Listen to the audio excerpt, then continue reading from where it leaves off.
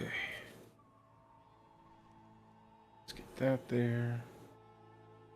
No longer using that.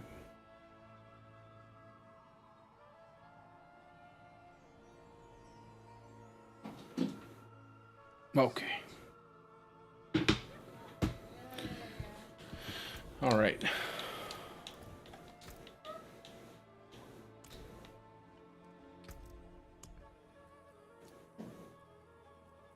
Let's go toss some of this stuff in the chest. I need to get some pale tongues, man. I must get pale tongue. I have no pale tongue. Where is...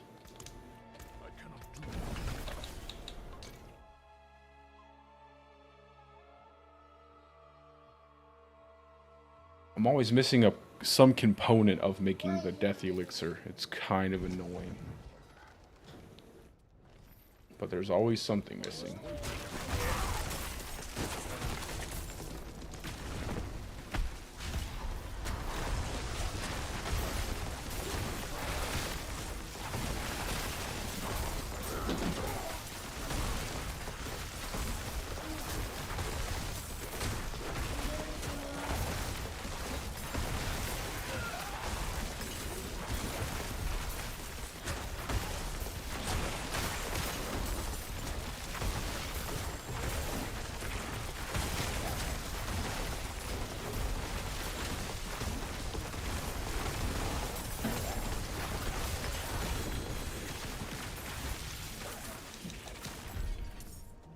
Turn this in.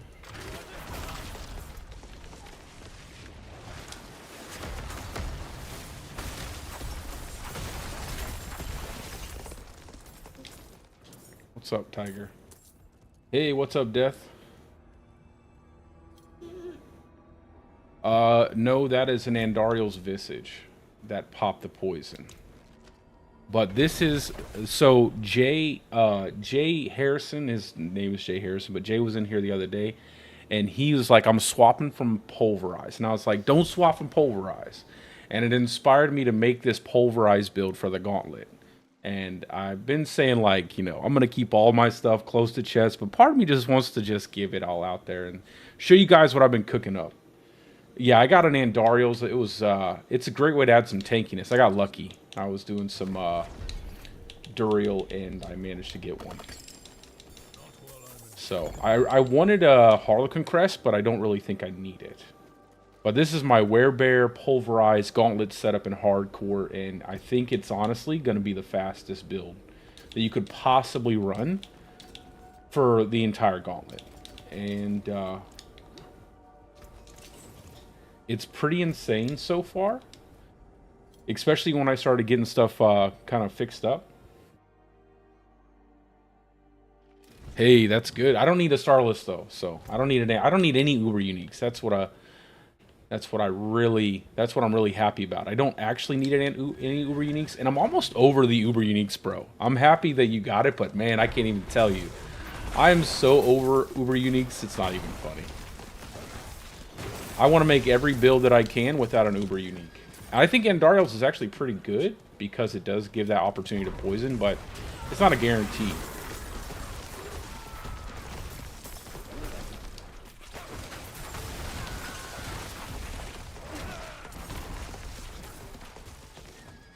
So I'm pretty happy right now with how this is functioning, and I think honestly, like, you know how I was saying yesterday, the boulder shred, the pure shred builds, these things are, you know, people are just saying that because the more popular creators have said those would be the things that would be the best. Those are their S tier, quote unquote S tier builds for the Gauntlet. And I honestly wholeheartedly disagree. You know, again, I could be wrong, they could be right. I could be right, they could be wrong.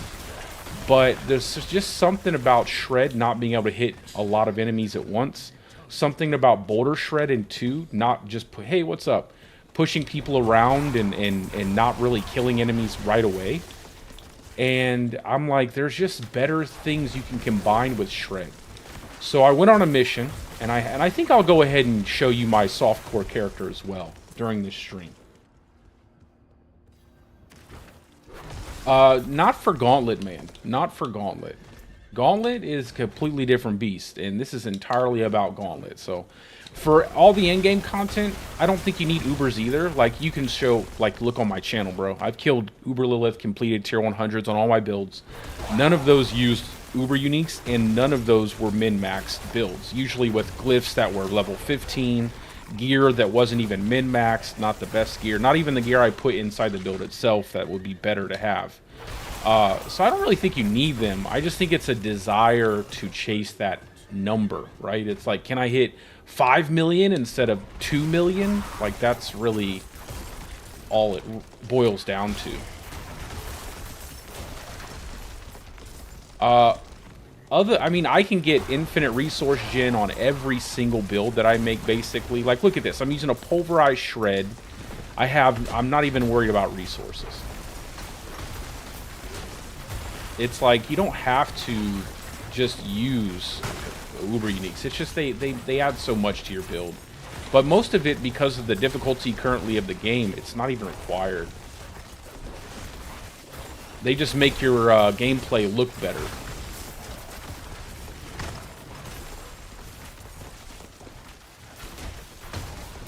But, man, I'm really excited about this setup. And I'm pretty happy with how it's performing. I mean, you see, I'm not even using Trample to get the Unstoppable. And I'm able to do quite a considerable amount of damage. I only have one of my glyphs at level 15, and it's not even an exploit. Once I get that vulnerable proc when I hit an enemy, it's going to be way faster at killing. And Werebear's naturally super tanky. So I'm not necessarily worried about dying. Maybe with my softcore build I have set up, it's a little bit squishy, but this build, for tier 70, I think we're gonna be speeding. It almost makes me want to use Earth and Bulwark instead of Trample, but I'm not sold on it yet. Just because I can get that Unstoppable up for a lot longer if I use Mending Stone, and I highly doubt I'll take enough damage to blow up my barrier with this build. So it's making me wonder if I should just sacrifice the little bit of extra speed I might get from a Trample every now and again versus a solid Earth and Bulwark. And then my Zenith Ring would still work with it, you know. My Zenith Ring would still be able to proc 2 Earth and Bulwarks back to back. And I could maintain that Unstoppable. I just need a better amulet. I have a perfect pair of boots right now. A perfect pair of boots.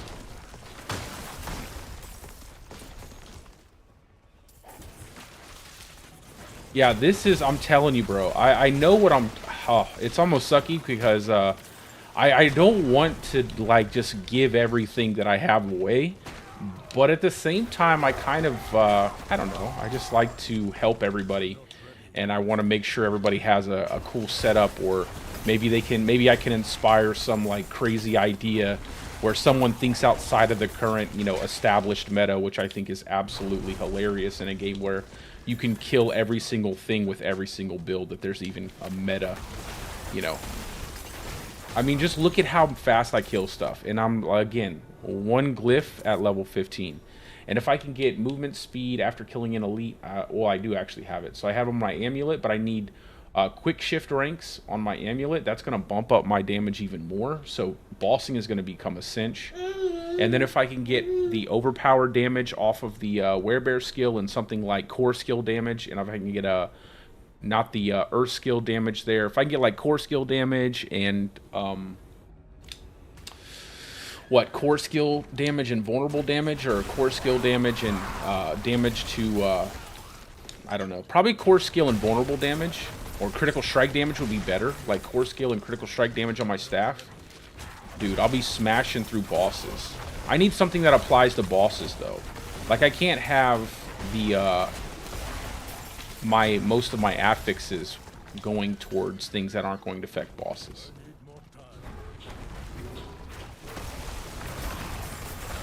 I think I'll go ahead and put these builds out. I don't think anybody's going to really see them, but because my last build video didn't get much traction whatsoever, and I feel like that build's really good for the Gauntlet.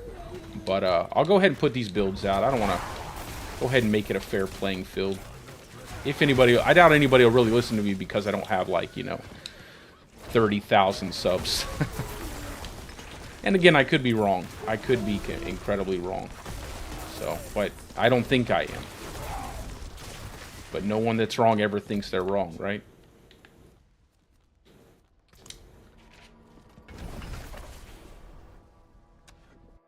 What you doing, Tiger? Oh my gosh, I didn't know you put your... I didn't know you put your snack pack up on my chair. I'm gonna show Jay my setup.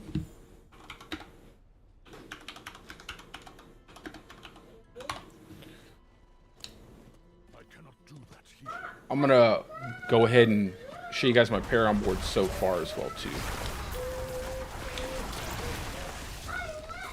Now I have some Peltung, I can actually do some dungeons.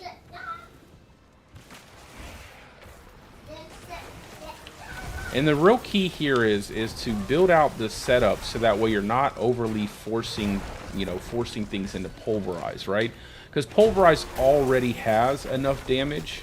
You don't need to make it hit 12 million damage. I can't stand this like obsession with chasing high numbers. It's crazy when nothing in the game has that much health and you're like trying to hit like 100 million hits. It's like, come on, guys. What are you trying to do? One-shot Uber Duriel in a 4-man party? It's kind of excessive in my opinion.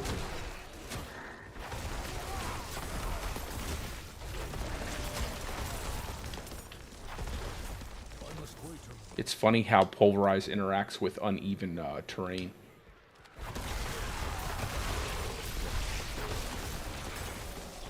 And the crazier part is, right?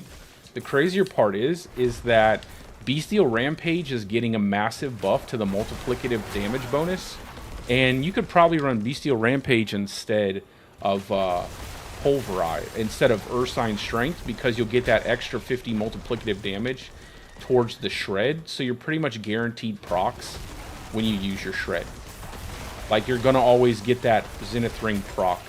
And again, I'm just not sure if I should run Trample over Earth and Bulwark just to keep up the Unstoppable. So I can have that constant bonus from my pants. Because I think you could. And you wouldn't really lose too much damage. I mean, you wouldn't really lose too much speed. So I don't feel like, I feel like Trample is nice, but it's not necessary. Because you're using Shred, and Shred's probably a lot more reliable in terms of mobility.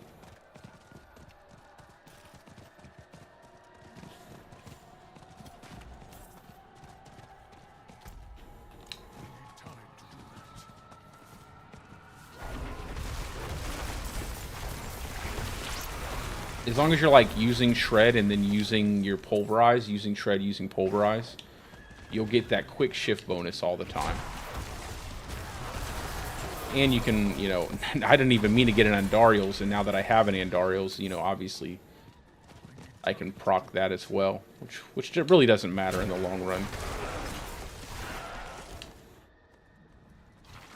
It's just getting the movement speed after killing an elite. That's going to be the most important thing, so you can hit max movement speed. I almost want to use the, I almost want to put 3 points in, I almost want to put 3 points here, just so I can pick up, Digigrade Gate's movement speed bonus. But I don't know if I have 3 points to give up. That 9% seems like it might be useful. And since I'll be swapping in and out of Werebear Werewolf form so much, I'll get that bonus and keep it up.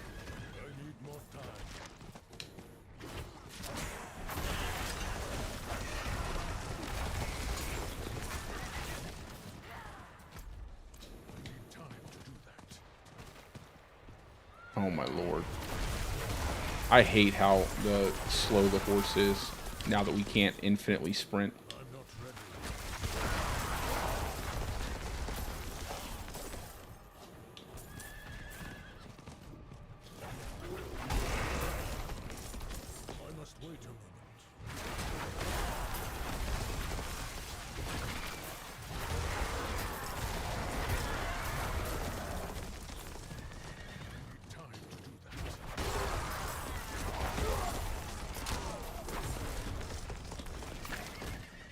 I almost want to have Ghost Walker on my helmet.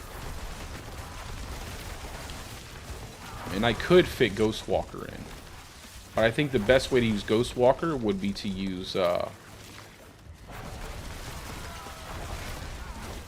Earthen Bulwark, because you can keep it up longer.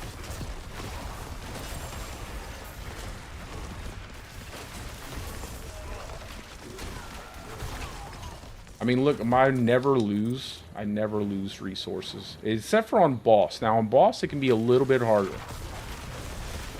But the trample, if I had Earthen Bulwark to proc out constant... Obviously, I need to level up my Seneschal pet too. See, this is where we run into a little bit of a problem, because I don't have Earthen Bulwark. And trample just takes forever to cool down, I think. Well, Earthen Bulwark would still take forever to cool down.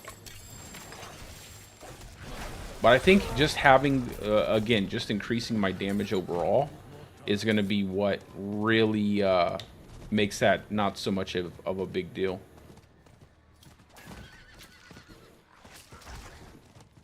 Yeah, I know. That's why I'm trying to figure out exactly how I want to set it up. Because I could take, what I could do is take off the quicksand and put it on a normal helmet, and then I could slap on Ghost Walker on my boots.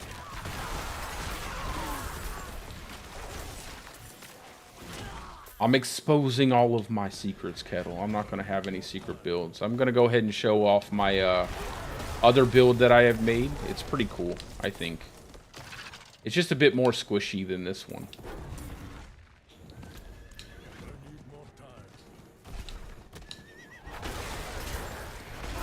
But this was the third build, so I had the Trample Slide build that I was planning.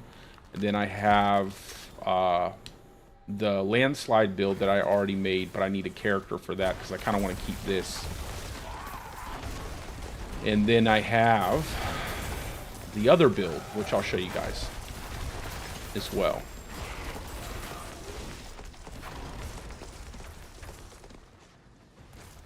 I'm not ready yet.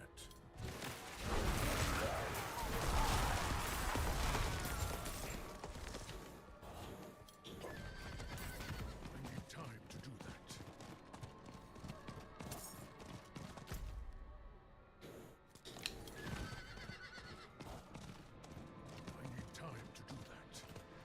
And I have my planners set up too, so I'll get my planners, probably go ahead and make these videos, and you guys can test out the builds yourselves and see if you like them. Just gotta make things a lot more, I guess, a lot more difficult if they do work as well as I hope they do.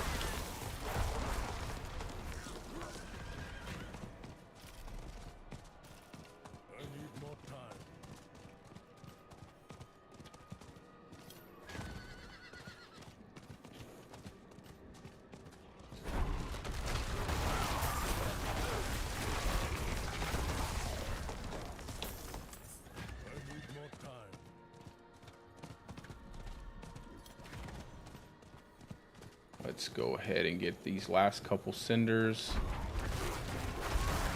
Man, I cannot... I hope that they take these force cooldowns off, man. It's going to be so nice. I cannot wait to try out that PTR server. As much as I'm excited about Gauntlet, I'm 10 times more excited about the PTR.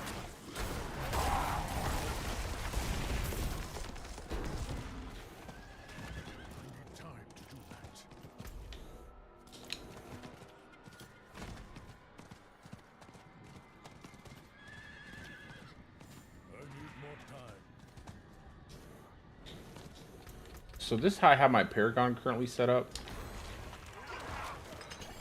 I have Earthen Devas. This is the starter board with Outmatch. Then I have Ancestral Fortitude, just grabbing up all the core skill damage because I want Shred to actually hit pretty hard. I'm trying to stay away from anything that's too specific. Then I grab up Inner Beast, so I can grab up this legendary node, so we get that resource cost reduction. And then slot in Fang and Claw, just so we get a little bit more armor. And we get extra damage while shape-shifting. And obviously you got to grab up the legendary node. And then there's also more crit damage and physical damage, which is what we're doing. And then I'm going Earth and Devastation here, picking up the Earth skill crit. slotting in exploit here, picking up extra resist, earth and devastation. I'll pick up oppress as well just to increase my crowd control damage and get a buff from that. And then I'll probably go out this node, and I might go constricting tendrils, but I don't know. I don't know what I'm going to slot something in there, but I probably go constricting tendrils just for the health node. I might pick up a few things there, but I'll try to. I'm not sure yet. I'm not sure, or if I want to do that, or if I want to go Thunderstruck first, because there's a couple critical strike damage nodes there. I don't know if I'll need the movement aspects if there's enough elite enemies that are in the Gauntlet. Like, if there's enough elite packs that are close together, I won't need any extra movement speed from, like, Ghostwalker. But that'll be a choice that I have to make on the fly, like, during the testing. And I think I'm just going to go ahead and just run those Gauntlets like crazy, man. I'm just going to run them like crazy, not care about, like, strategizing. Just find a pathway and run everything as much as possible.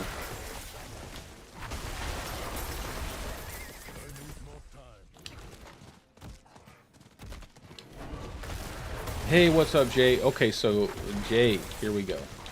So this is the Pulverize setup I made. It still has the companions, so you get that big pop from the damage from companions. And the only thing is I have movement speed after killing elites on the amulet and the boots. I have perfect boots. And we're using Shred for mobility, and we're pulverizing. And that, in my opinion, I think will be probably the fastest Gauntlet build that you can make. We're using a lot of Quick Shift too, because Quick Shift is giving a bonus now. We're also probably going to end up swapping to Bestial Rampage once the patch hits, because you get 50 multiplicative damage off of that while you're in Werebear. And that's pretty crazy. I mean, that's really insane.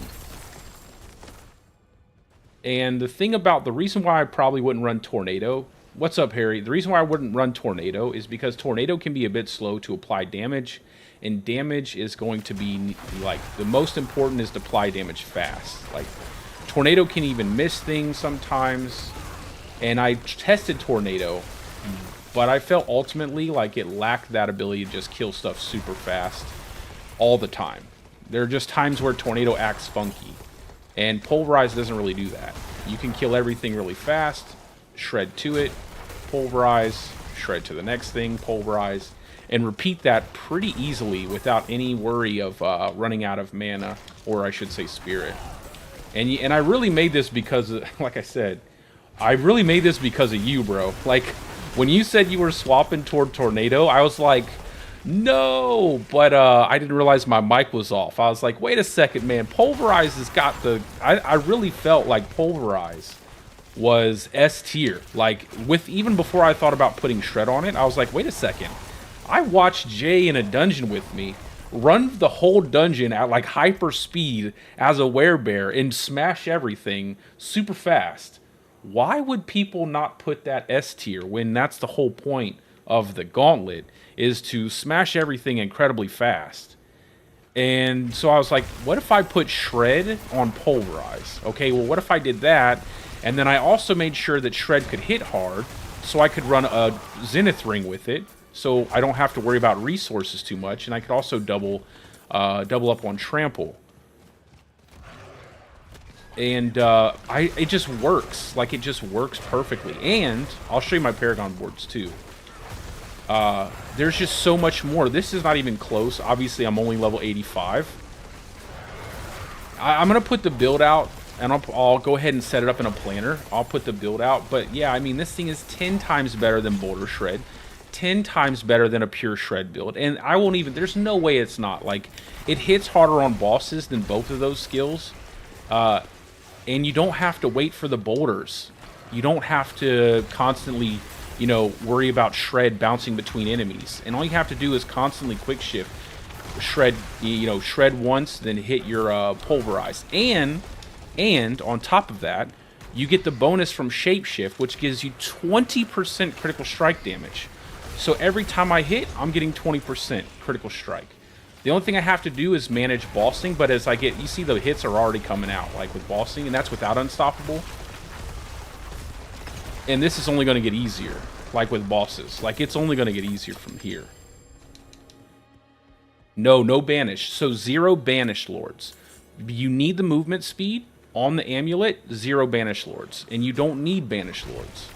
And that's the key, is like staying off of banished lord, because that's, in my opinion, isn't necessary. And it slows you down. So take off banished lord. Use an amulet that gives you quick shift and heightened senses. I have one right now. And think about, they're buffing they're buffing quick shift to give 21% multiplicative damage. So you're going to get 21 from your 3 points here. You're going to get, what, 28 more multiplicative damage from using a Zenith ring. And if you get 3 ranks on your amulet, you're going to have even like 21% more multiplicative damage off of just quick shift. And then if you run, the crazy part is you can drop Ursine Strength then. You might lose a little bit of health, but you don't need it. You drop Ursine Strength here. You pick up Bestial Rampage. They're buffing Bestial Rampage to 50x multiplicative damage. So you're going to get 50% multiplicative damage off of Bestial Rampage, constantly be in Werebear form. You're going to be smashing every single thing, boss, no boss, it doesn't matter. You're going to be moving from pack to pack super fast, all the movement speed, none of the damage loss. And I think, honestly, at the end of the day, this is going to be,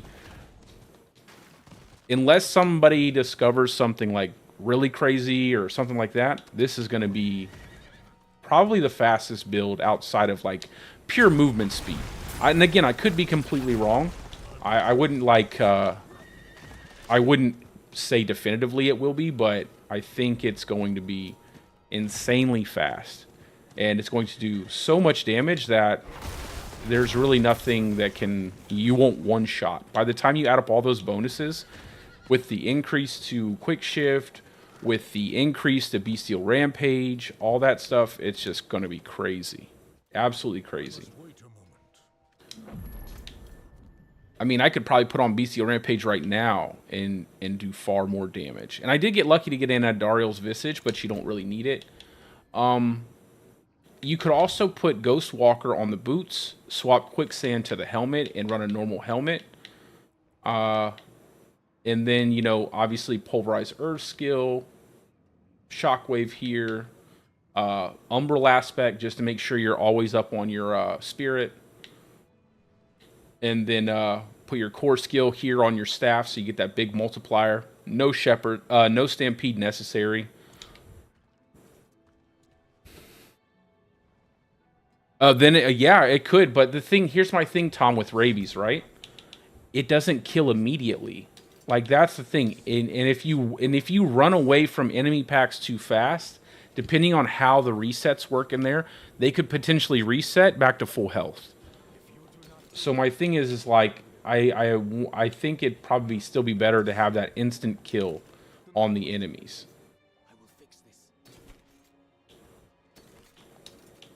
But yeah, it could easily be some random rabies thing.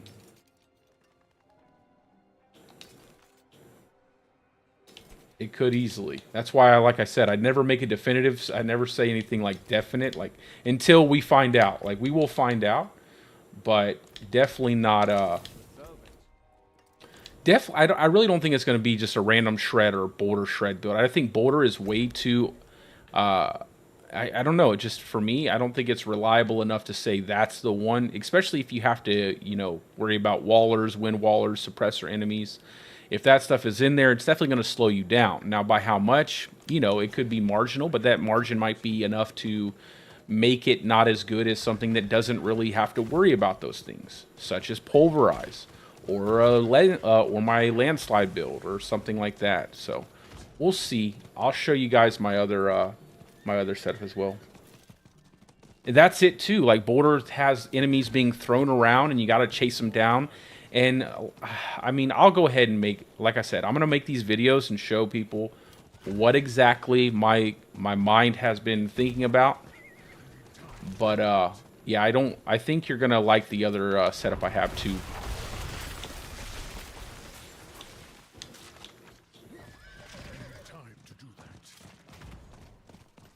So we'll go, I'm just going to unlock this teleporter so that way I have access to Lilith much easier. And then I'll show you guys my other build.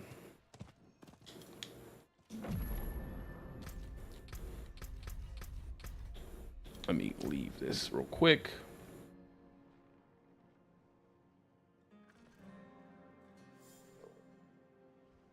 Yeah, exactly, Harry, exactly.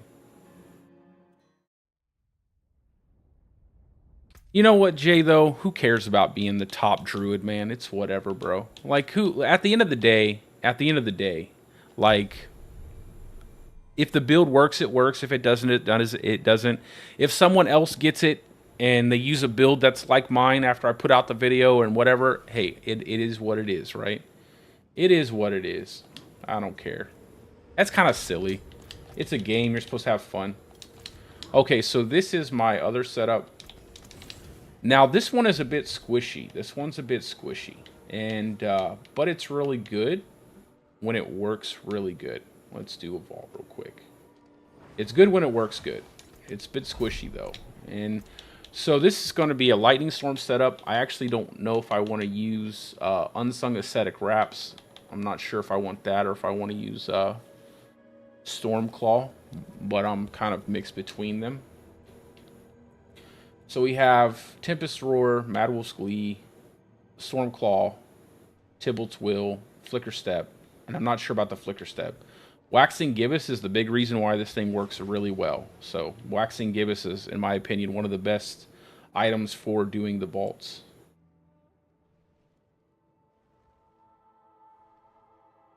And then I have Grizzly Rage increase, Lightning Dancer. You'll see how fast this thing moves. Direwolf Loop, and then Shepherd's Necklace. Now, I'm kind of mixed on if I should remove Direwolf, if I should remove the Grizzly Rage and put in something different, but I kind of like the extra movement speed, so I'm not sure. And then obviously this is a Paragon, my Paragon board. Claw, we're doing 5 into Shred, 5 into Lightning Storm. We're grabbing up Digigrade Gate. Hold on, did I slot the right gloves in? I don't think I did. No, I didn't. There we go. So here, 5, here, 5. And then we're picking up, we're just keeping our resistances up. I need more armor. I think I need to get my armor cap up a little bit. Not to be like super high, but at least reasonable so that way I don't get one shot. Because that's some of the problems I'm having is getting away from those one shots. And then obviously we're picking up Envenom, stuff like that. And we're kind of heavily investing in this board. And then going Grizzly Rage, and then Earthsign Strength. Lightning Dancer. Lightning Dancer is the best choice here. And I'm leveling up other glyphs too. So my Paragon board here, obviously I'm using my typical stuff. Exploit, so I get that vulnerable on enemies right away. Picking up Ancestral Guidance. Grabbing up Fang and Claw here. I like this Fang and Claw here, just so we can buff up our core skill nodes. And I don't have to go too crazy. Out of that, we're going into Thunderstruck. And this actually helps a lot with getting that first kill with your Shred. So you get that pop off of Stormclaw. What do I have here? Werewolf, but I'm not sure about Werewolf. I think I might want to use Electrocution or a different glyph because it scales better, and I don't know if I'll need the damage reduction. Then I have Height and Malice with Territorial, and obviously you pick up all the Dex nodes here just to buff up your Thunderstruck node. And I could get more on my Thunderstruck node. I just don't have everything set up perfectly. And I'm skipping Height and Malice. I'm not sure yet, but I probably might leave that off.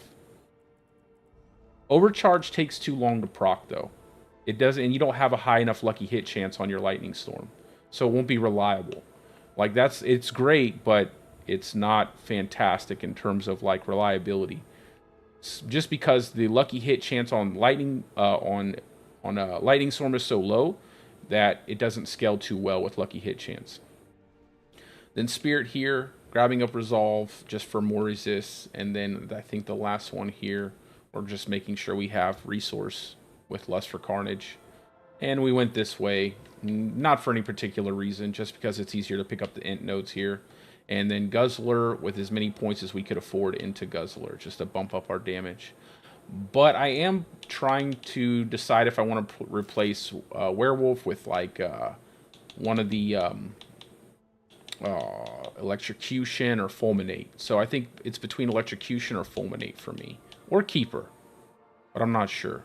It's like 10 multiplicative here, possibly 20 multiplicative here, but it wouldn't necessarily function on bosses, or like a guaranteed 12 while they're healthy and while they're injured.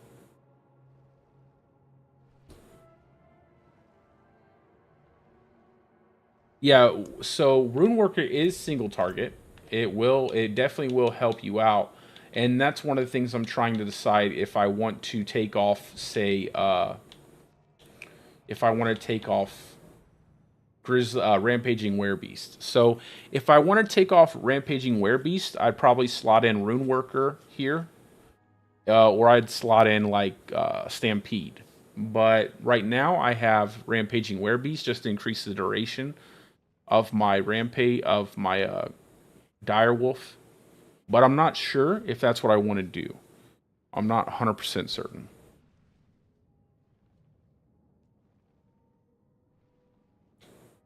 And then obviously you can use this same setup for Tornado with the Waxing Gibbous, by the way. This is exactly the same setup minus a few things that I was using for Tornado. I think I have the gloves somewhere around here. I think I was using a non-Tornado set. Yeah, I have the ring here. So I was using Tornado here. And it basically looks... It's been a minute since I played on this setup, so it might take a second. So when you pop your Dire Wolf, you're running super, super fast. Obviously, like max movement speed. I need more tankiness, though. That's what I'm a little bit less tanky than I'd like to be. So now you're like moving super fast, and then you can just get that quick kill, and then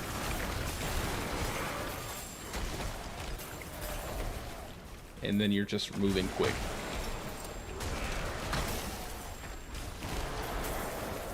And this is obviously a tier 74.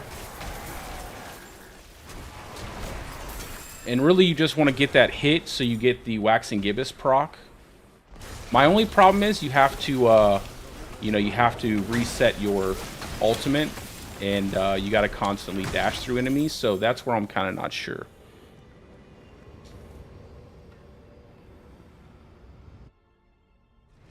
I know, bro. I've told you I was thinking about some crazy stuff, my guy. Most people are like hyper focused on other things, and I know what I'm like.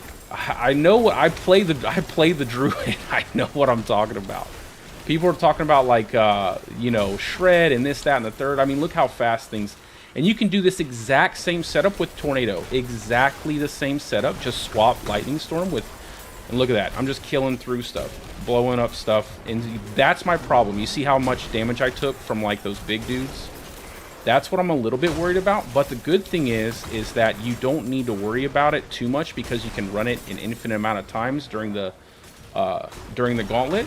So you're not really you can, even if you die once, you can just reset and restart. And I don't think you need to worry about tankiness as long as you're not dying every time. You can still get the perfect run off. And you just get that pop from that first shred hit, kill that enemy, and you're critting 100% of the time. Like, you're just critting all the time. The only issue is when you don't I don't know. I don't know if there is any issue. But that first hit, you just burn everything down. As long as you kill that enemy. Just make sure you kill the enemy. And the lightning danger just takes care of the rest. You're just kind of flying through stuff. And you can also hit pots and stuff. So if you need like a extra proc here or there, you can hit a pot or something like that and it will still proc your shred. It's just make sure you're not like, you're still kind of reliant on having an enemy you can hit and get that proc. So, but the most important thing is obviously keeping up your rampaging werebeast so you get the crit damage. But I'm almost thinking, like, what if I can cycle it off, like where I'm not actually using that, and maybe just getting like a roll of movement speed after killing an elite and going into something different, so I'm not over reliant on having the ulti up. And you're just, but it's just so nice because you're moving so fast. But only one roll of the movement speed after killing an elite would solve that problem. And then you could probably go Stampede, or you could probably go Shepherds. Not Shepherds, but Rune Worker. And again, like I said, I'm testing to see if I like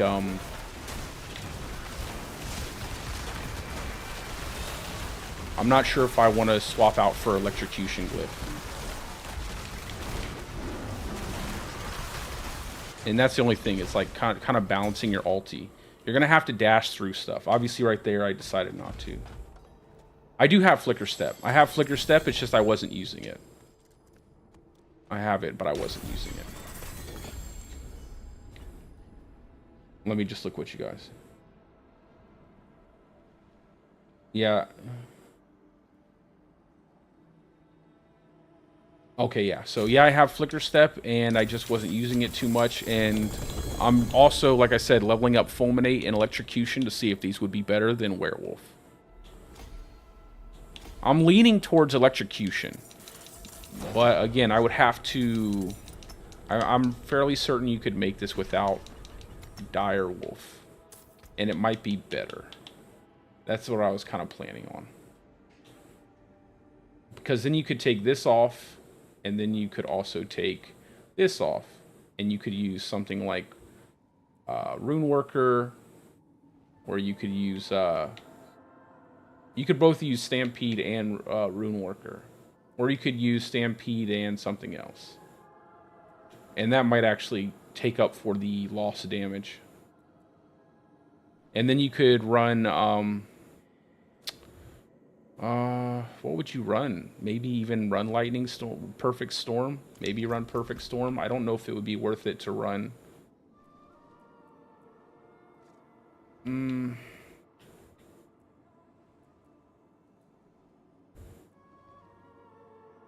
Maybe you could do Earth and Might.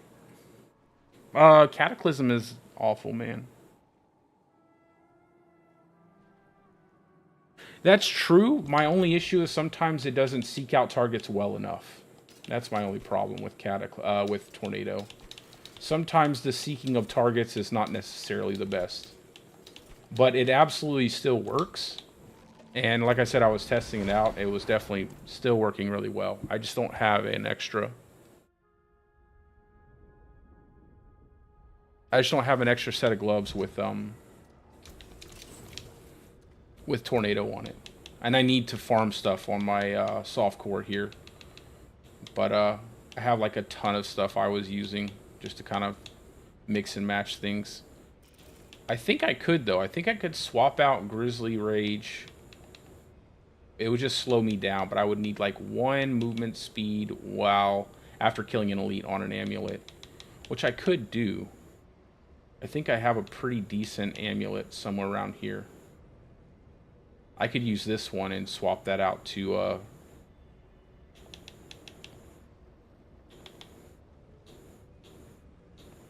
let me see. Do I have a Stampede?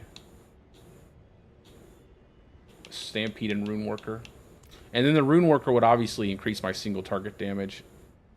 Yeah, I don't know about Cataclysm though, Harry. I feel like Cataclysm is probably one of the worst ultimates. It just doesn't hit enemies. It just doesn't really hit things. And then but I could use and I honestly think that just having Prime Petrify would be better at that point. Like swapping into Petrify and then you're good to go. And you're not too worried about it. Like these 2 points right into Petrify, and then if you ever need to use it for a boss, bam, you Petrify, you burn the boss down faster. So that setup would be like this here, and then you would probably swap Ursign, even though Ursign's still good, actually, because you get the multiplier while you're healthy. So maybe not swapped at Nature's Fury. The problem is you need a reliable Unstoppable, and you don't necessarily have that. Outside of, well, then you could slot in Trample, and no, then you lose some things there. I don't know if I have space for Trample. You'd have to take off the ulti. And then you could...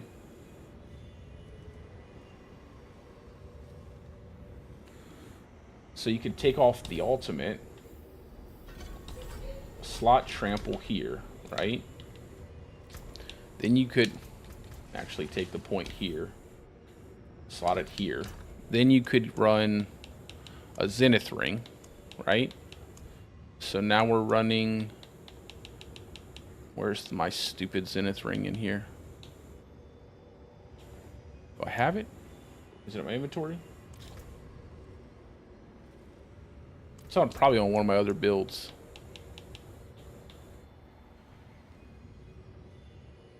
You could run Zenith ring for unlimited trample. Take off the keep lightning dancer, socket Zenith ring, then remove this off of here, and then make that Stampede or Rune Worker. Maybe Stampede would be better. Probably Stampede would be better here.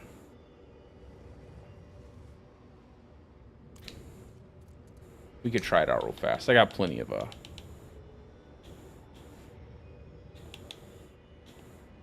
where's my let's go ahead and give it a shot. See if it pops the same. Probably, maybe not.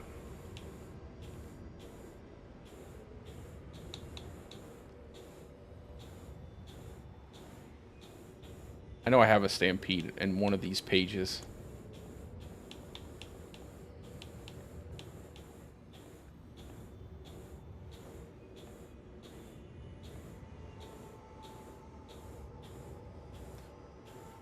Rampaging, there we go. We don't actually need the damage. That's what I'm trying to do, man. I'm trying to make something really really impactful, really different, really fun to play. And so we'll do this here. Let me log into one of my other characters. I'm pretty certain I have a Zenith ring on one of those characters. I just don't know which one it is. And then we'll get even more ranks, and we'll get that reset constantly because we'll be able to use Lightning Storm when getting all the kills. Give me a second. I know I have one. I know I have a Zenith ring. I just don't know which character I have. I think it's on my I think it's on this character.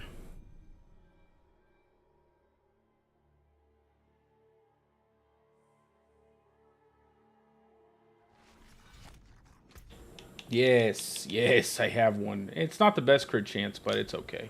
And this will give me more tankiness. Like, that's also another thing that we need. We need more tankiness, and I think this will be the thing that gives me that tankiness.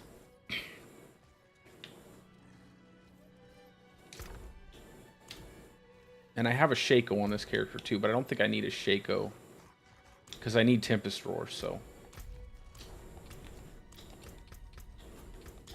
I'm hitting all these buttons just to log out.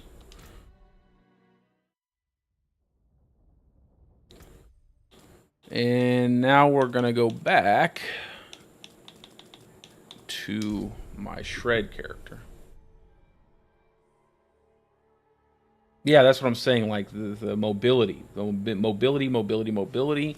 And all I would need is a roll on this amulet here. Where's it at?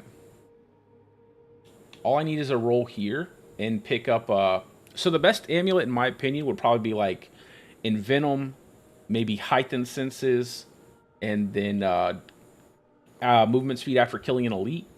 Or you could have Envenom, Quick Shift, movement speed after killing an elite, and movement speed. That would probably be the best setup. One of those two. What do I have on here right now? Damage reduction, the total armor. So that was something I needed, was armor. I needed armor on this character just because, again, once you start taking off some of your other items, it gets kind of sketchy. Now, this is going to be weird because I have not played this setup before. I haven't played this, but this is something I was thinking about.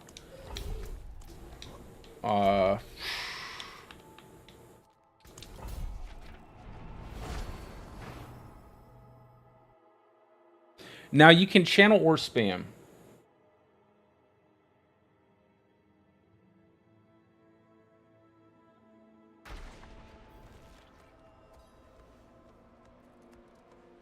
So now we're not quite as fast, but we still have our Mad Wolves on. And we're able to spam trample constantly. I just have to get my mind accustomed to the buttons.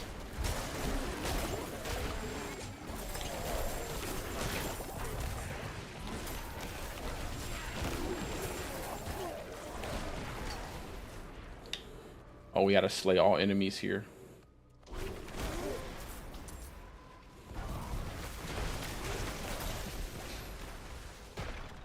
And then you could just get that extra. Once you get that movement speed after killing an elite, I think you'll be really moving.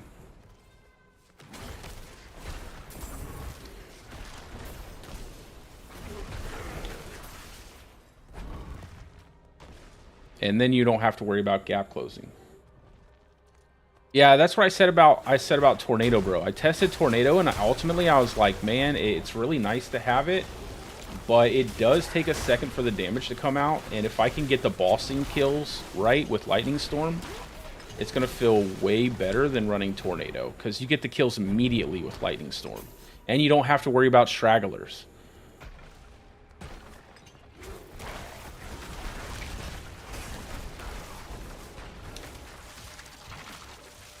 I just need to test this and I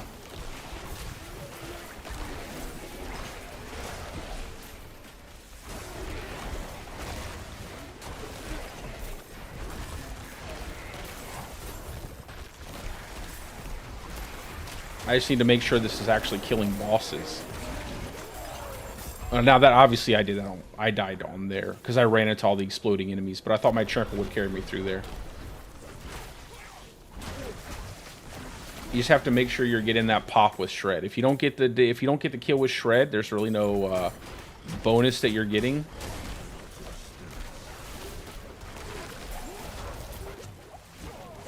And then you'll get the bonus from your waxing gibbous.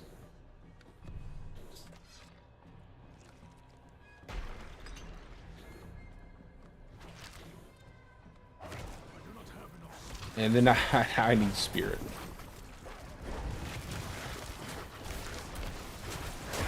And then once you get that from Gibbous, you're good. But obviously, it's like you have to get it, or you're not really going to be hitting as hard as you want it to hit.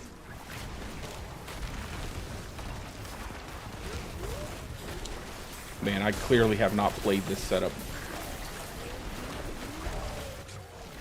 But Gibbous is definitely, I think, going to be a go-to. You're going to have to, I think, depending on how much the enemies can respawn, like if you can get multiple respawns, I think Gibbous is definitely going to be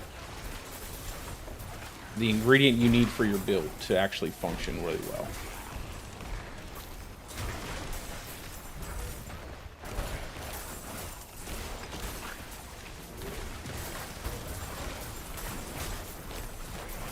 Because once you get that proc, that 100% crit is just crazy.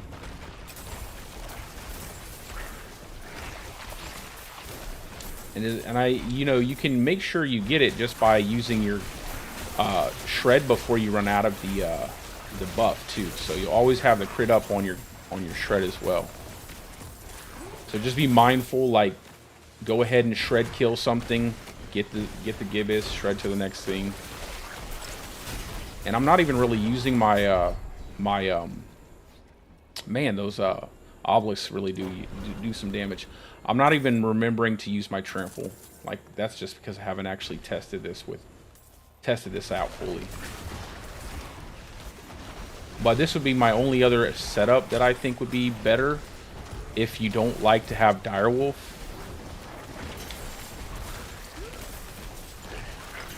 And it will give you more reliable procs on your T-Bow's Will as well.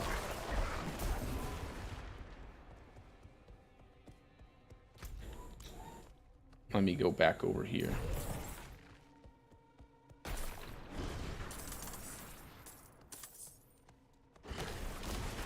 Grigor and Barshawn.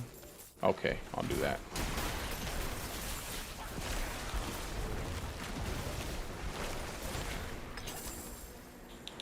Although I will say that you should have enemies more so around yourself than Grigor and Barshawn when you're in the when you're in the Gauntlet, so you might actually be able to get more damage because you'll actually get the proc off of your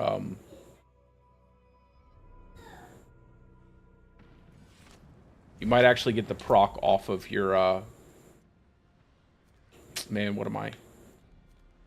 Off of your Gibbous. So your Gibbous should still be able to work pretty well. I don't know if I have anything.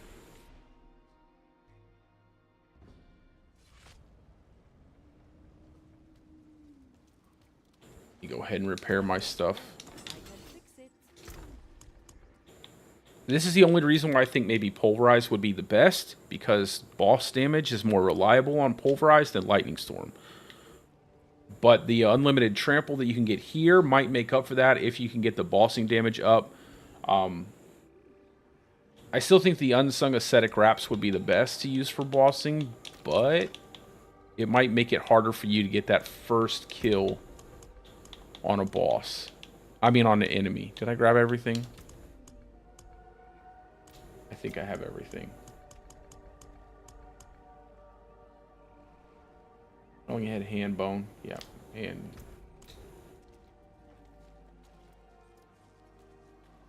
But then electrocution and rune worker might be better than stampede, and that will probably change that.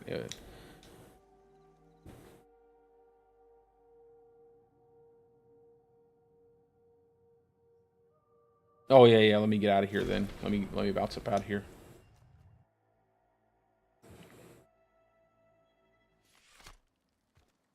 Let me do a vault real quick.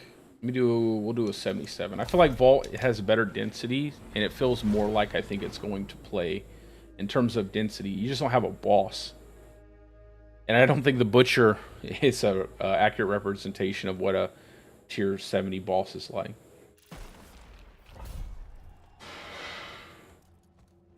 So like I said, just make sure you hit that first proc.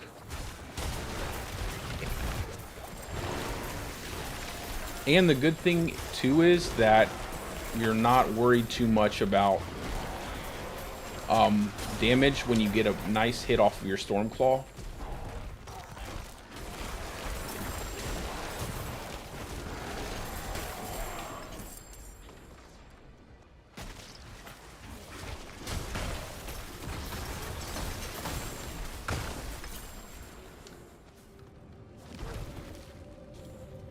So it seems like it works pretty well overall.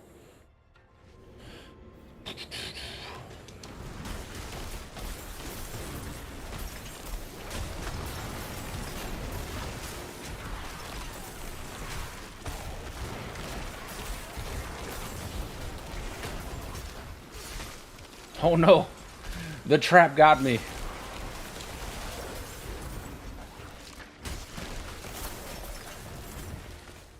And you can just constantly do that.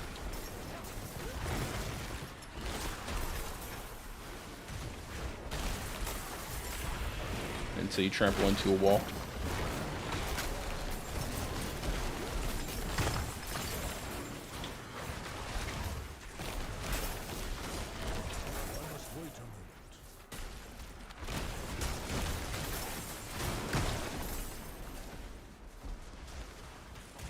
So I think maybe this is actually pretty good.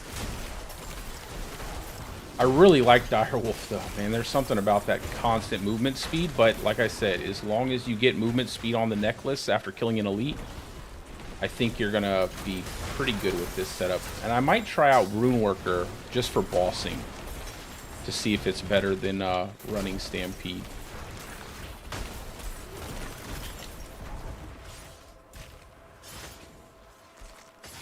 And this is what, 77?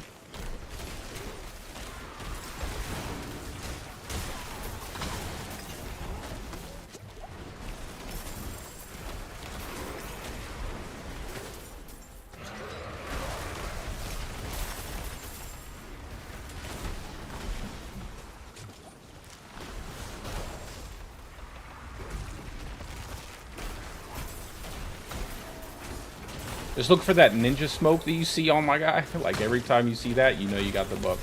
It's probably the easiest on-screen.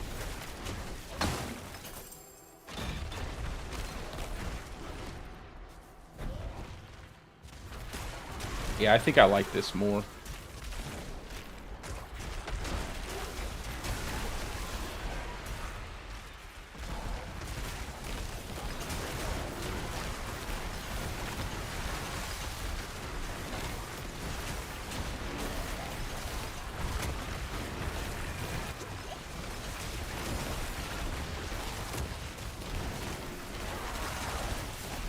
I'm a dark magician. I'm a dark werewolf magician. What do you guys think? Let me hear what you think. Let me hear.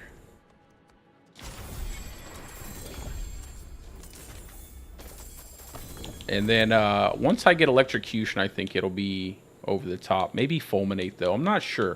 Werewolf out for electrocution, werewolf out for fulminate. I think it's a toss-up. Maybe electrocution would be better, just so you get that 20x. I don't know. I don't know. And remember, we're going to get a buff also. We're getting the buff.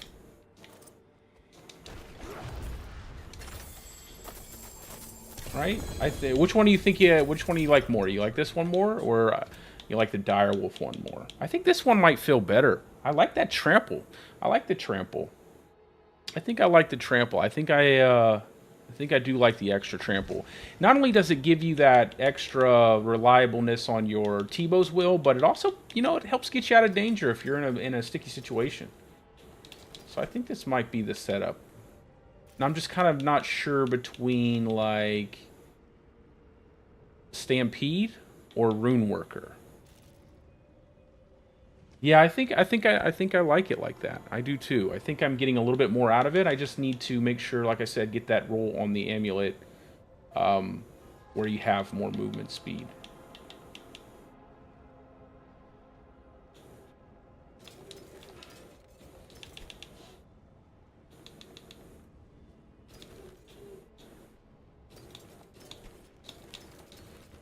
Think that'll be the build, guys. What do you think? What do you think? What do you think? Let me know. Yeah, I could, but my thing is would it be better? You know what? Here's a better question. Unsung Ascetic Wraps or 4 ranks for Shred? I think I don't need the ranks in Shred if I have this setup, because I always have Unstoppable. And you get more elite damage. And then bossing should be a cinch, because now you're getting crits. Now you're getting crits constantly. And the only thing I had to give up for that was the... And then I could socket... Well, it's always hard, because that pop you get when you get Stormclaw pretty much guarantees you get that kill for your Gibbous procs. And that's why it's hard for me to decide, like, right off the top of my head, is this better? Or is that better? I'll show you what I mean. I know, right? Gotta love fitting in at... Unfortunately, we don't all have 75 aspect slot, Tom. Hey, bro, how is that Whirlwind build coming along? Man, I'm excited to see what you can do with it. Make sure you keep that thing a secret. Keep it a secret, bro. I'm gonna give out my secrets, but you keep yours a secret. Keep that thing in close to the chest.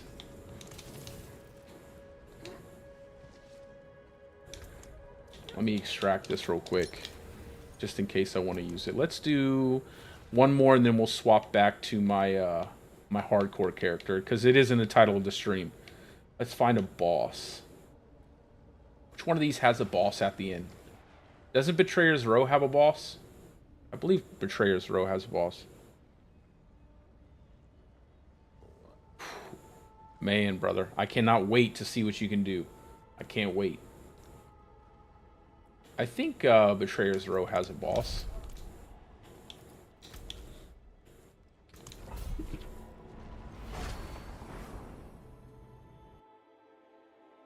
I think with Shepherds, I might be able to get away without having... I mean, not Shepherds, but Stampede. I might be able to get away without having a... without having the need to worry about Stormclaw.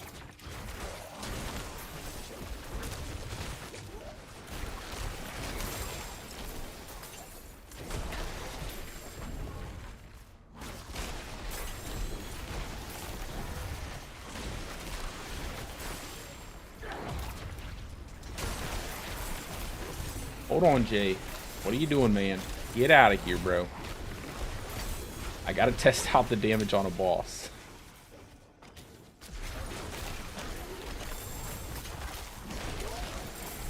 Let me finish this one first, Jay, and then we'll do a duo.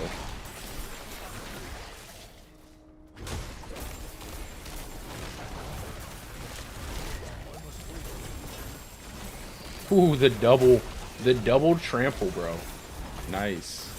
I think I found the baby. Oh, I don't even have ascetic on. Let me go ascetic real quick. Oh yeah, I don't get that. Oh, maybe we'll see. We'll see. Oh, I forgot to put the stupid stone down. Yeah, see, I'm not getting that pop that I like off of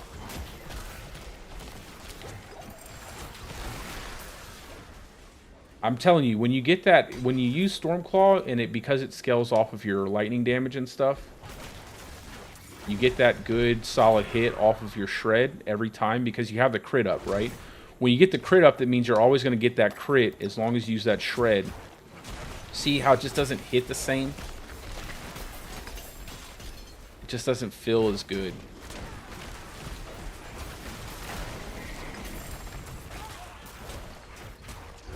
It's like I have to do a couple extra hits. When normally I could just, you know, throw one hit and then move on to my lightning. But it's just a boss setup. I feel like the boss setup is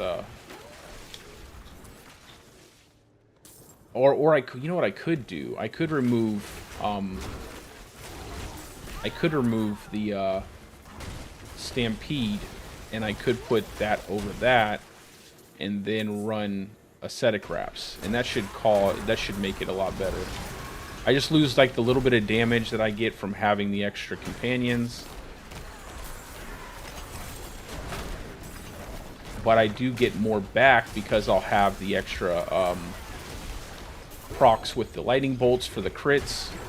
I think that might actually be better.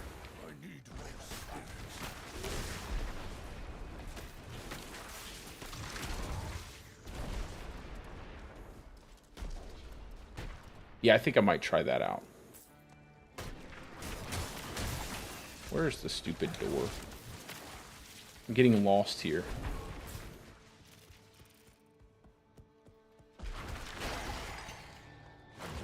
Yeah, I think I'll do that. I think I'll take off Stampede. Use the ascetic wraps to make up for the missing damage, and then keep Stormclaw so I constantly get that pop off of my shred. Because it does quite a bit of damage on its own, like just by getting that hit. You can clear out quite a few enemies. You see how much faster it is when you get that hit?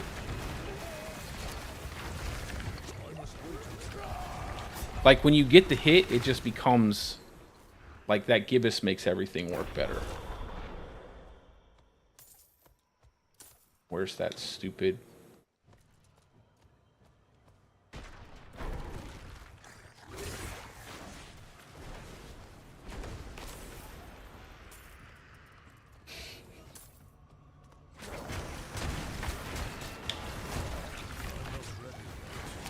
See, that's the only thing. You see how not tanky I'm definitely not tanky.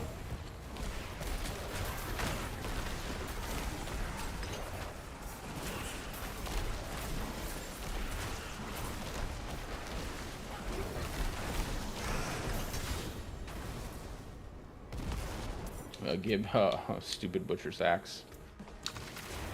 Yeah, I think I'll try out without the shepherds and see how that feels. I'm not shepherds, but without Stampede. I got one more to kill.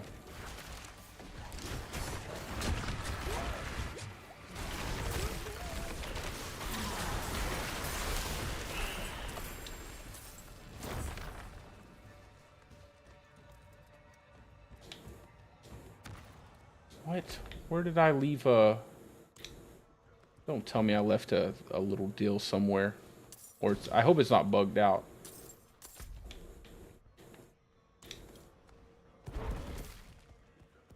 Oh, I left it all the way back here, yo.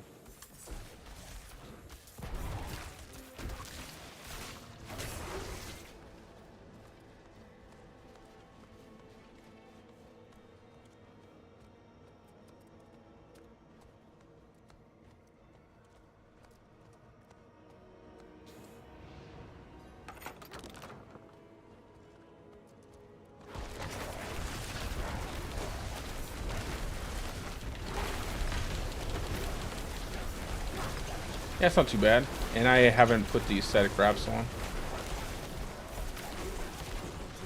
Oh yeah, I forgot to stack my tramples. So you're gonna have to make sure you stack your trample better. But it still wasn't slow. Obviously I didn't do that the best. That's actually kind of nice to run that one. So let me try out with the aesthetic wraps mixed with the Stormclaw on my totem. And I think that one would probably be better.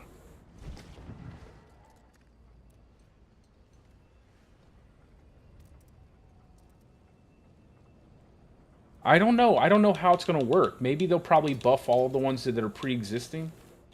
I don't know how it's going to work, bro. Or you might have to go farm another one. I must wait a moment. So let's do the aesthetic wraps. Let's change our totem over to...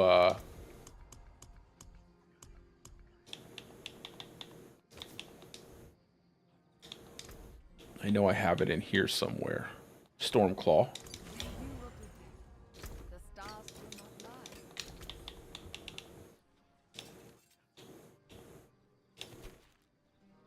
Whew, nice, and I got a Stormclaw replacement.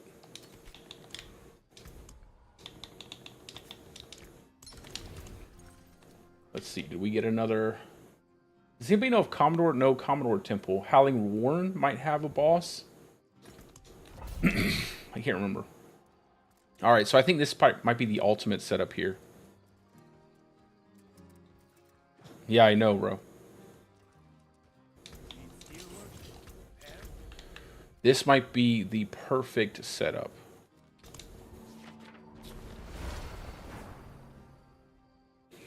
And then get Electrocution Glyph for that 20x multiplier instead of Werewolf. Okay, good. Thank you, Kettle. Kettle coming through with the real facts right there. Alright, let's go ahead and see what happens.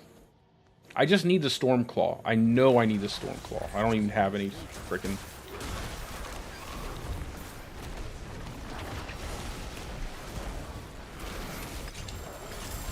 Oh my god. I jumped into a freezing deal. That's the only thing I hate about Shred. You can never see what's in front of you. Okay. Go ahead and use that.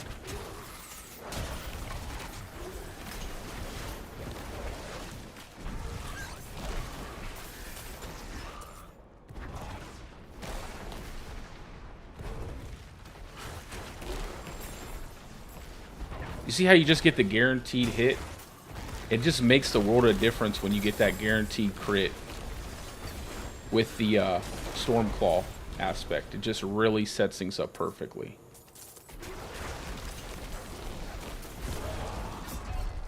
But that's what I'm worried about. Well, at least we don't have to worry about like modifiers inside of the Gauntlet.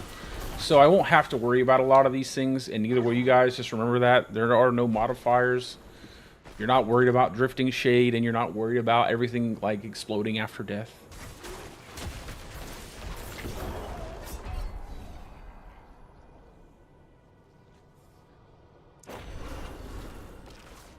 Oy, oy, oy.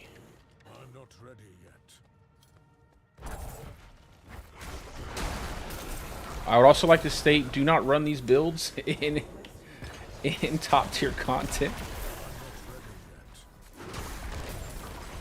Oh my god, something was happening up there I didn't even see.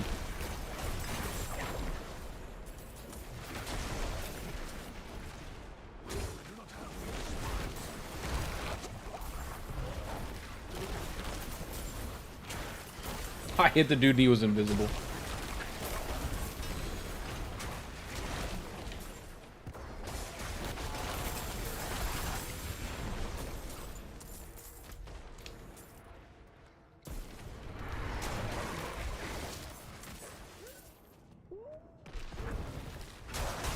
I mean, just having Stormclaw makes it possible to get kills with the Shred. Super easy. You just see how fast you get that proc. They automatically die. And then you can go right into your Lightning Storm. So I think you just have to have it.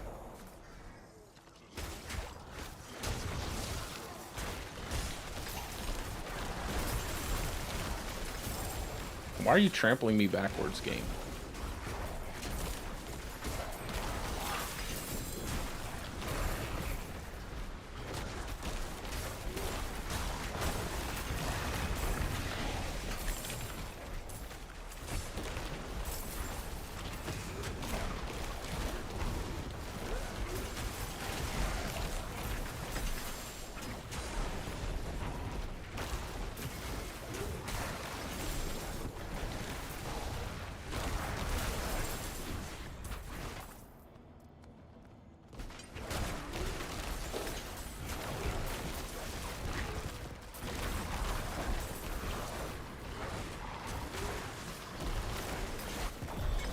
Oh, there's no boss. Oh my gosh.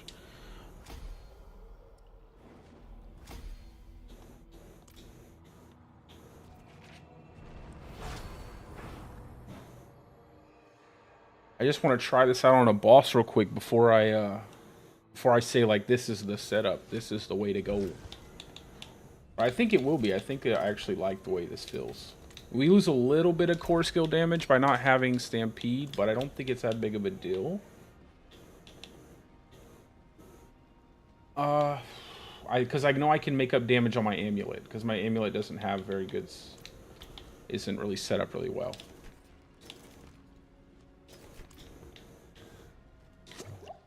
Okay.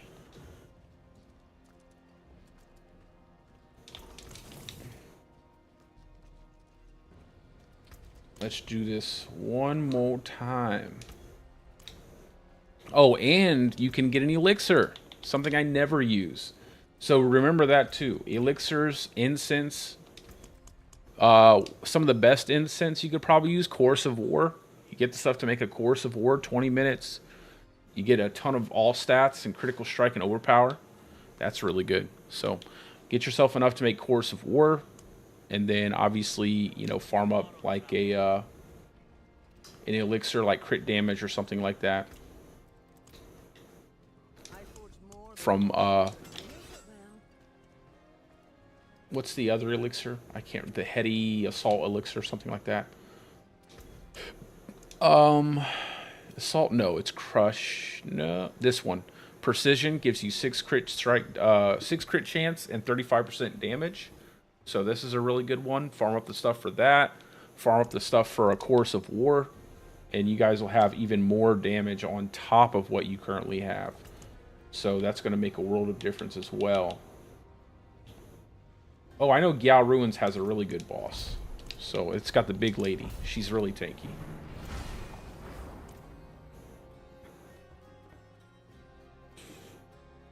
I'm almost not sure if in Venom ranks would be better or Quick Shift ranks would be better. I think Quick Shift is going to be better, guys, because of the I mean 21% multiplicative damage. It's so much better.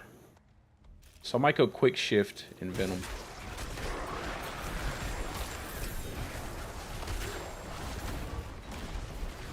Oh yeah, this is definitely kicking.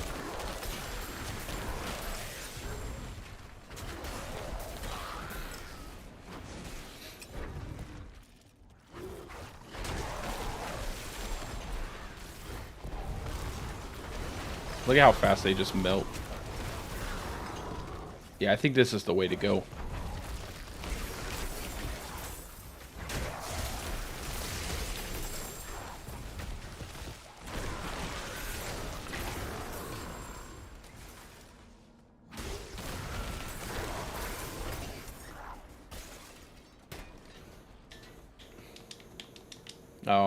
I was hoping it would be an event.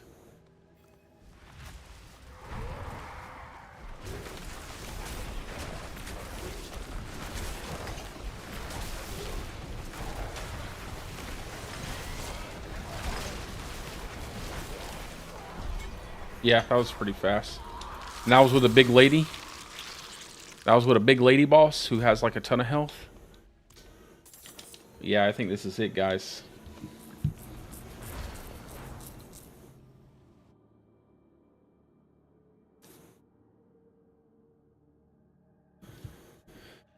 All right, so I believe we are where we need to be at with this setup. I just need a better amulet. And I will make the build video tomorrow. Or I'll make it tonight. I'll make it tonight. But what do we have? We're using Gibbous, Stormclaw, which we can get more out of that. We'll go ahead and buff that up real quick. Oh, we'll do it in a second. We're doing Gibbous, Stormclaw, Lightning Dancer, Hunter Zenith Ring, Shepherd's Aspect on the Amulet, Tempest Roar, Mad Wolf's Glee, Unsung Ascetic Wraps, Tybalt's Will, Flicker Step, you can take off. You don't need Flicker Step because we're not cooling down an ultimate. So a normal pair of boots with Ghostwalker. Take these off. And then we use a normal pair of boots with Ghostwalker Aspect. And then we will have even more movement speed. Let me go do that real quick. Come back if you need the force. How many Ghostwalkers do I have? I don't think I have very many good ones. I think I only have one max one.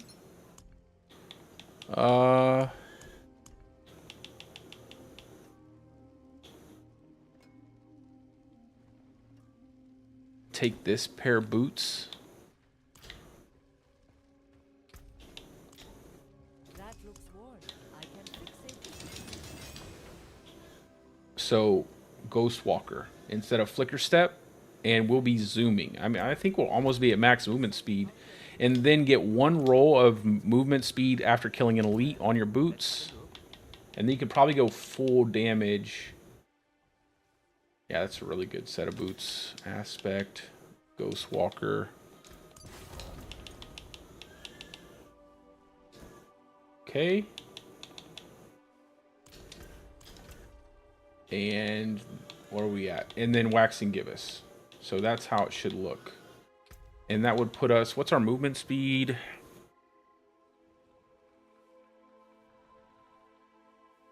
Movement speed. So 163, rough, it's really close to cap, just with the Ghostwalker.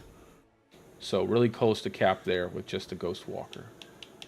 And we still have a few percent we can get off of our necklace. Damage reduction while injured would be really good too here, in my opinion. Just like I have it set up, just so that way make you a little tankier. And you can see like I don't have any Fiend Rose. And then on our Paragon board, like I said, you know, I can go ahead since... what is my werewolf at? Can I slot in... We're just one level. Let me go ahead and get that level, man. I really want to test this out. I'm sorry, guys. I know this was supposed to be a hardcore stream, but I never planned. Like I said, I was gonna keep all. Let's do a suppressor too. I was gonna keep this a secret. It's gonna be my secret strategy, but I don't really care, man. I'd rather just share my builds. That's what my channel's all about, anyway. Having fun, playing games, sharing everything, having a good time. So. Why would you not share the best stuff? The best stuff's the most fun stuff.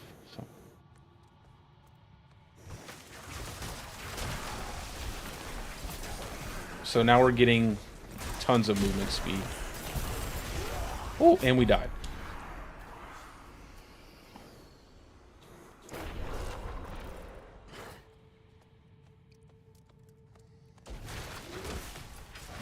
Oy, oy, oy. These guys hit hard, boy.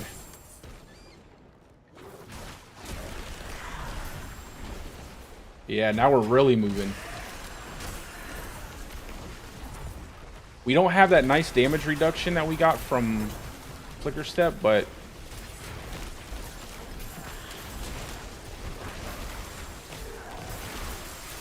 Yes, yes indeed, Tom. I'm sharing it all. I'm doing a tell-all. I decided to do a tell-all.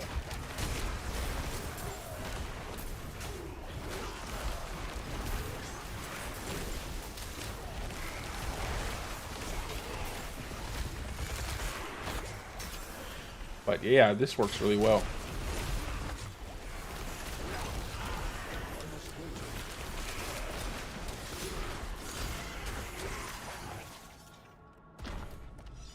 And we got another 10% we can get on the Stormclaw too.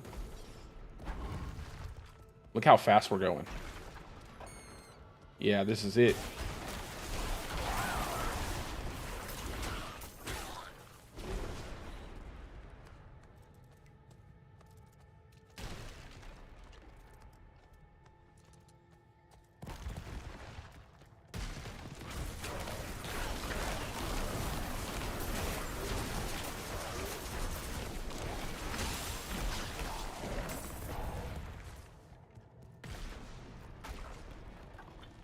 No, bro. Listen. Keep that thing. Keep that. Bro, I'm a streamer, man. Who cares? I'm streaming. I'm making content. I can at least make the video and I can get something out of it, possibly. Like, people can see the build and maybe they'll subscribe to my channel. Bro, you get number one, my man. That's get number one. Maybe I'll get a subscriber too. Maybe someone will use a build like mine to win it. I don't know, but to get in first place, or maybe even I'll get close to first place. I don't care. Like at the end, but just keep your builds, man.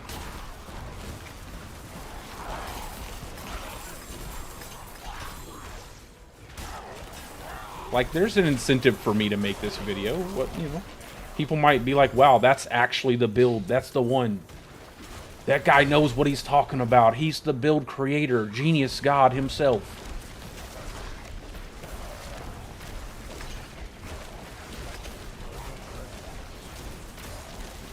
I don't know if hitting, yeah, there we go. I don't know if I need to hit. I think electrocution would be the one, though. We're gonna try it out.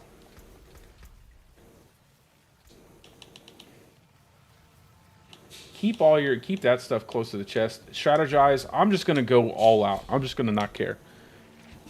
That stuff's it's different, you know. I'd be super happy if someone used my build to get first place, yo. That'd be crazy. That'd be the ultimate thing as a build creator, to have, even if it's not myself, have someone use a build like mine and be like, getting first place. That's dope. I like that. All right, so this is without werewolf into the electrocution glyph. I don't think Commodore. Carnal House, I'm not sure.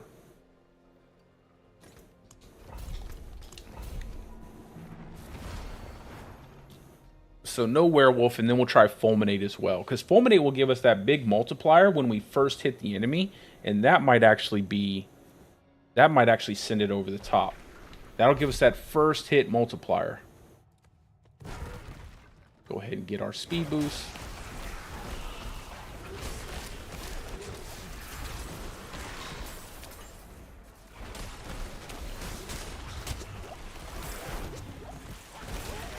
I love the fact that you can potion while you trample.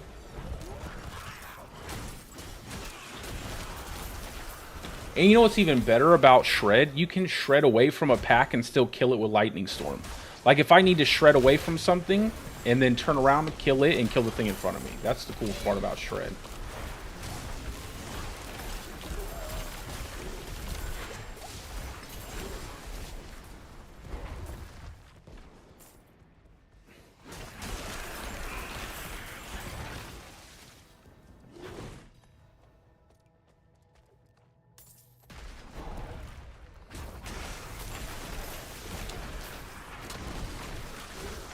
And I'm not like I said, this is why I think Tornado ultimately would lose, because you can do things like that. I can shred away from a pack of enemies, go back and kill that, you know, turn around just to kill it and be further away from that pack, closer to the next pack.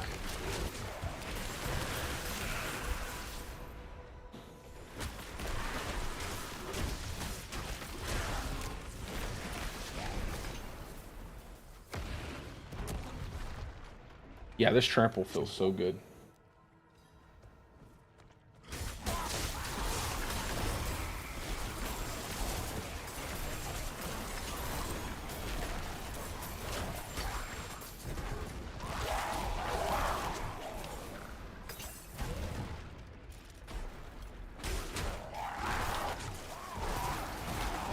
Wasn't this boss in the, this was one of the bosses though, wasn't it? This was one of the bosses in the demo, right? With the one with the funny horn?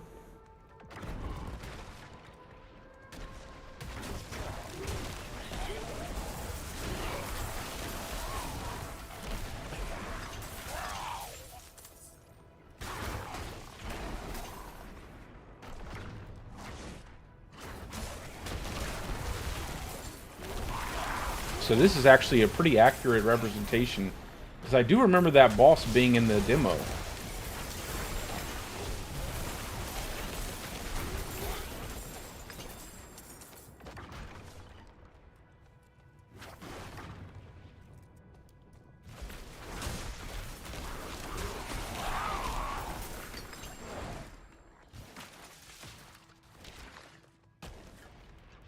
I don't think Tom is offended.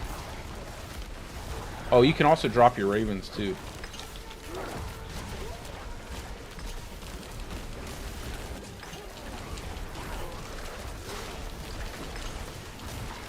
I think Tom is joking. I'm fairly certain I have my finger on the pulse of Tom, and Tom was joking.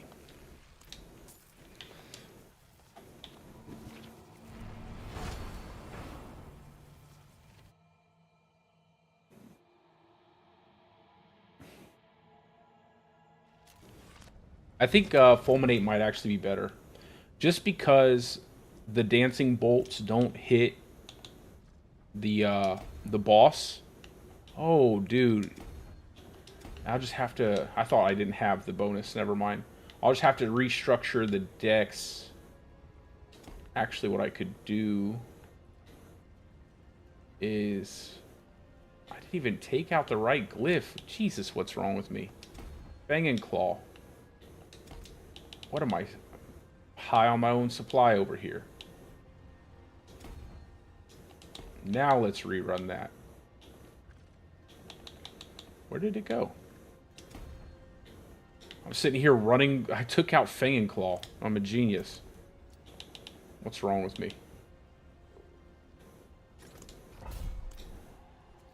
I'm getting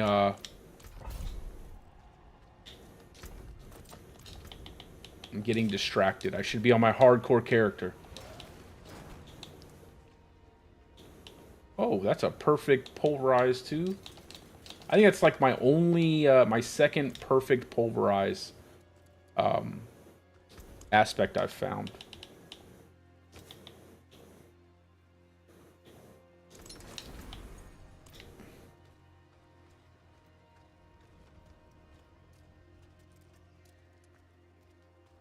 Oh, God. Is that the PTSD?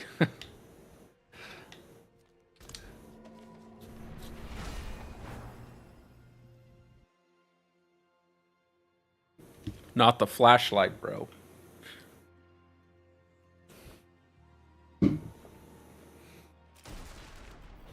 All right, here we go. Of course you'd be low on spirit. You see how I huddled into that corner? Yo. I was terrified. I was like, this is not the way I want to start this. Okay, let's reset.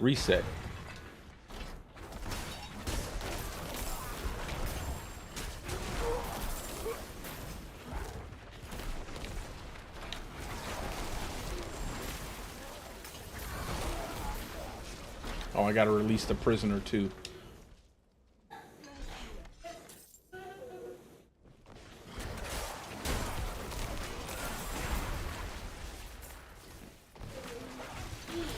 Hey, my son.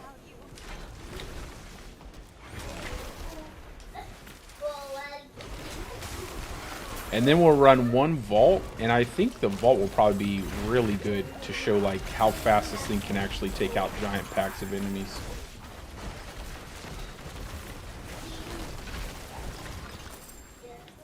Oh, let me pick up the prisoner.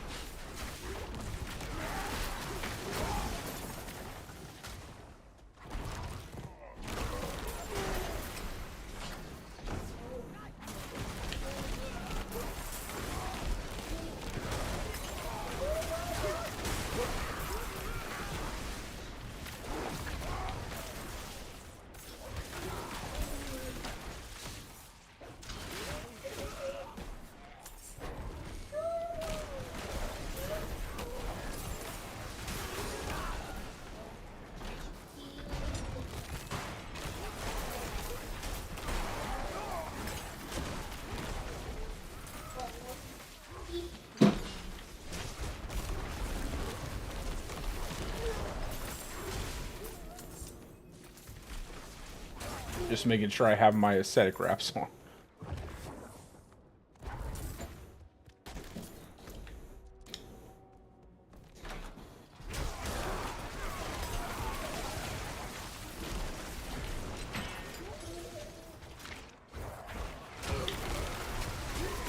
Oh my god, dude. I already knew that was gonna happen.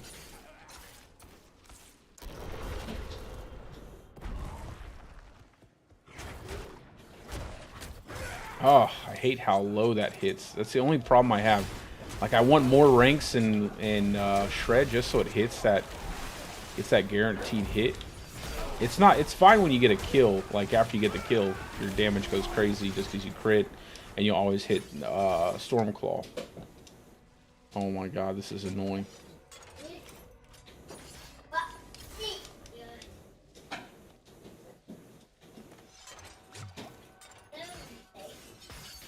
Why do they have that? Like, why is this a thing? I'm just hoping they... You can't... the ticks of bleed interrupt you. It's so annoying.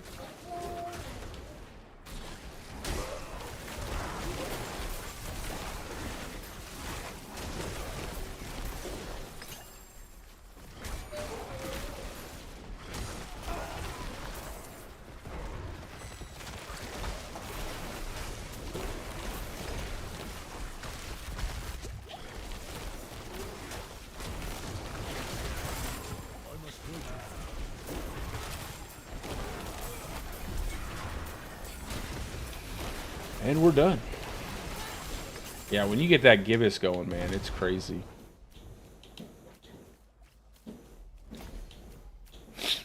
I think ultimately, though, I might like Fulminate more. I think I will end up liking Fulminate more.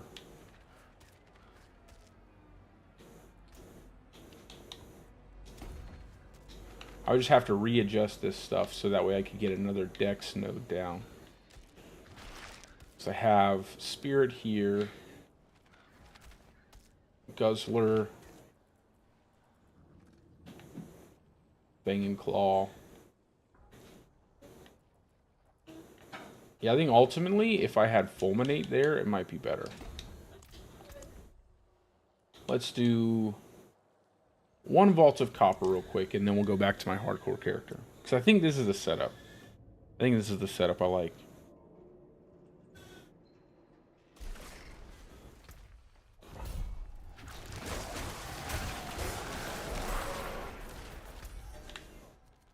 He's in here with me.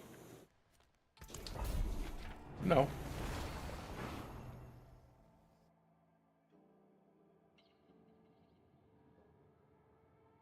Although I don't know, maybe the werewolf glyph would be nice just to make sure I don't take that, you know, that 10% damage reduction might be pretty good.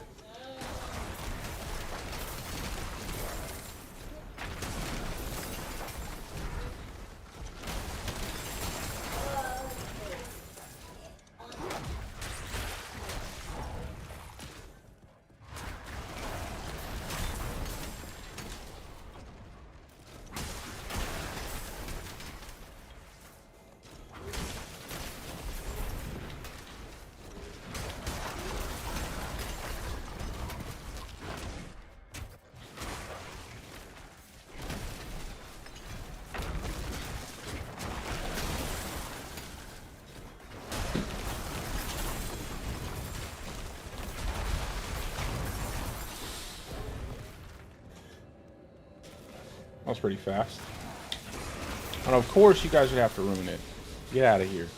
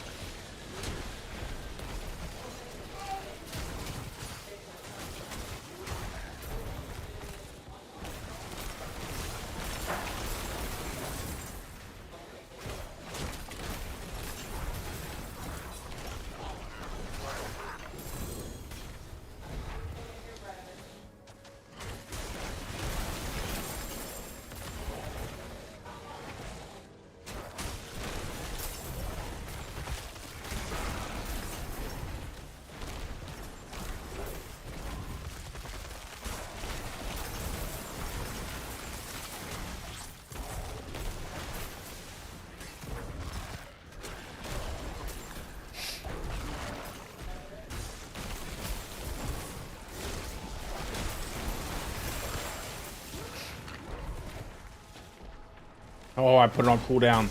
Stupid me. Stupid me. Why did I do that? I knew I shouldn't have hit that. Well, at least I'm just picking up the keystone.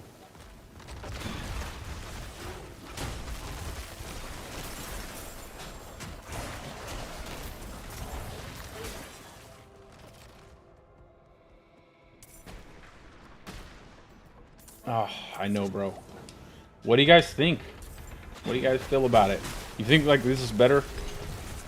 Fulminate? I feel like it might be better. Well, this is electrocution glyph, actually. I keep forgetting. I didn't get the willpower.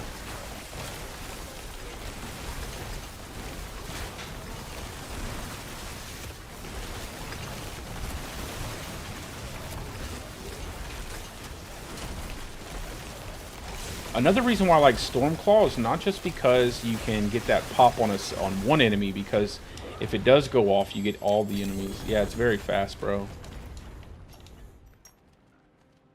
Very fast. And I'm still missing. I got a socket. Oh, Jesus. Jeebus.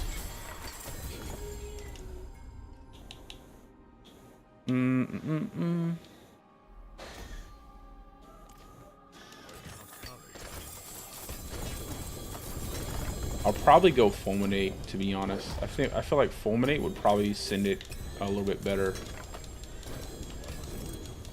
I just don't have any socketing stuff. That's why I haven't socketed it yet.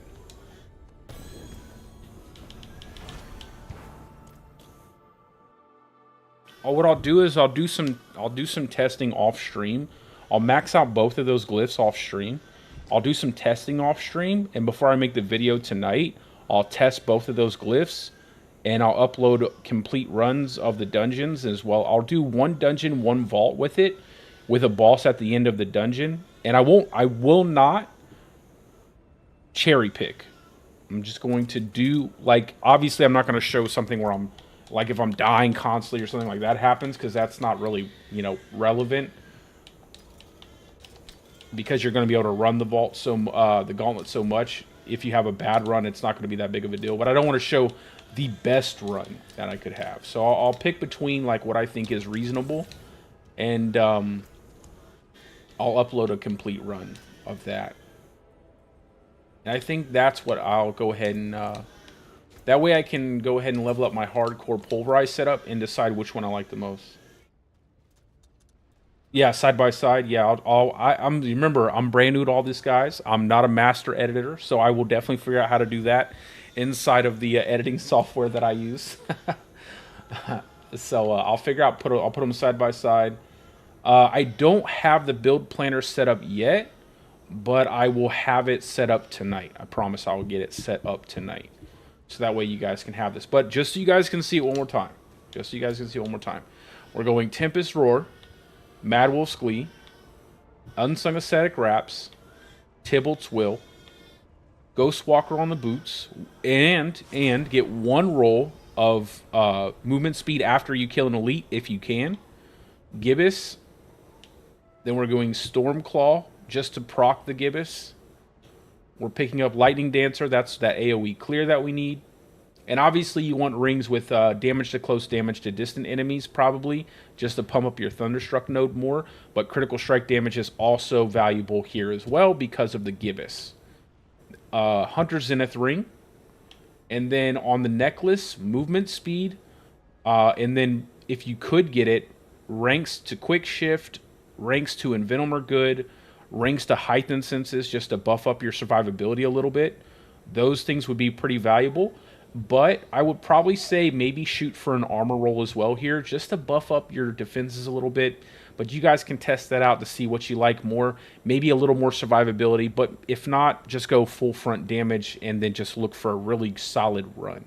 And I think that would probably be the best way to run your amulet. So just because, and remember, quick shift is getting a buff, so that's why I think quick shift is going to be so valuable. And then for the boons, we're going Weariness. I'm grabbing up Avian Wrath here. I will probably go ahead and slot here something different. Maybe I'll actually slot it here.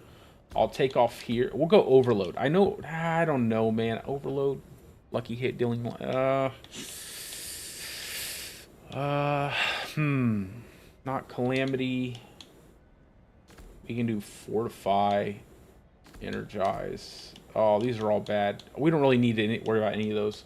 So we're going to go Weariness for our first boon. We'll spec in, we'll Spirit Bond to the Eagle. We'll probably either pick up Iron Feather if you need more survivability, or you can go Scythe Talons or Swooping Attacks, but those aren't really going to be that useful. Iron Feather might be the best for survivability. I don't think you need a Starless Skies here, and I think losing the aspect might not be the best. However, if you did choose to remove one, Starless Skies would probably be best over Lightning Dancer. But then you would not run the Electrocution Glyph. You'd run Fulminate, or you'd run Werewolf.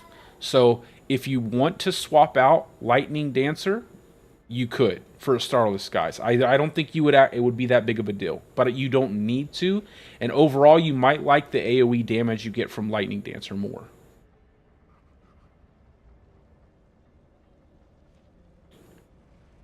And then, so for the boons, Weariness on the Deer, we're probably picking up Avian Wrath, definitely. You can grab Scythe Talons or you can grab Iron Feather. I'd probably go for Iron Feather just for the more max life for survivability. And the 5% crit doesn't seem like that's really that useful for this setup. For the Wolf, Pack Leader maybe? If you want to run Pack Leader, I don't think it's necessary, but you could go Energize. Again, a Lucky Hit, though, it's kind of sad. Lucky Hit's not really that useful. And Bolster would be completely useless. So probably Pack Leader, even though I really wouldn't use it that much. And then Masochistic, just to increase your survivability. And you could Spirit Bond into here just to pick up Overload for the chance to get some extra damage. You might want to go ahead and just keep this. It's not a super high chance, Lucky Hit, but at least it'll give you some damage. So probably stay here with the Spirit Bond. So Weariness, Avian Wrath, Pack Leader or Energize, and then Overload and Masochistic would probably be the best setup overall, I think. I don't think we need that 5% crit because we have the Gibbous. But if you did want to go into the Eagle, Iron Feather would be good for survivability. And then for my Paragon board, so it's pretty basic set here. Oh, I forgot to do this. So for the Paragon board, we're running Exploit here. You could also run something different here. You could do a different glyph to get a bonus out of these two nodes, but Exploit, so we get that vulnerability up. Ancestral Guidance, just picking up Reclamation for the Spirit Gen. And we're grabbing core skill damage here. And this is really just to buff up our shred a little bit more. That's why I like this board. We're dropping in Fang and Claw and picking up the rare nodes here and getting a little bit more resistances and mainly just the core skill damage out of Fang and Claw. And then Thunderstruck, dropping either probably the Electrocution Glyph or Werewolf or Fulminate. But you'd have to adjust the board for Fulminate. But then obviously you grab the rare nodes, you go up here, you pick up your Thunderstruck node for that multiplier. And I just picked up this Tempest just for the crit and vulnerable damage. Then into Malice. And really you're just getting a lot of damage reduction here. And some damage to poisoned enemies. And I went down here and picked up these two nodes as well. But skipped the Heightened Malice because I don't think the enemy's going to be alive long enough to get that bonus. And I don't think we actually need that bonus. Then on to the Earth and Devastation, just because of the Spirit node.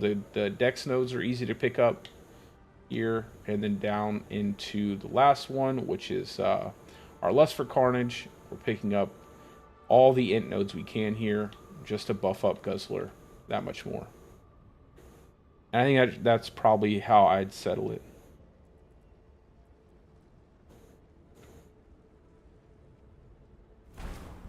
Yeah, your route on the Height and Mouse board is actually pretty cool.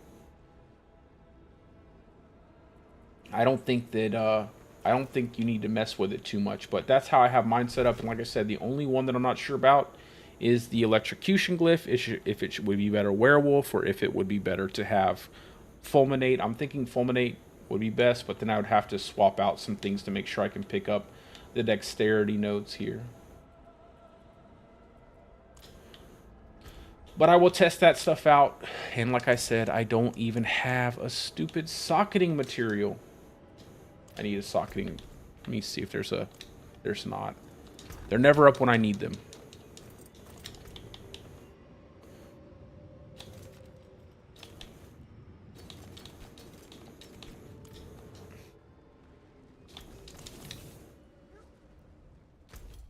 Alright.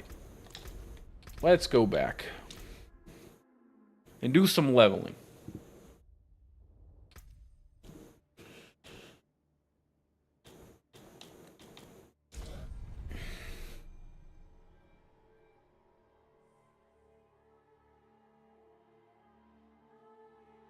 Yeah, yeah. Do they? Do they drop the socketing materials?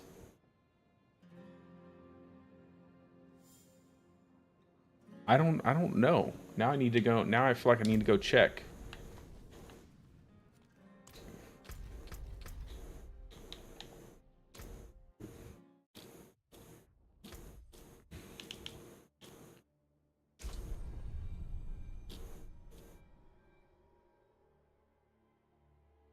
I'll go check real quick. I just like that this doesn't really require you to have any uber uniques, and that's to me like the most important thing, is like not requiring people to grind out uber uniques for your builds to actually function appropriately. And that if you do have a uber unique, it's not really going to change the build too much. Let's see this Mad Wolf's damage is high. What's this? Movement speed is good. It's a good Mad Wolf with high damage reduction. I'll keep it. Put it in the chest. You know what else I'm gonna do? Put that in there.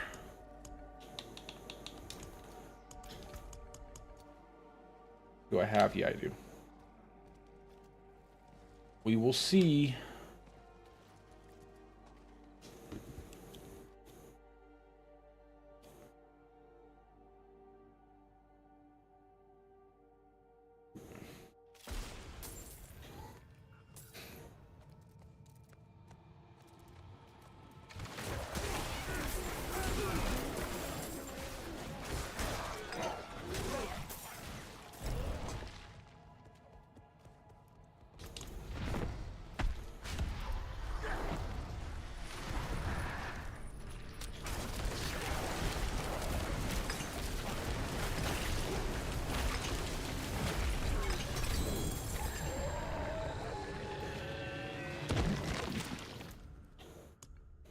What's it called again?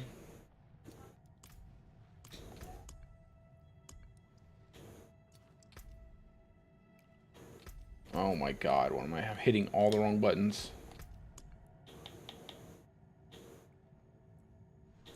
Shattered Prism.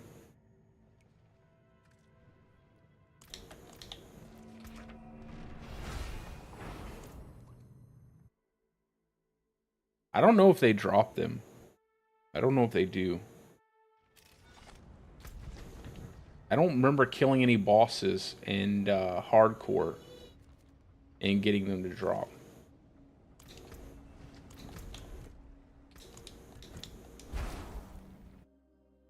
We'll do one more, see if I can get one. I just need to socket my Gibbous. An extra crit damage would be nice. It's not like a game breaker, but it would be nice.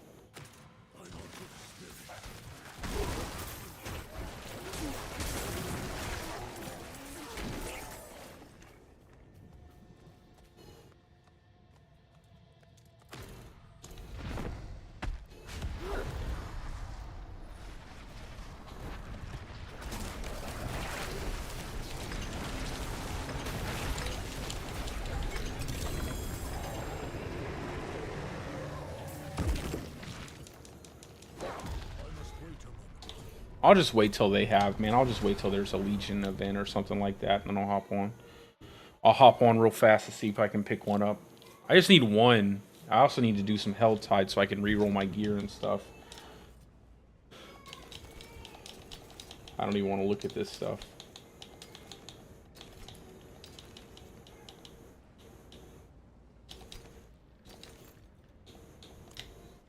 Okay. Can still use these.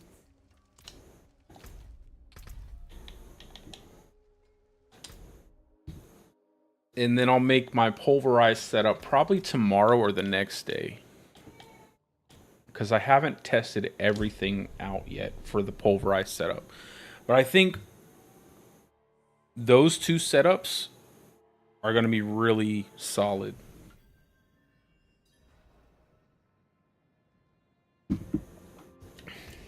All right. Yeah, treasure. I'll go hunt. I'll hunt them down one treasure goblin at a time.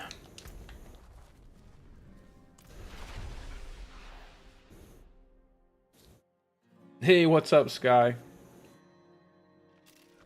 How you doing? How are you doing?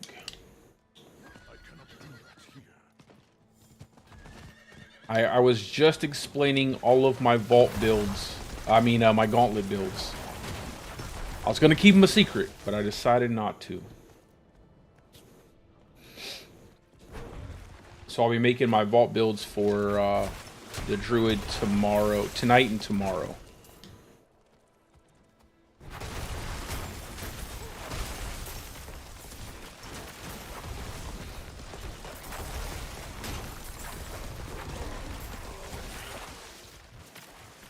I'm not ready yet.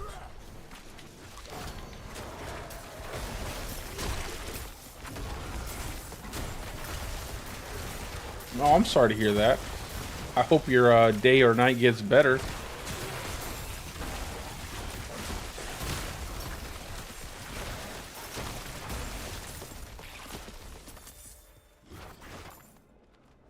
It's doing pretty good. I'm leveling up my hardcore character. I decided to make a completely different setup. And it's a pretty decent setup so far. It's going to be like a shred pulverized setup. I haven't gotten the hammered out the fine details yet, but I'm pretty happy with it so far.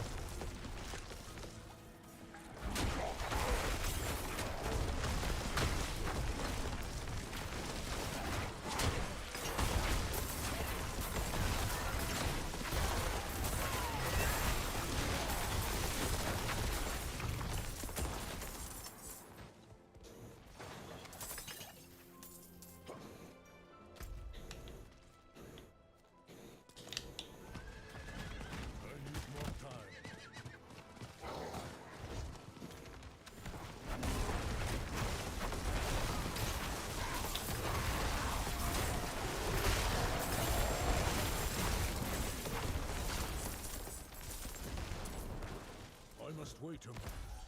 Let's go do the brazier.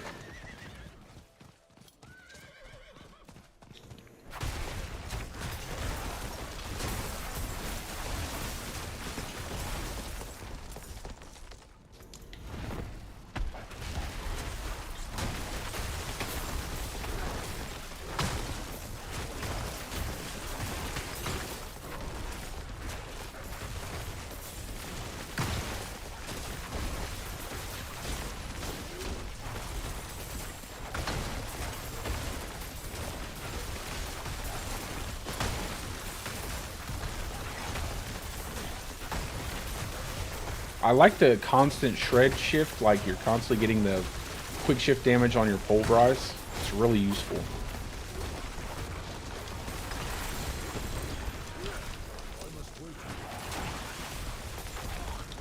And I don't even have the cores and stuff on my builds either. So not the cores, but the tuning stones. I might try to get the tuning stones. I doubt it. Nah, I don't really want to do that, man. I get so tired of farming stuff like that. Well, that's a good mentality to have. I mean, you're alive, you're breathing.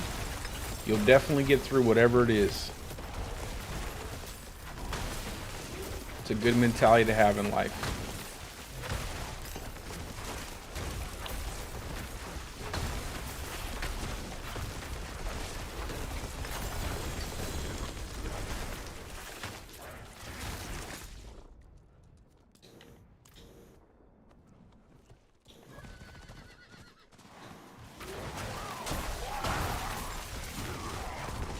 Oh, they're probably waiting until they drop it on Tuesday. Wait, you know the update's coming on Tuesday. If you think they don't have some ridiculous looking armor setups and horse armor and stuff for Tuesday, you're crazy.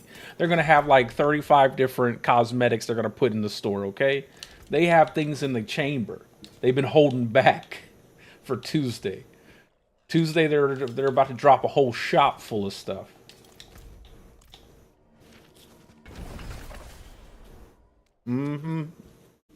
What the only thing I can't stand is that the barbarian has a bear themed cosmetic set and the rogue has a wolf themed cosmetic set. But druids get a dang spider. I'm like, who is doing this to us? Like, why are they doing this? Like, what kind of evil person is behind this kind? Like, they're giving us a spider. Like, I want a bear themed cosmetic. I want a wolf themed cosmetic for my druid. That would make sense. I don't want a stupid spider set.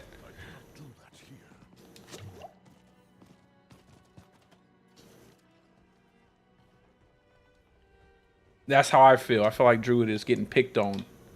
Yeah, I'll definitely make up those planners, Jay. I'll have them out. Like, I'll work on this one, and I'll get it out. Like I said, I'll get the video done tonight, and I'll get this one set up, and then I will work on the other one. And you can take a look at them, like I always say. Take a look at them, take what you like, lose the rest. Nothing else matters. Take what you like, lose the rest.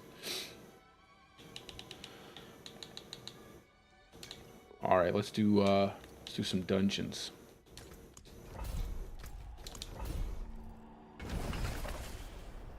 Yeah, I agree. I think Frostlord, and the coolest part about Frostlord is that I think the back cosmetic actually changes color when you change the color of the armor itself, which is supposed to happen, but it doesn't happen with all of the druid stuff. It happens with every other class I've played, like it happens.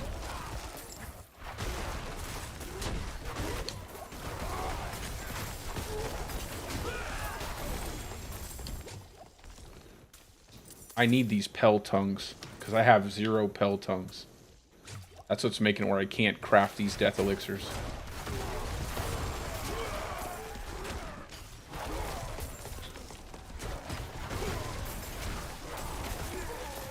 Dude, I'm excited. I hope I'm excited for the Gauntlet, man. I hope we can get some really cool stuff going. And you know what's even better about letting you guys know what my setups are? We can grind out some team play gauntlets, okay? Like, we can do some teamwork stuff now. I don't have to worry about, like, keeping my builds secret. Like, oh. Almost died right there. All right, let me stop talking. Let me start focusing. I was stunned forever.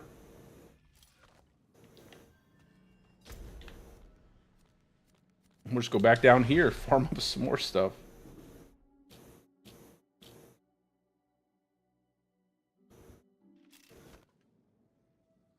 Oh, thank God I had enough to make 2 of those. Jesus.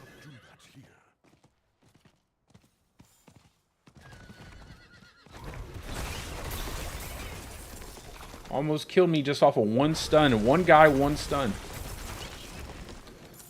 That's crazy.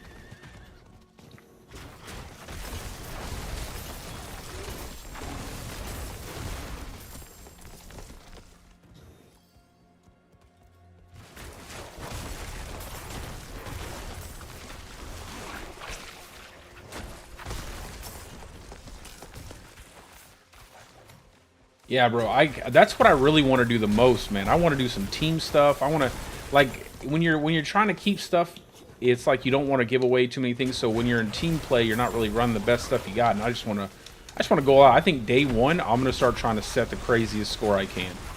I don't care.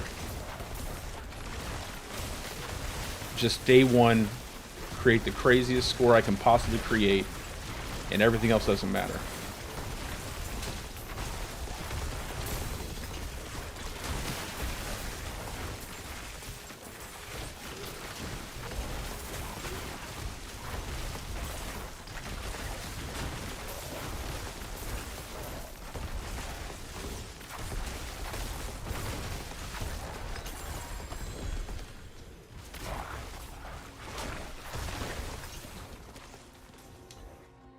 because I still have to work on my Seneschal, like getting the right setups for my Seneschal.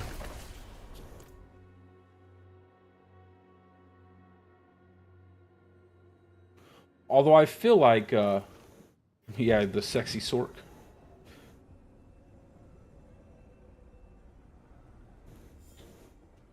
I feel like the Sork is going to just destroy everything, but you know what? Maybe they're not ready for these, maybe they're not ready for the Druid yet.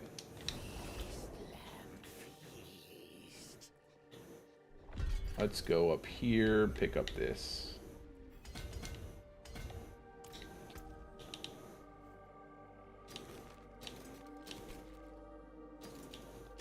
I think getting level 15 with this build on Shapeshift is going to really set it up.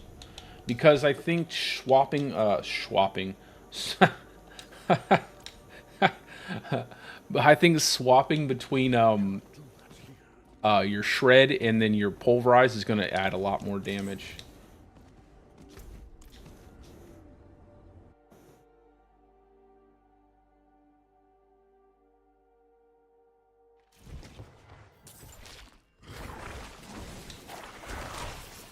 Sork is just always a fun class, man. Any wizard or Sork class, like, it's always fun to play. They usually have high mobility, lots of really cool attacks.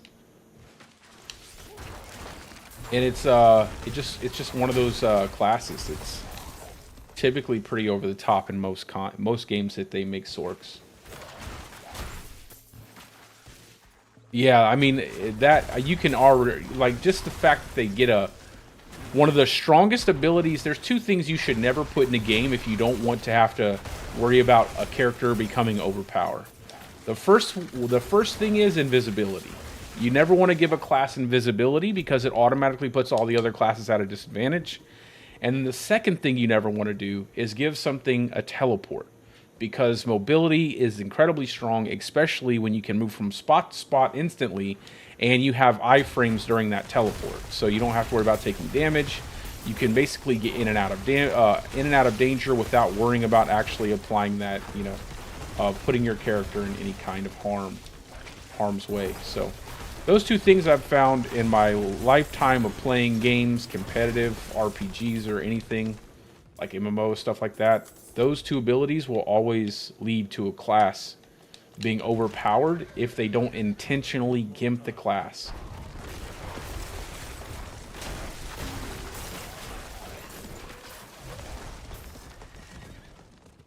I need more time.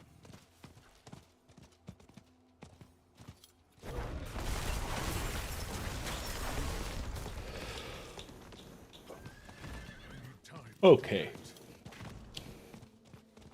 Let's go ahead and pick this up.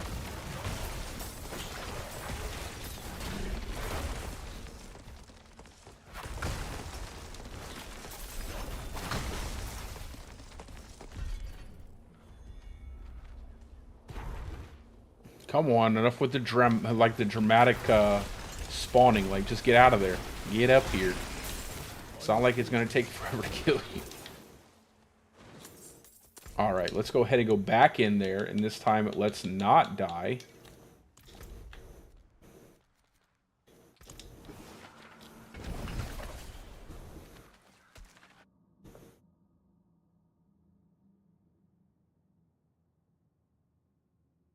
Well, I think for ARPGs, like, having stealth isn't that big of a deal, just because you're not really trying to sneak. But I'm just saying overall, stealth is always pretty powerful.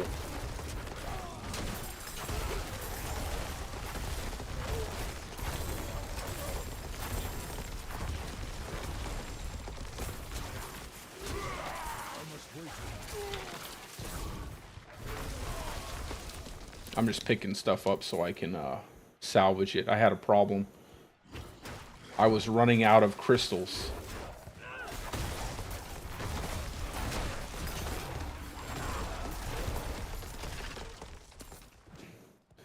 I think once I get a better,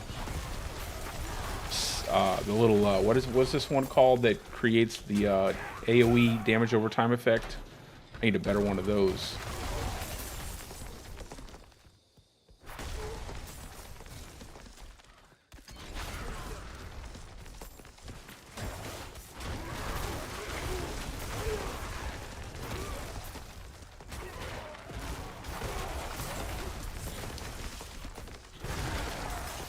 Get out of here, bro.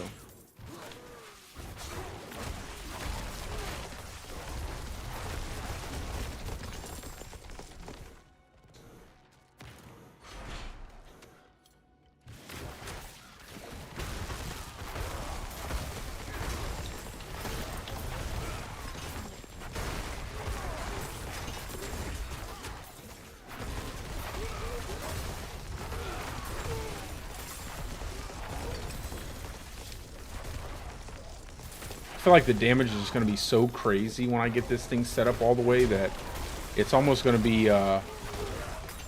that's the only thing I have to get used to. Don't pulverize after I kill something with a werewolf, or else it'll use my Zenith ring. I have to get used to not doing that.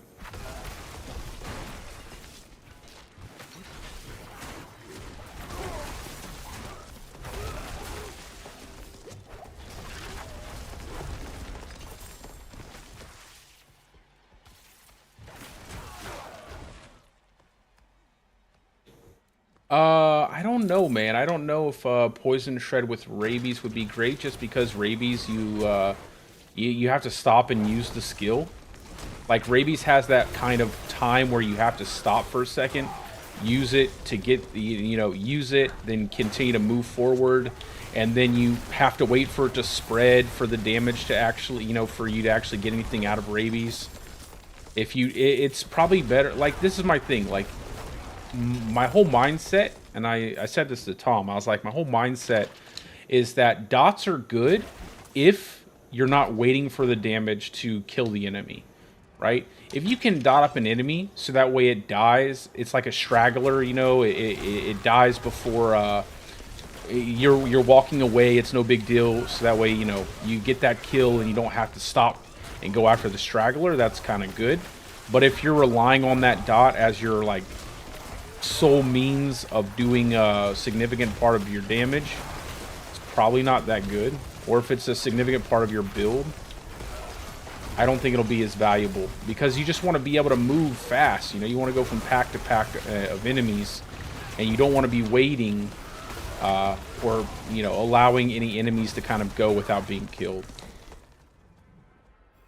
So I'm not. It's not that I'm saying it's not going to be good, because chances, like I said, I don't know that. I'm just making a bunch of us. I'm just speculating, theory crafting builds that I think are going to be really good for the Gauntlet. But when you get in there, and depending on whoever ends up having the #1 spot, you never know what could end up being the best build. You never really know. So I just know that the ones that I currently have are really fast, they're efficient, the damage is reliable, you don't have to wait too long for the damage to come out, and you can reliably get your unstoppable up on your builds, and so it makes it a lot easier to use. But again, I don't know what everybody else has planned. And there could be something completely different by the time we get to the end of the Gauntlet, and someone with a crazy out of this world build no one would have ever thought of in a million years other than that person might be the top person, the #1 spot person. Or it could be a bug.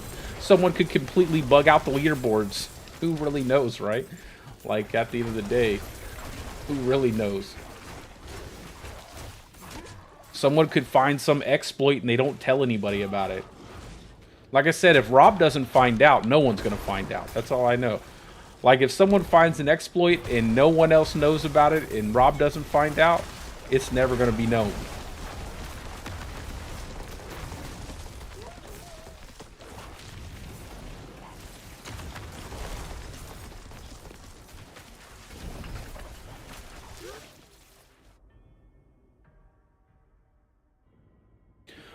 So I have quicksand. I have quicksand on my boots, and that gives the ability for your earth skills to slow enemies. I have what's this? Earth Sign Horror, which turns your Pulverize into an earth skill, and then I have the Umbral aspect, which gives me 4 primary resource when you crowd control an enemy. So every time I cast Pulverize, I'm getting a crowd control. So I'm getting a ton of resources back. Plus I have my Paragon board set up where I get resources after I kill an enemy. And then I also have the Inner Beast, which gives me a resource cost reduction when I shapeshift. And because I use Shred and then I use Pulverize, I'm constantly shifting back and forth. So I always have that resource cost reduction.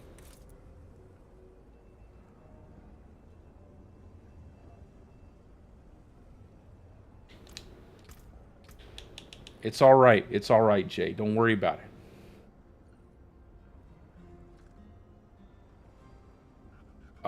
Probably best in slot, in my opinion. Well, it depends on what you're running, Shark. It always depends on what you're running. So for my build right here, I think the best in slot would be like Heightened Senses, Quick Shift, and then Movement Speed, and then whatever else after that. But it all depends on what depends on what you want.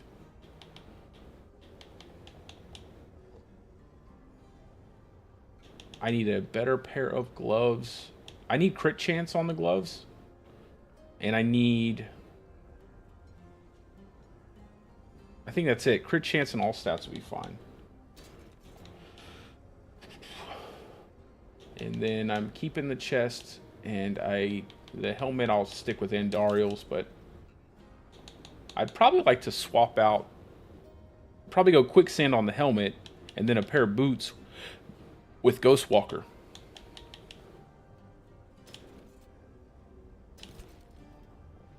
But I'd like to get a better helmet. This one's not that good.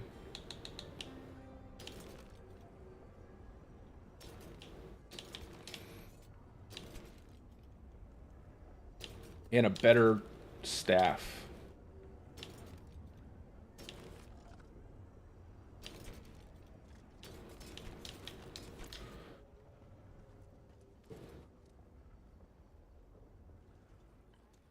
Yeah, the early game, Sky, listen, it doesn't get any better in the early game, okay? There's nothing special. There's no secret. There's nothing. Early game for Druid is a pain in the neck. Everything after that, you do pretty well.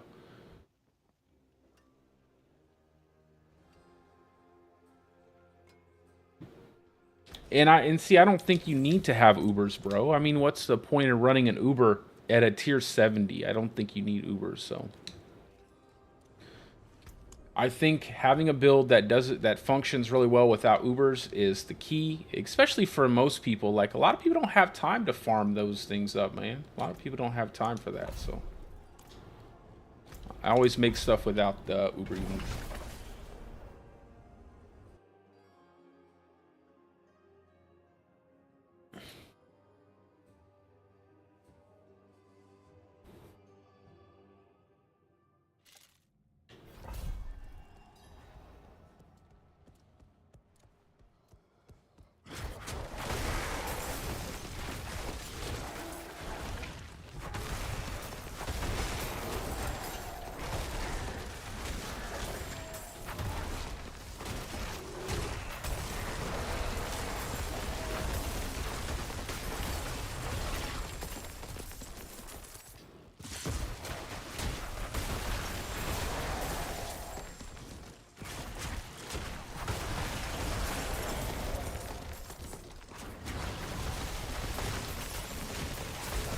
Oh god.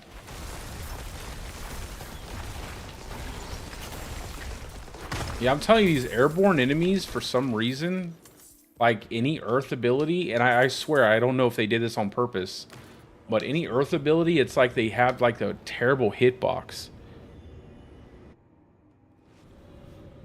I swear, and it can't be that it's intended like that, because nothing else works like that. It's not like if you attack a water enemy, you do less damage with fire attacks or something like that. This isn't Pokemon. I don't know why it's like that.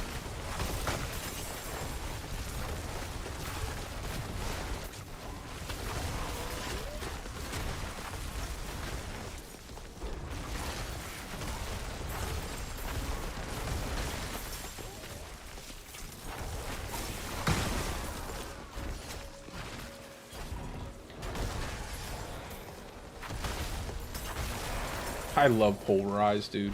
This is the first Pulverize build I've ever made. And I'm already loving it. I'm already loving it. It just feels so good when you smash the ground.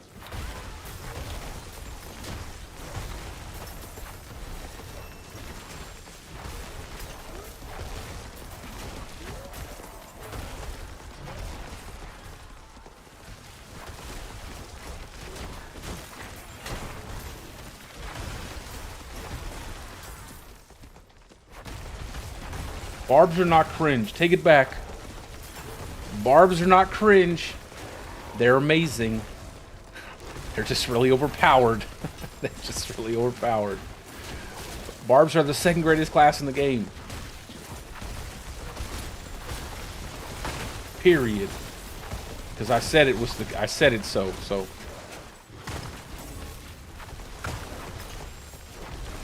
Druids are the #1, obviously. And I'm not biased at all. It's just facts are facts. Can't change it.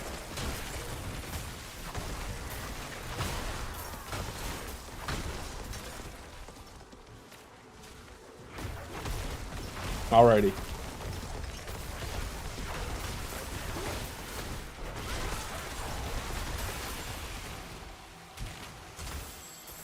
Hey, I gotta put my Steam ID there, down in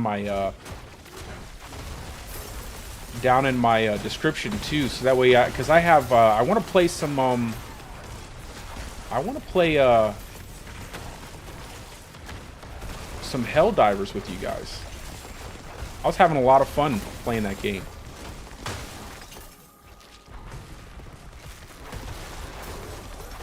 Dude, nothing feels better than this early. There's no way. Nothing feels better than Pulverize this early. It feels so good. Oh my god. It's incredible. This is why I never played it. It's too powerful. I feel like it's too powerful.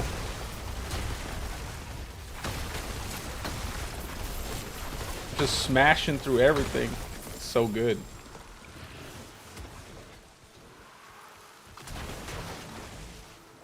Oh, it's pretty fun, Kettle. It's pretty fun. And I love that, bro. The Starship Trooper theme is so good.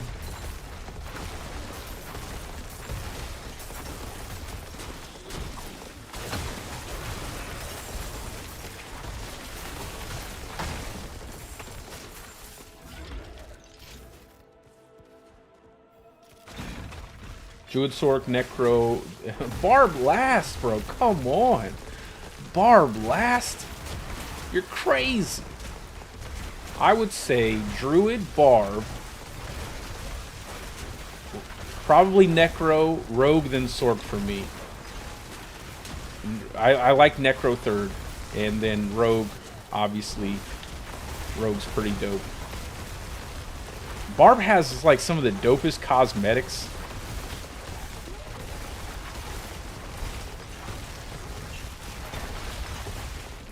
Yo, that's so fun. Unfortunately I haven't tried all classes, but I'm just saying, like, from aesthetic, like an aesthetic perspective, like I like those classes.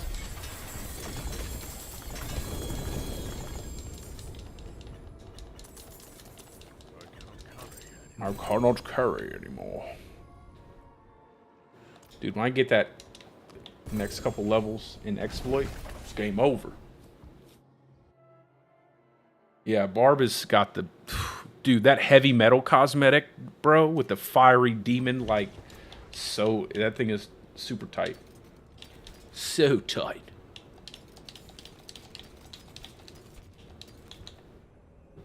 Tight like a tiger. Yeah, baby.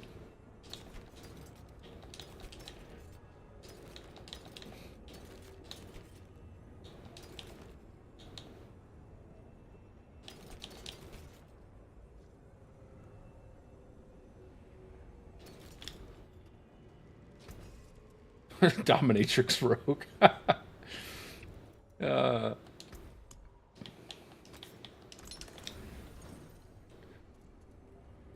You gotta love the creativity that they have, man. They got some really good creativity. I'll give them that. They have some amazing, like the game itself. It's a 10 out of two things in this game are a 10 out of 10. The aesthetic, all the all that stuff, all the artsy stuff, 10 out of 10, and the combat, in my opinion, is a 10 out of 10. The combat feels so crisp. The weight of the attacks feels so good. Everything in that direction is a 10 out of 10. In my opinion, of course. Whatever that's worth.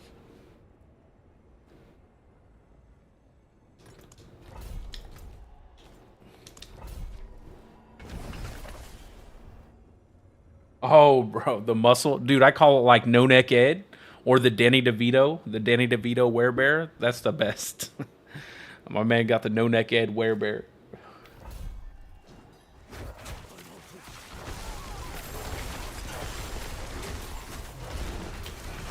The anteater werewolf, the were aardvark. My boy looks like Scratch from Ice Age.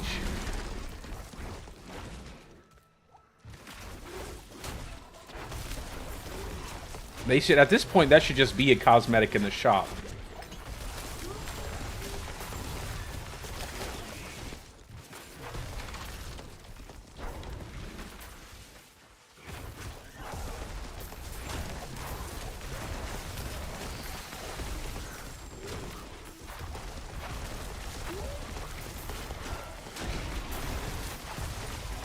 Oh my god, dude, this is insane.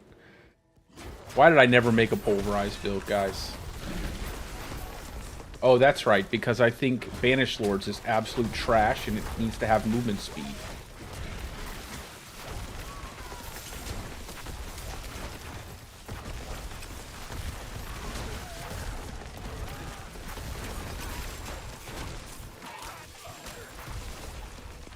Get out of here, you Plains Hornet.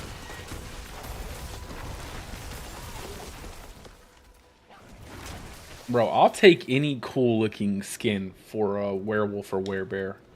I'll take any cool-looking skin. I would take a zebra stripe skin, okay? I don't care. Just give me something different. I thought it would be super dope for Halloween had they had, like, a really cool, like, undead wolf-themed cosmetic or something like that.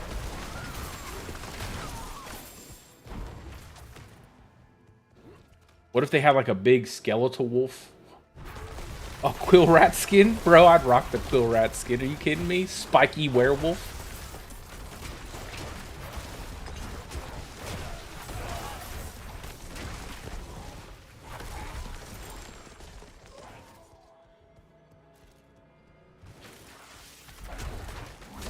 It's a me.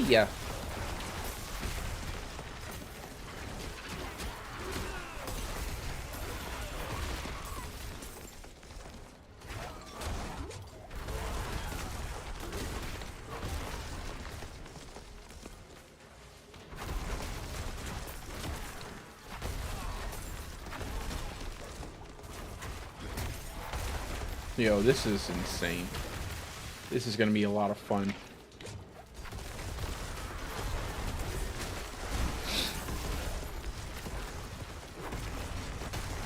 And the tankiness is gonna be there. That's what I love about this the most. The tankiness is really gonna be nice. And once I get Shapeshift leveled up, the crit chance, that 20% crit on here is gonna be nasty. Like, I'm probably going to crit almost every single time I Pulverize and Shred. So that's what I'm replacing for Gibbous, is that quick shift.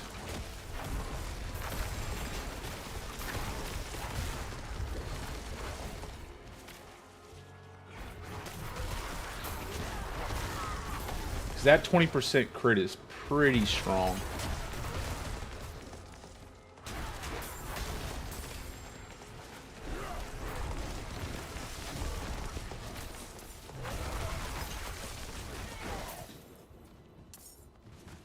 Wait a moment.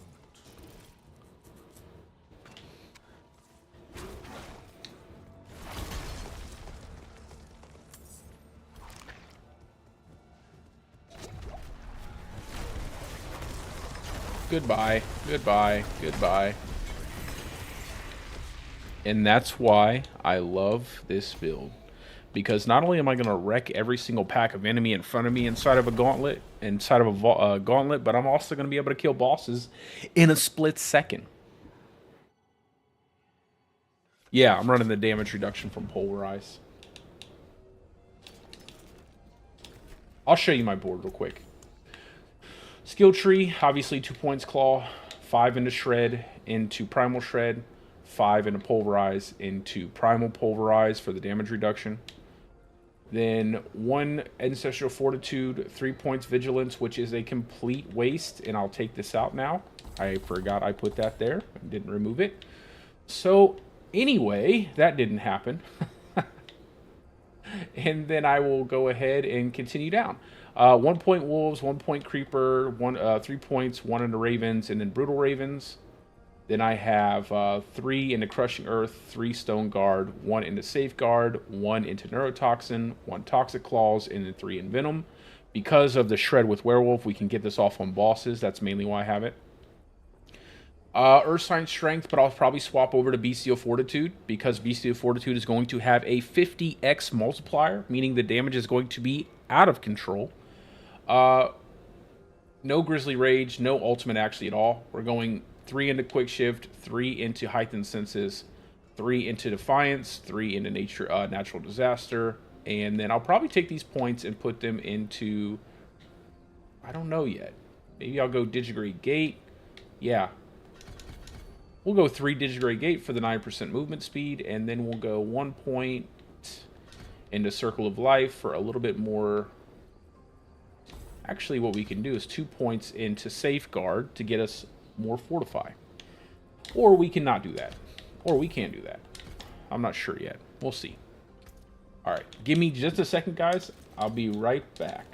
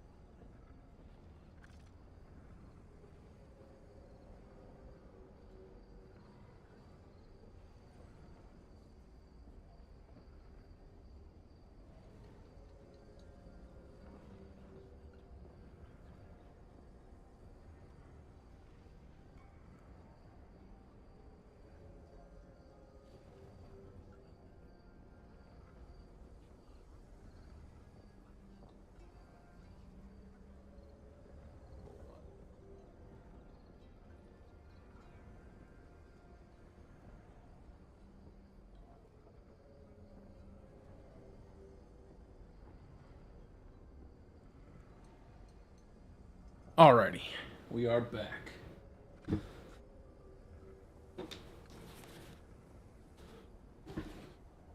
And I got a better Earth Sign Horror, so we'll go ahead and take that off of there.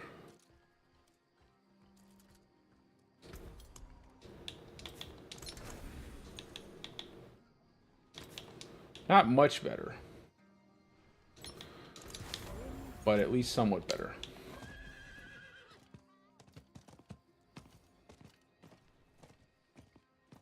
What is this potion? Okay, I was like, My eyes can only watch so much. My skills forge await your return. all right, what do we want to do? What do we want to do? I think I just want to grind some dungeons right now. Like, just go after some dungeon runs. I think I just need to focus on leveling. I need to stop trying to do, just for right now. Just because I need to really get that, Step into my kitchen. to get this build done so I can be ready for Gauntlet. But also, now I'm going to put the video out for it, so. Find what you drink.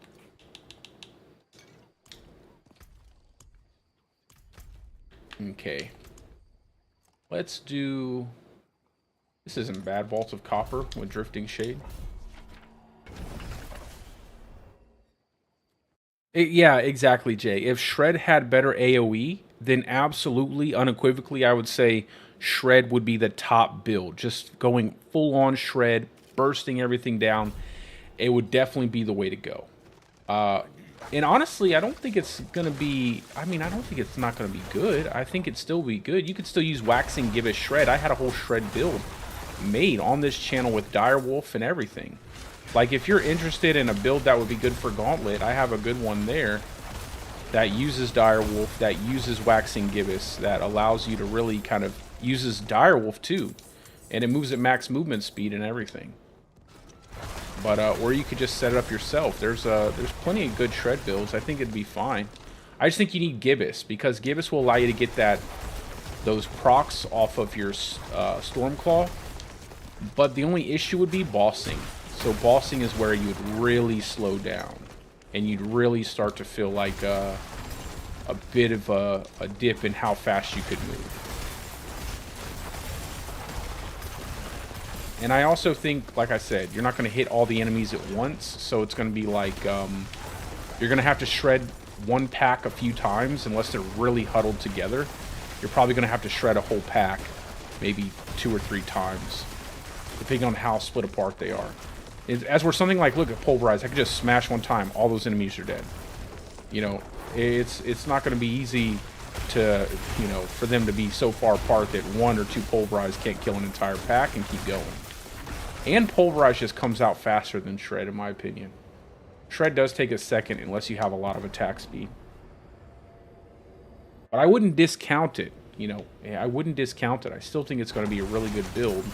And I still think there are going to be plenty of people hitting really high scores, if not the top score, with a decent Shred build.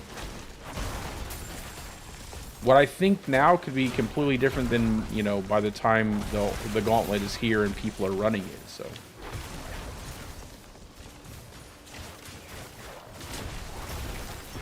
That's why I have several builds. I have my Stormclaw build that I'm also going to be running through the Gauntlet. I'm even going to run a companion build through the Gauntlet. I'm going to run my companions through there.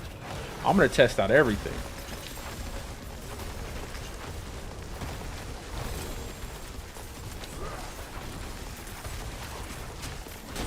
I just love the fact that with Pulverize, you don't even have to use your T-Bow's Will. It's not like a necessity, which makes me want to actually go for a different set of pants.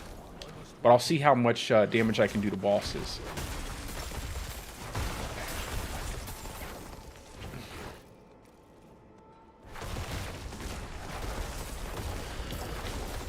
Because maybe I'll end up running something like Temerity just to give me a little more tankiness. So I can not worry about any little bit of damage possibly coming through. But probably not.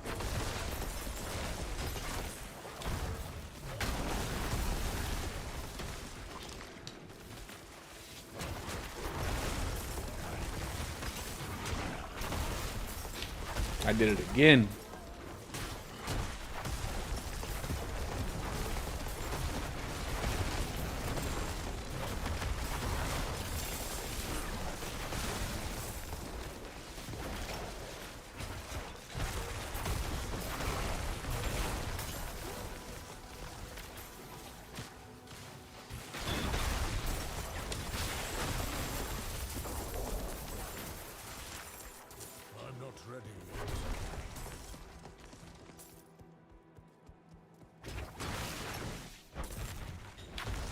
Yeah.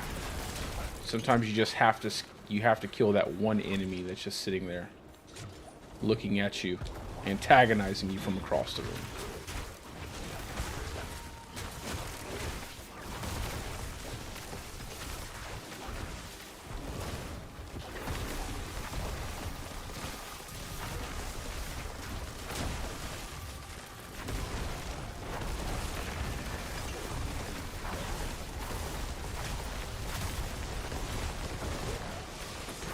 That's why, man, you just kill stuff from so far away.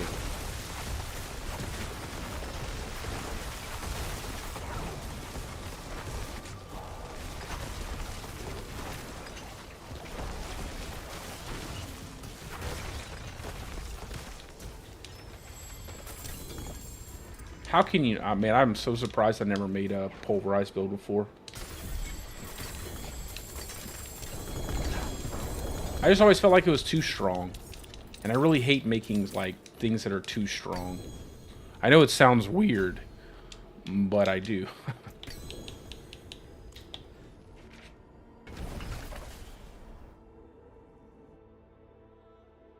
Two-hand axe with shred? Yeah, I mean, absolutely. Yeah, absolutely. Two-hand is going to be...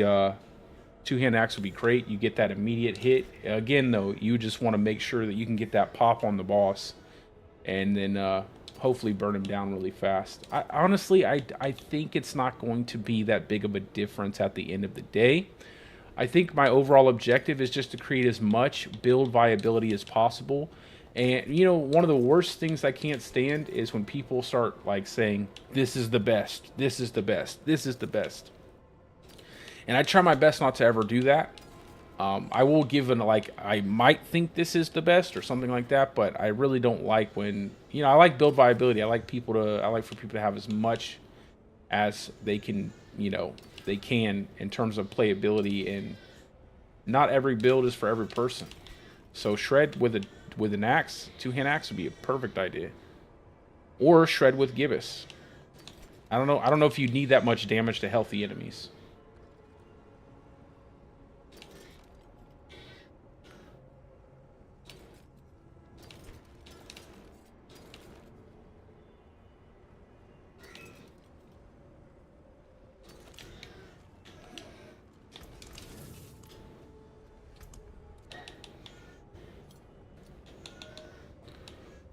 See, let's do the tomb because we have to.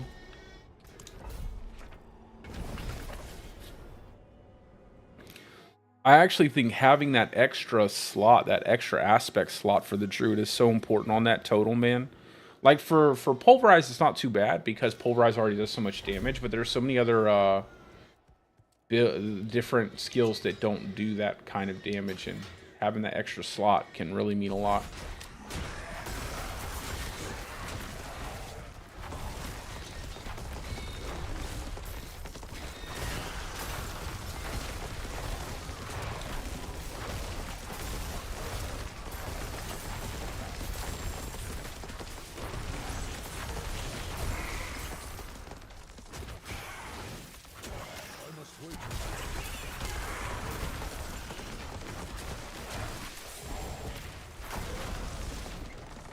Grab that angel's breath, even though we don't really need it.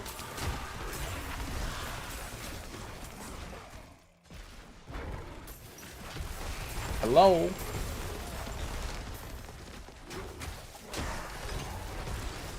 It's that third hit when you don't have the storm claw. You gotta let that third hit come through for shred.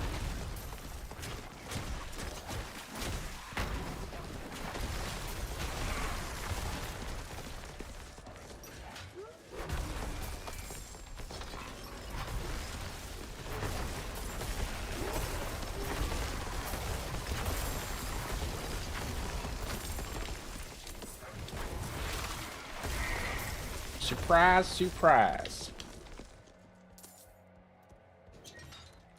I'm not ready.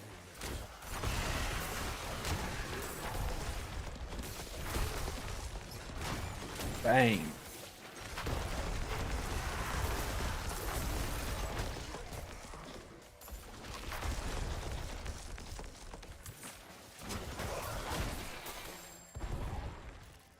This is such a good build early game too. It feels so smooth.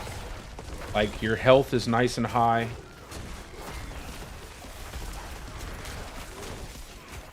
I like how hard shred still hits. Like you can still kill an elite enemy.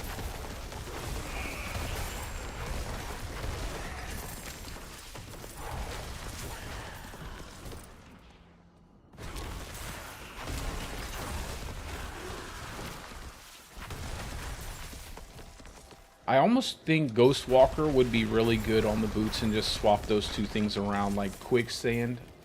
Then onto the helmet and then put Ghostwalker on the boots. I think it would feel better, and it might actually incentivize me to use my my trample more.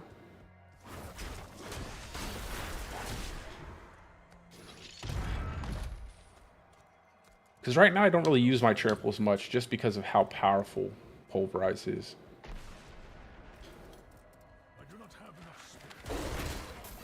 It's nice to use for spirit though. Look at that, all the way back there.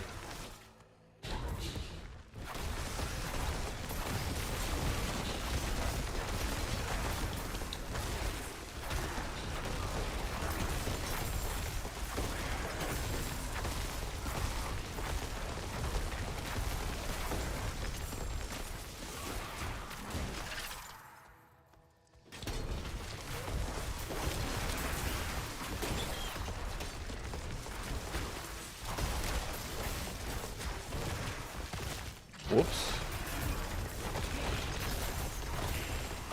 I love playing trample on a controller. It's just so out of control with the with how far it tramples you sometimes. It's kind of a nice surprise. Every now and again you'll get these wildly long tramples.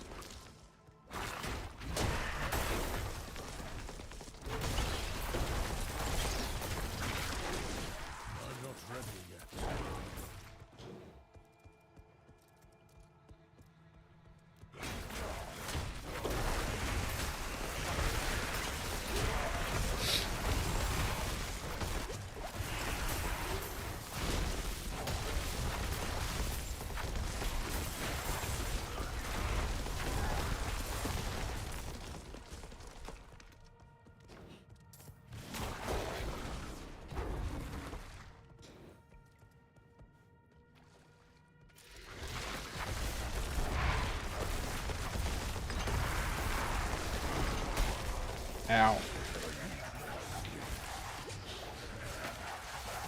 Look at my Seneschal not doing anything. It's just sitting there, not even using the Tempest to help me out. Come on, man. Refill my spirit, Seneschal. I demand it.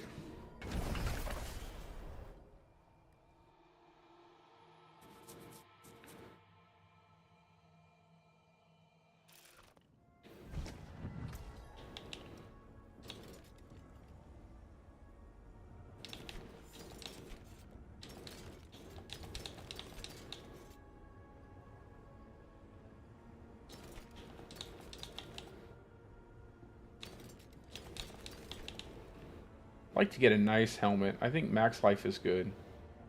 I think max life. I'm fine with having Andariels, but I don't want to use Andariels. Max life with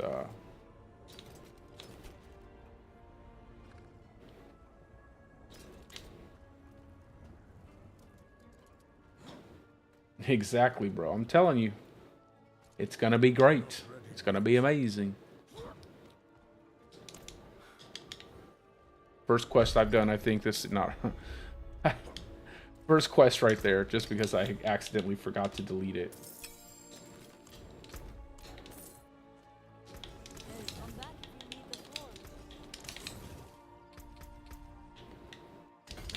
Yeah, pick that up. That'll give me even more.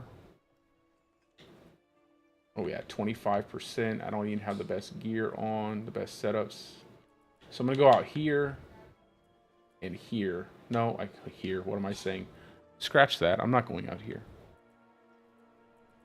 I'm gonna go out here.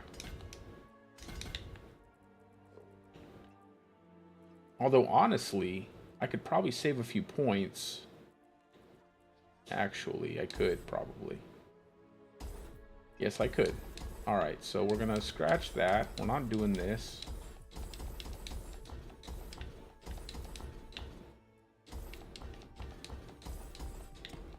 We're gonna turn this.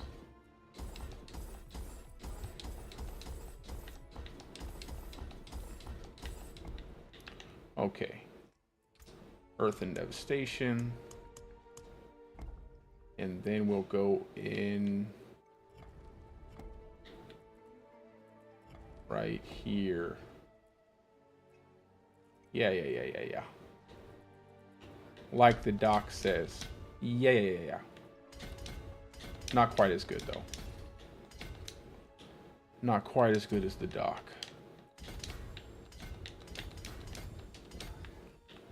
And now we saved ourselves some points.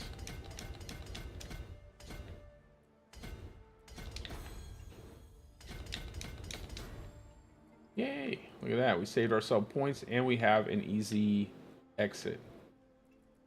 And we have an easy exit. So we have 2 easy exits.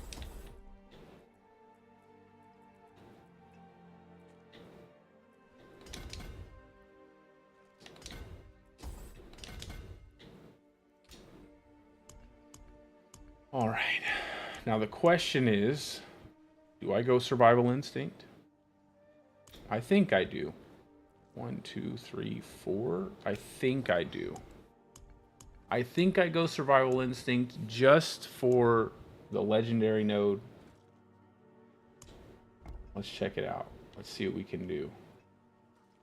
And this node. This, I don't necessarily want damage while in werebear form, but healthy and the legendary node. What's this? And damage to healthy enemies. Might be really good. Damage while healthy. And that will be probably a dex node. I would think a dex node is really good on this board.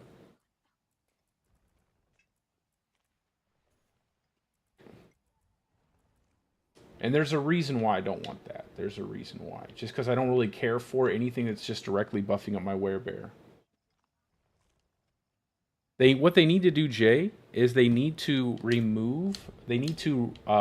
basically roll back the nerfs they did to Direwolf, make it where you have unstoppable, well, Dire Bear and Direwolf, make it where you have unstoppable the entire time you're a werewolf, Dire Bear, Direwolf, and then they also need to change all of these passives, like Toxic Claw, all of these different passives up here with Werebear or with Provocation. All these passives need to be while shapeshifted and not while in werewolf or werebear form, but while shapeshifted. If they did that, it would be a pretty big deal. Just the unstoppable, and then also change masochistic back to 100% chance for 3% life, because it actually had a really big impact. Now it doesn't necessarily have as big of an impact as it used to.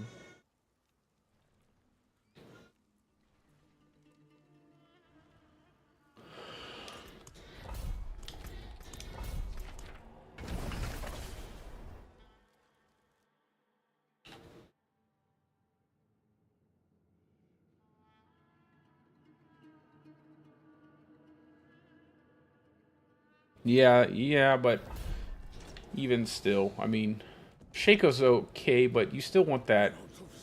You still kind of want that Tempest so you can get the easy poison damage off for your Envenom passive.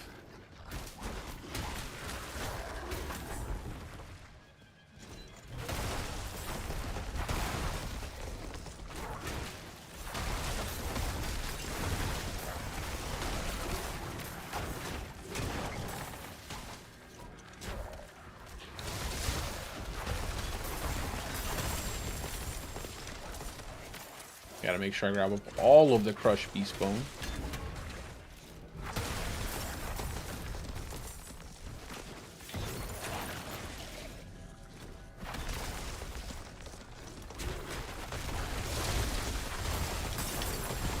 think of that. Killing an enemy in armor enemy all the way in the back of the pack. That is probably the coolest thing about Pulverize. The damage that it can do so far away.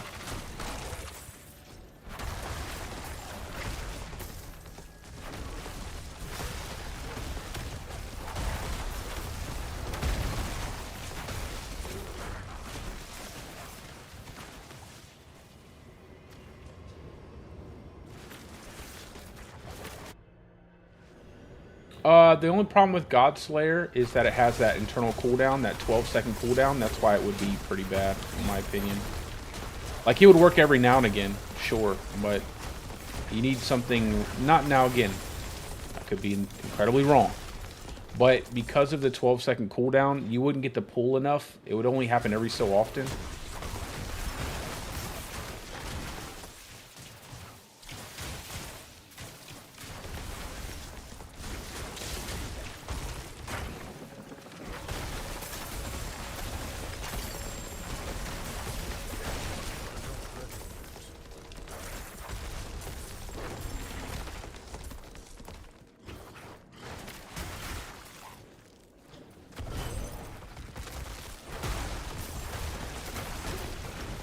Maybe if Godslayer's cooldown was like every enemy or something, like it only cooled down once you hit one enemy. I don't know. It would have to work like with every single enemy instead of just like going on automatic cooldown once you proc the buff. But then it would probably be way too powerful. Because, my god, you would destroy everything.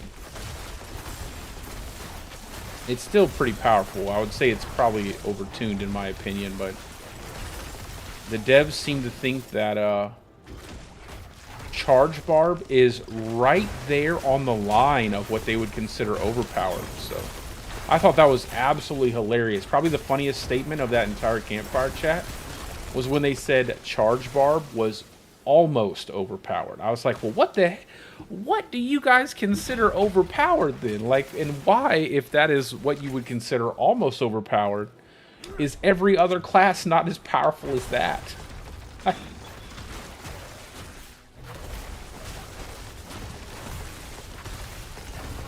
Yeah, that's how I feel too. Shaco's always been more consistent. Like, it's always consistent because you get not just the extra ranks to all of your skills, but then you also get a big giant chunk of damage reduction. So, and especially for Druid, like, you get 4 ranks to your core skills, and you get 4 ranks to Earthen Bulwark or Debilitating Roar. Like, that can mean a world of difference for your whole build in terms of survivability.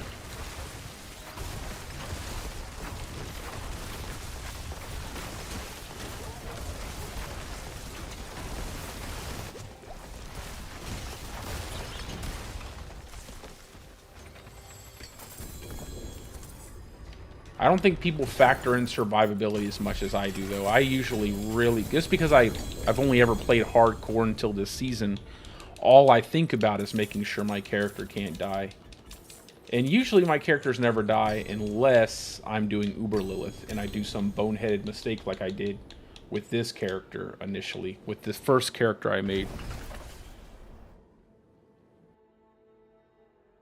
Well, technically they didn't nerf Blurred Beast. They fixed it. But they did nerf Rampaging Werebeast, which I agree. You nerf that. Listen, they fixed every single bug with Druid. Every single bug, and they nerfed Druid pretty decently. So, that's what happens, though, when people overuse things. Like Poison Shred in Season 2. Poison Shred's been out since the beginning of the game, but it was harder to pull off than Innate Bulwark spamming. And once they fixed Innate Bulwark, the only real bug was Blurred Beast and the way it was dipping into the Paragon board. And then obviously you had creators like Ace using that and, you know, acting like that was an intended function of the Druid class. So Poison Shred was hitting for 1 trillion damage. Why would you buff Druid? You know, when you have something hitting for 1 trillion damage, it's kind of falsely represented what the class was capable of. Now, I still feel like it's really good. Obviously, I still feel like every class is really good, you know, to be fair.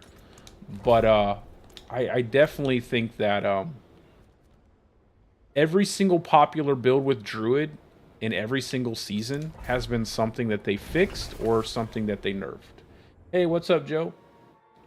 Nothing much, brother. I'm just sharing my Gauntlet builds and doing some leveling with my hardcore build for Gauntlet as well. So, like, the very first season was innate Bulwark and Poison Shred, but innate Bulwark was super easy because you could just spam Bulwark and kill everything. So then they fixed that. And then the other builds were like Rampaging Werebeast builds because it infinitely stacked crit damage. So you had like Were-NATO deleting entire enemy packs with no issue. You know, pretty much everything in terms of Dire Werewolf or Dire Bear smashing everything. More or less Dire Wolf because of the tornadoes could just constantly crit. And once they fixed that, once they fixed Poison Shred from Season 2, everything was pretty, it was pretty obvious that, you know, in my opinion, Druid is probably the most balanced class. It has a lot of balance to it. Usually you have to go above and beyond. Like, I'm talking snapshots and all the other stuff. Pulverize is probably the hardest hitting ability we have. And that's just because of the changes to overpower.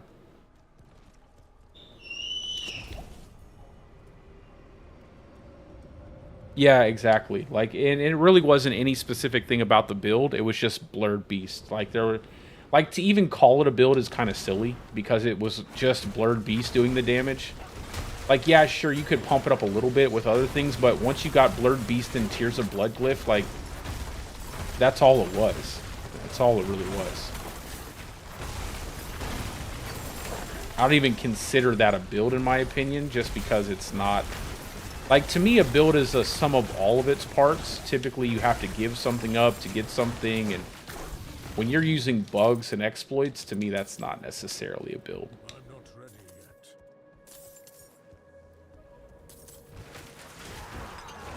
And like last season, I built a Stormclaw Druid, and I got that one. I actually had the highest ranked Stormclaw Druid in the on the max roll leaderboards, and that was in hardcore. But I didn't even grind AOZ. I didn't want to grind AOZ. I actually hated AOZ. I hated the fact that there was nothing mechanically different about a tier 1 and a tier 25. I couldn't stand that. That was a big hang up for me. It's like if you beat tier 1, you beat tier 25. All you need to do is just have more damage. That's basically what AOZ was, and I didn't like that. I wish the higher tiers you went, there was like maybe bosses that would spawn, or some kind of like uber boss that would spawn, something really cool. But it made it where it wasn't as fun, so I went as high as I could with my build, and then I just stopped. I tried to do a couple streams where I farmed the Tears of Blood Glyph, but I literally, it was like pulling teeth. I couldn't stand it.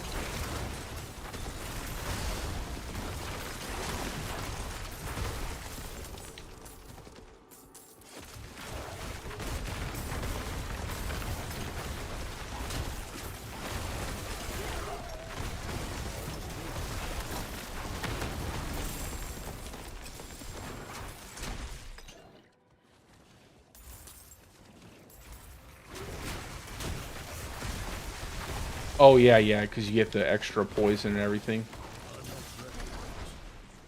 And I think what they did to... I actually like how they fixed it with Blurred Beast, where they made it where it would just kind of apply a multiplicative damage bonus, but... Again, it pretty much... I will say that it just made the overall aspect far worse now. Like, it's not really that useful. It's okay, but it's not useful. Like, you wouldn't want to give up an aspect slot, I think, for it. I think it needs to be a little bit higher. I think you could still proc some pretty heavy hits with it though. But it probably require you to do a lot of glitching, a lot of exploiting.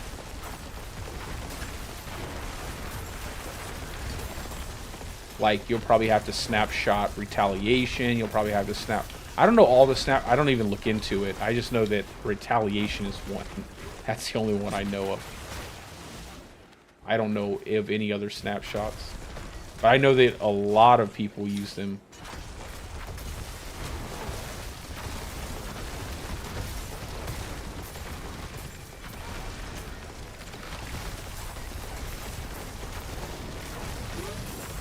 Wouldn't it be hilarious if I lost my death elixir there and suddenly took like a massive amount of damage?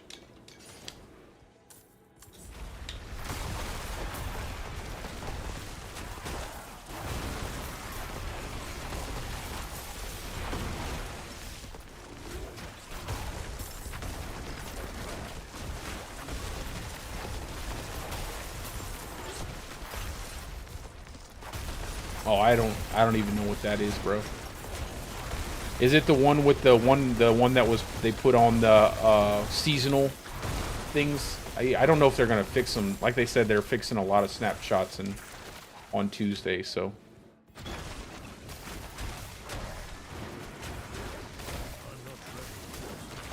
But there's probably still plenty they don't know about.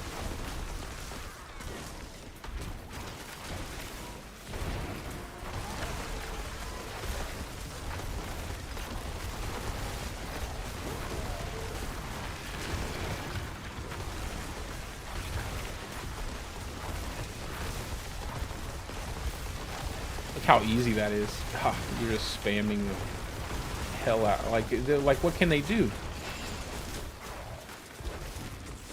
They can't do anything to me. I'm just dancing around the edge of the map, just spamming Pulverize. They can't even touch me. This is probably the fastest I've ever leveled through this tier. That's gonna make it even better. Oh, channeling debt. Oh, changeling is it?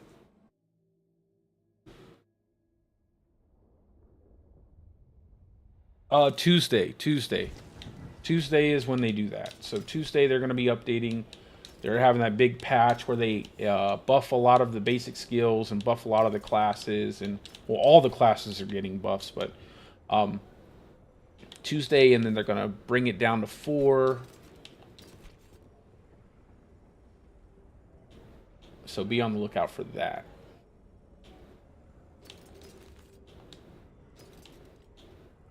Quick shift.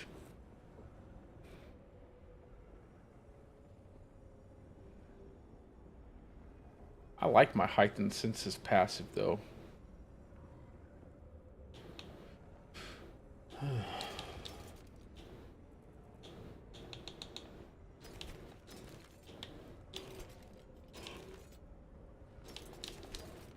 Let's see, crit chance. I want a perfect crit chance. I need a perfect set of crit. Damage to controlled enemies probably too. I don't know, I might get vulnerable damage instead of damage to controlled enemies, stuff like that, just because I want bossing damage. I think having bossing damage would probably be the best.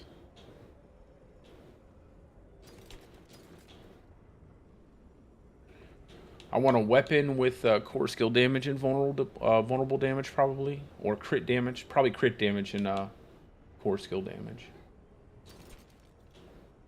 This probably would be the best.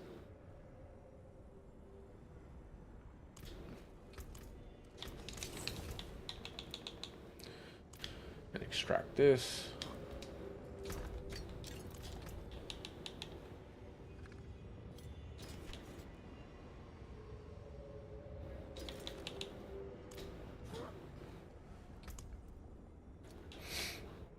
Tomb of the Saints and Death Pulse, we'll do that.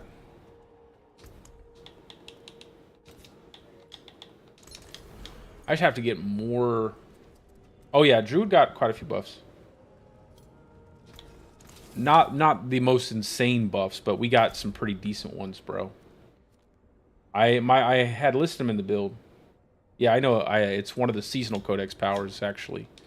It's this where's it at? Right. Isn't it? I thought it was one of the seasonal ones. There it is. Aspect of Changelings. Not a seasonal, never mind. I unlocked it. Conclave.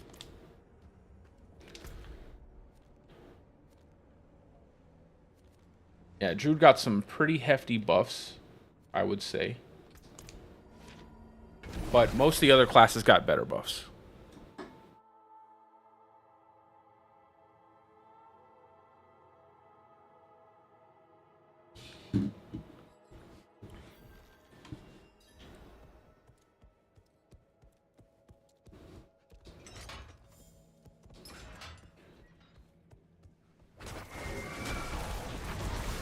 See, that's another thing I like about Pulverize. You don't have to worry about the death pulse like that. What a fun build, man. Why did I never make this? Someone should tell me why I never made this, because I should have made this a long time ago. I just don't want to use the, I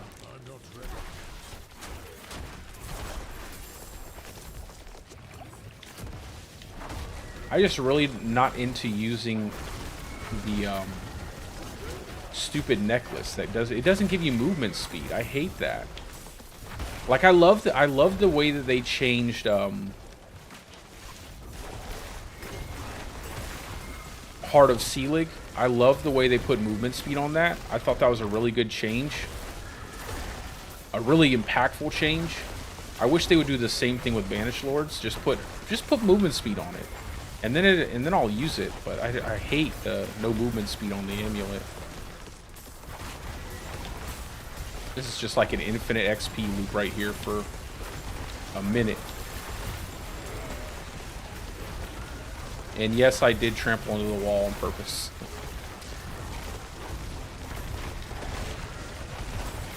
I'm not going in there, boy.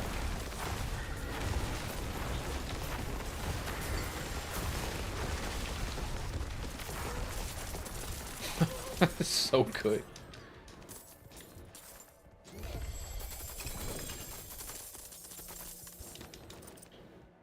I think Sork has the coolest skill animations in the game.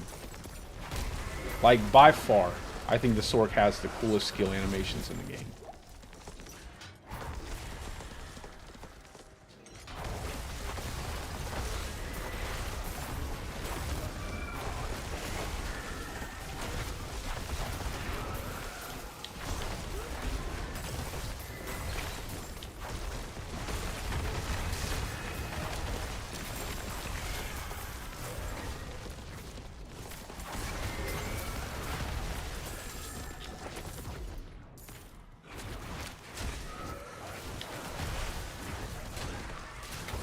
Oh, I was hoping this one would be a, an event too. Yo, when your build kills faster than the Conduit Shrine, you know you're doing something good.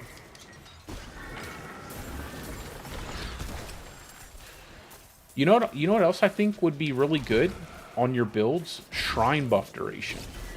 Now, I don't know if that's going to affect the shrines you get that are special shrines for, like, boosting your point totals and stuff. But if it does, I feel like shrine buff duration is going to be a must on your builds. So keep that in mind, guys, when you're running the Gauntlet. If shrine buff duration actually affects the time frame on the shrines that give you a buff to your point totals when you kill enemies, you're going to probably need to have shrine buff duration on your boots and shrine buff duration on your amulet. So just remember that. Because other than that, most people aren't running that. But if it is the case, and if it is the case, that'd be really powerful. I mean, that would be almost too powerful. Because no one has actually built that out. I don't think anyone runs shrine buff duration.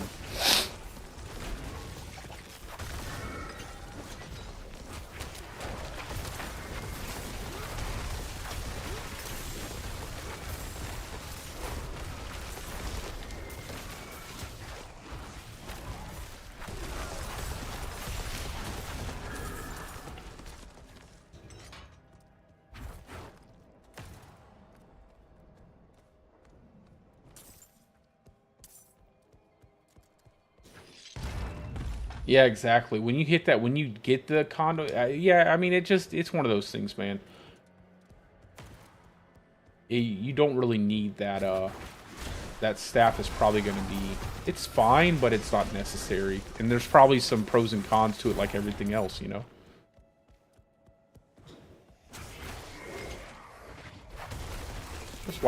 Just casually wipe out all of these enemies.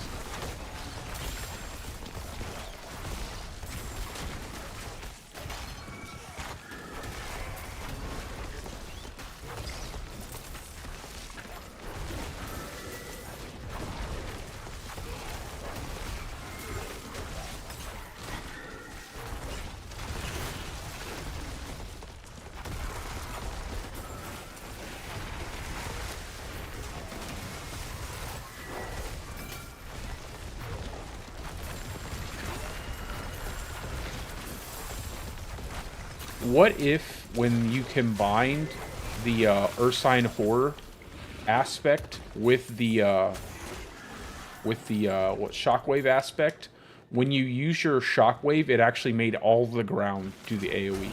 I think that'd be pretty cool. Like, instead of it just sticking right in front of you where you landed the Pulverize, it literally, like, spread out through the entire area your shockwave went through.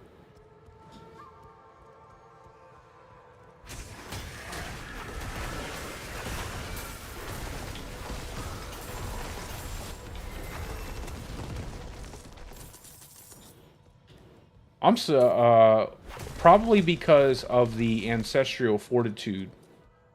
I would probably say when they had that up. Because when the Ancestral Fortitude was up, shrines were insanely useful.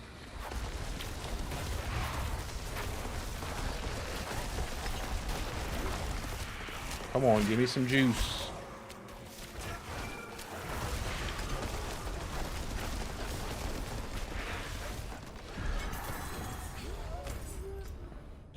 But again, I don't really know Sork, so I don't know if there's a benefit.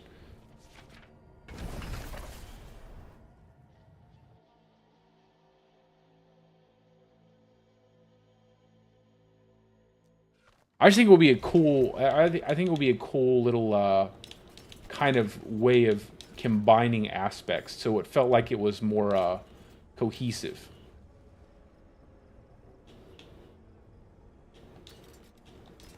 This is such a terrible aspect. They need to change that mangled ban.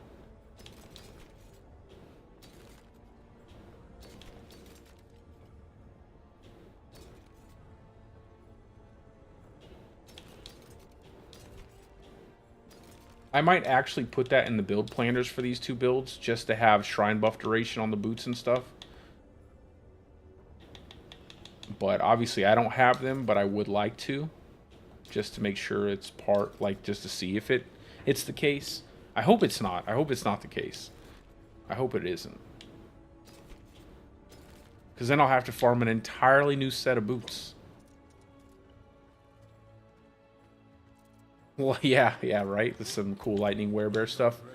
I would definitely be okay with some extra passives, or my big thing I wish they would actually do, in my opinion, is make a lot of these passives that we do have much more transformative to the skills themselves. So, like, instead of it giving you, like, hey, here's 20% damage reduction, give it 20% damage reduction, but then, like, change the elemental damage, or change it to, like, lightning damage, change it to something, make it do something really unique. Like, a lot of this stuff is just so bland. If they would make a lot of these passives more transformative, it would be really cool. And they could do the same thing with the Paragon board.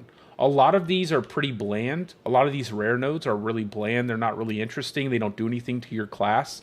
If they could make these rare nodes more transformative, like, again, change the elemental type of a skill, make the skill hit 2 times, make the skill, shoot out a laser beam, I don't care. Make it really transformative. And then they could buff the magic nodes to give you the damage and give you the damage reduction, just the flat stuff. But if they would make the rare nodes transformative, the passives more transformative, and even these legendary nodes more transformative, that would be really nice. I think because, I think Last Epoch, it has a lot of those really boring things as well, like this increases damage, this increases durability or whatever. But the thing that they have is a lot of things that are very transformative to your builds, which makes all the other things that aren't quite so interesting, not really that big of a deal, because everything else does something really crazy. So that's my opinion on it. I think they should just go out of their way to make things much more transformative, all the passives, things like that. And honestly, like I said, some of the coolest things about the game are the aesthetics of the game, and they have a lot of really great animations for the skills and stuff like that. They need more of that. They need more of that stuff, because absolutely no one would complain about that. Everybody would love that stuff. I know I would.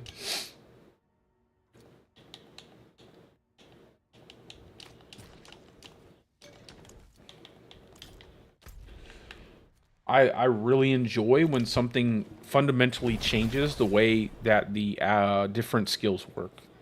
But I don't think it needs to be as complex. I like the simplicity of Diablo 4, and I think that Last Epoch is just a little bit too much for the average person. Like, I don't mind it, but I know a lot of people would probably be like, I don't really want to like try to figure all of this out, right? What's the difference between regular damage and global damage? You know, what's the resistance caps? Oh, I have to make sure I have resistance caps on all of these different resistances, and there's not a lot of all resist in the game, if any all resist in the game.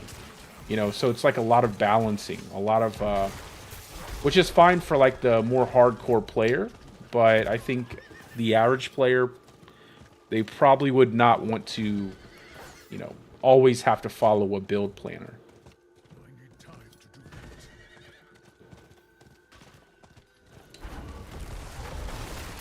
But from what I've played, I've really enjoyed it. I'll tell you where they nail it is the companions, man. The companions are insanely good. I love the companions on the Primalist class.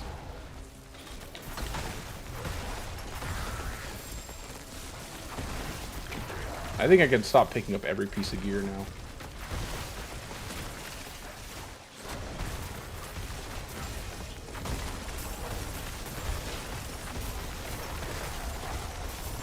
I think I might try to get the tuning stones and maybe a Harlequin crest. That Harlequin crest would really do good on this build. That extra HP too, and the damage reduction. Be amazing.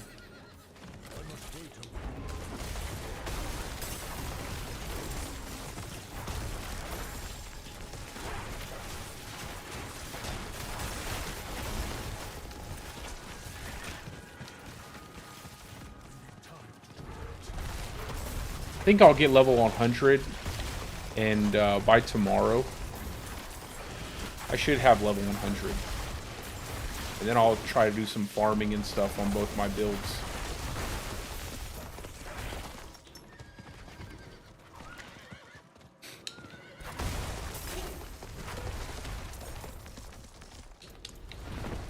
Yeah, I have Evernight on 1 setup. I'll probably do a lot of farming tomorrow with you guys.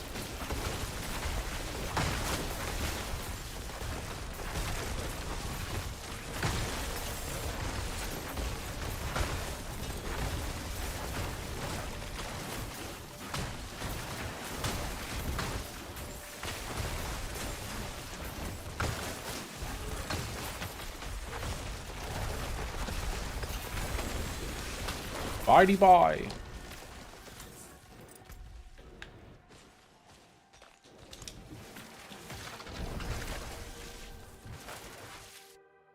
I still have quite a few Duriel runs on this. Does anybody, any of you guys have hardcore characters at all?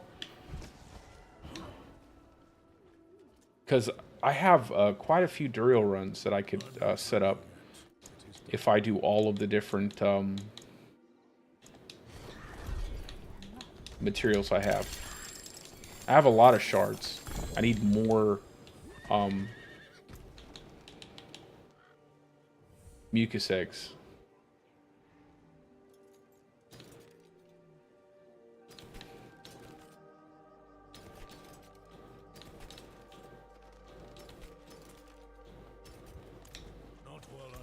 How many points do I have? 5 points. Let's go ahead and do some survival instinct, but we'll just go the best way to approach this.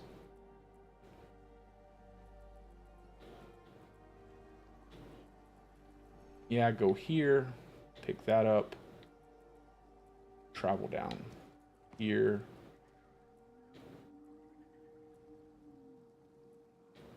And then out there. Or no, maybe not even. Maybe leave this node. I don't really know if I want this node. Probably want this though.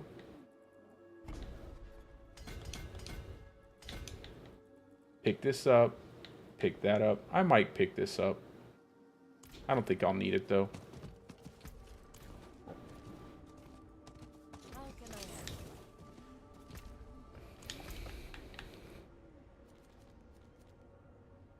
How much time is on this? 54 minutes? I think I'll go do that after I finish this up.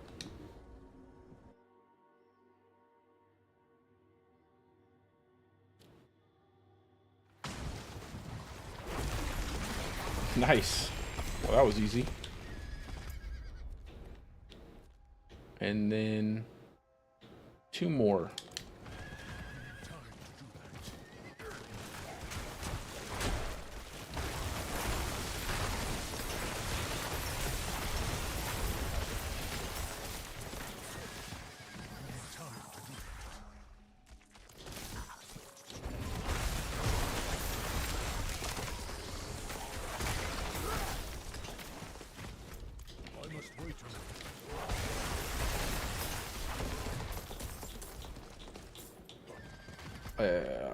Where's it at, man?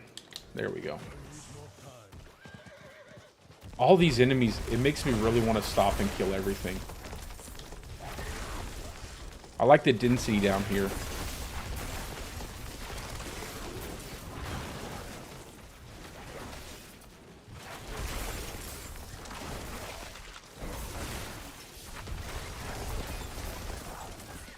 Oh, no, no, no. Get back down.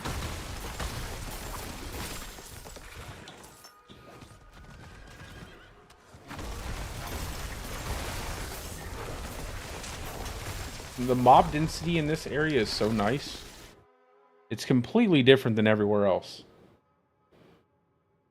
But it also makes for a really annoying last act of your seasonal quest line.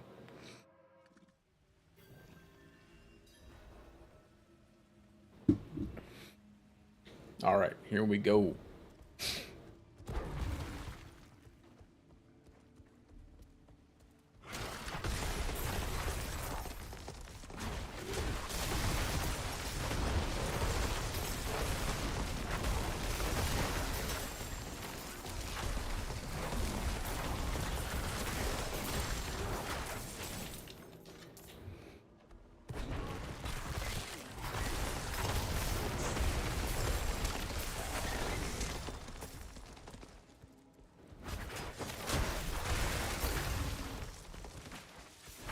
I gotta stop doing that, man.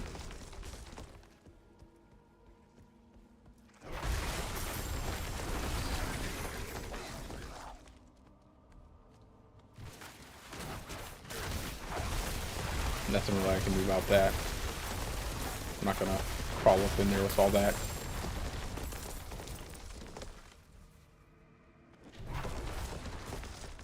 Let's go, werebear. Look at them tiny legs, boy. Them little waddling legs. My boy looks like Johnny Bravo.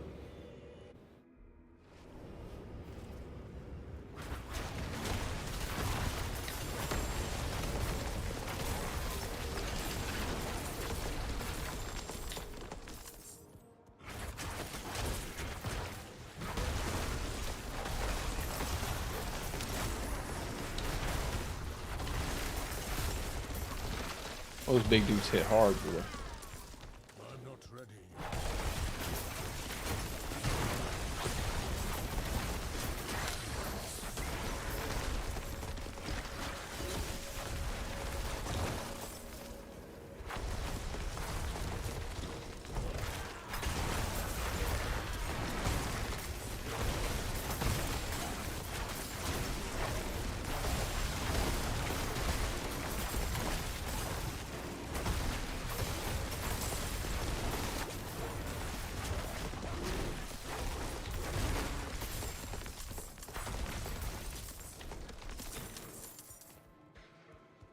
Start speed running these things when I hit 100, man. It's so much easier to level your glyphs when you're just moving through them instead of killing everything.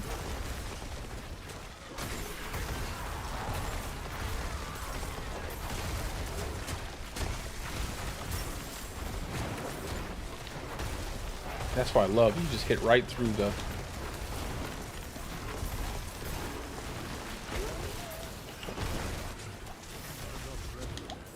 Jesus, dude. stun after stun after stun.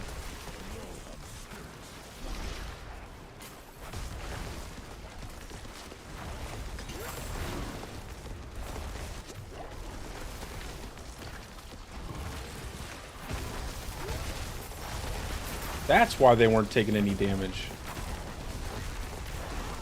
I'm like, why are they not taking damage, yo? There's an enemy back there, keeping them alive.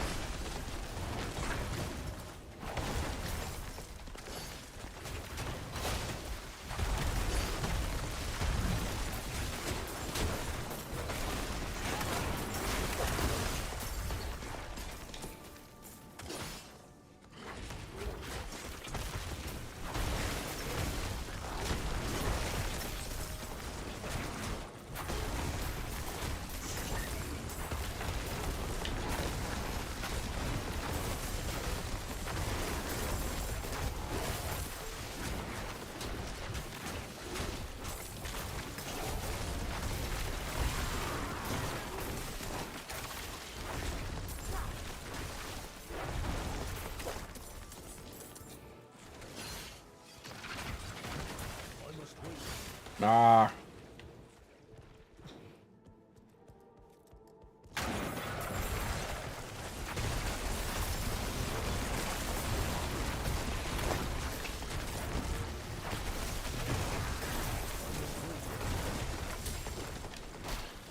Let's go. Get out of here. And that movement speed is really nice when you kill an elite enemy.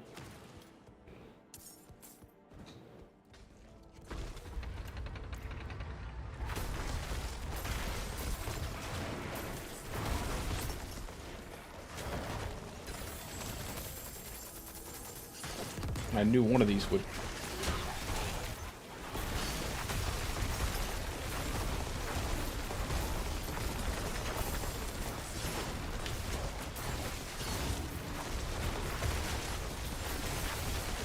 Give me all the XP.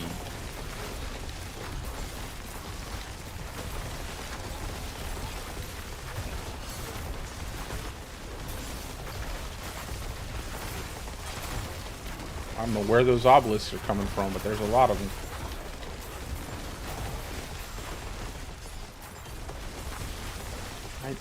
Stupid obelisk, bro.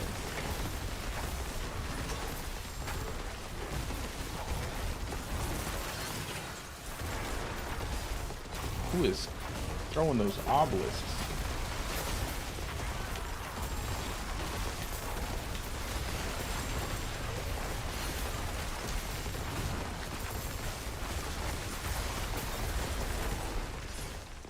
Jesus. It's a lot of XP. No way, you can't carry anymore? I'm not surprised.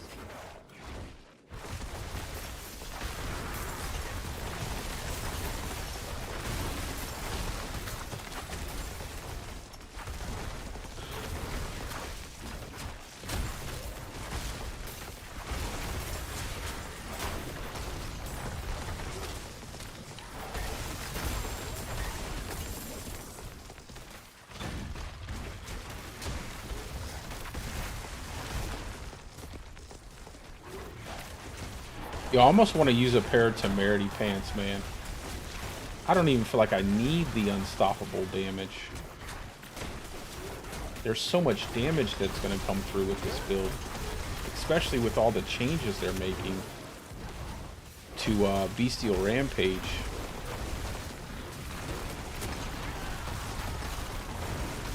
Like 50x, man. 50x is crazy.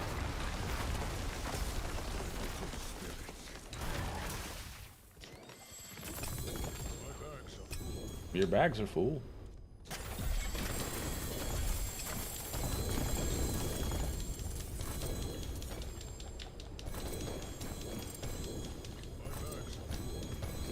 All right.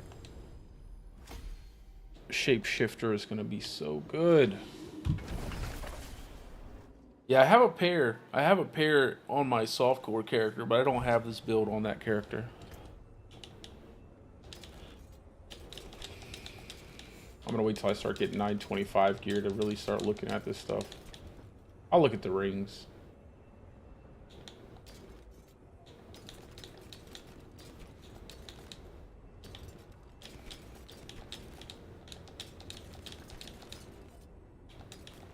Let's see, and the amulets. Quick shift 2, shrine buff duration.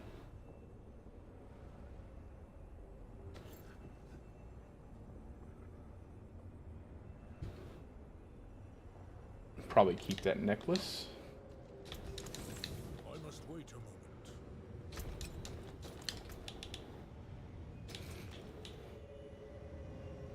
I'll keep that. Get rid of that. I'm not ready yet. What am I using this here?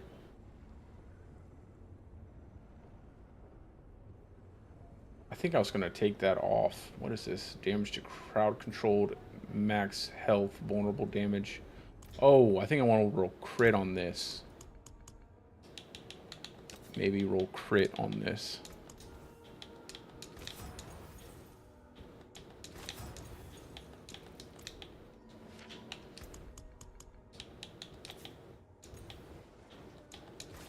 What do we need? 5% crit. Dang, that's a lot of lucky hit rolls, guys. You think you give me some crit rolls? Alright, I guess not. That's going in the trash. That's going in the trash. Give me that. Bye-bye. How many lucky hit every time, man? And then when I need lucky hit, they don't give me lucky hit. Let me go ahead and see if I can get movement speed.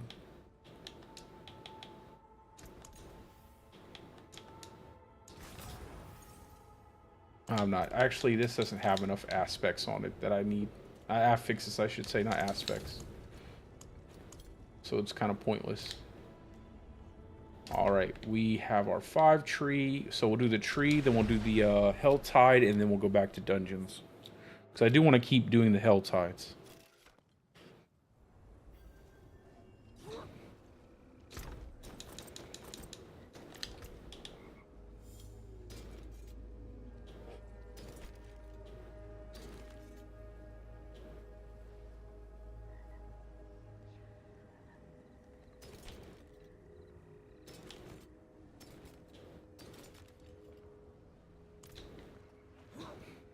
I can break that down. I must wait a moment. It is done. Let's do gauntlets.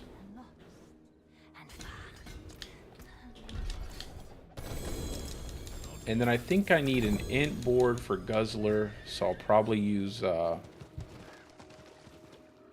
don't know what I'll use for Guzzler. Maybe save it for last.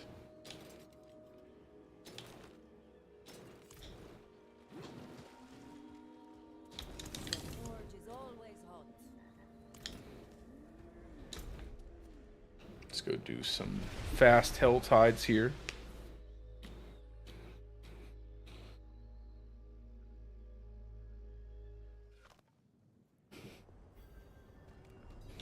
I cannot do that here.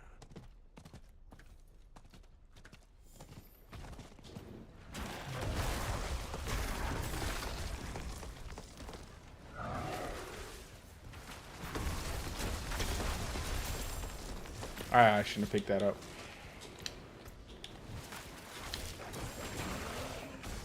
I'm not doing that.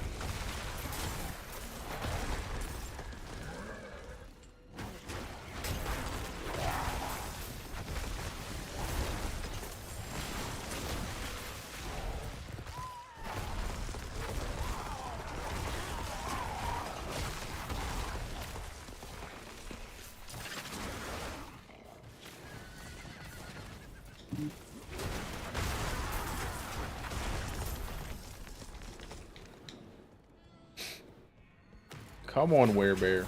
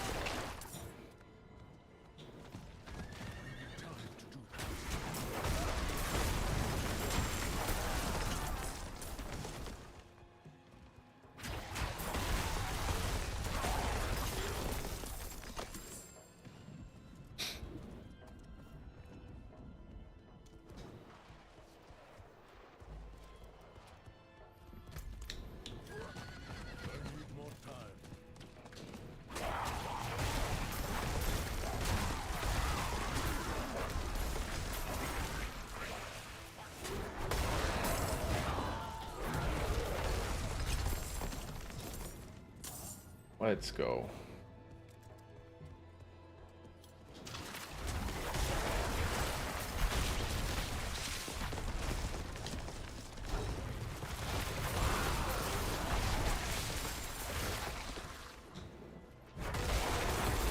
It's so easy to farm health tides on builds like this, man. I almost wish they would scale back damage and stuff, and not like to a major degree to where you couldn't do this, but scale back everything just a little bit, so that way the end game you could use stuff like this where you're moving fast, doing everything fast. I feel like speed is the limiting factor by so many different builds. It's like it's not fun because it's not fast. You don't want to do it. It just takes forever to get somewhere. So having that high mobility is just so nice. Not having to constantly, you know, get different aspects to make sure you're as tanky as possible so you don't die.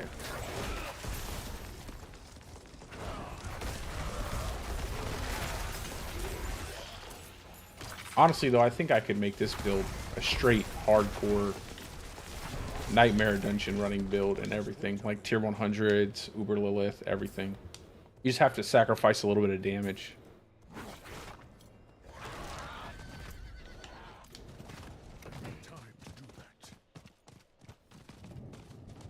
Come on, where are all the enemies?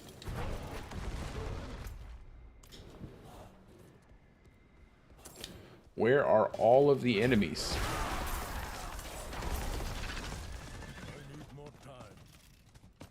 Oh, I didn't want to go in here. What am I doing?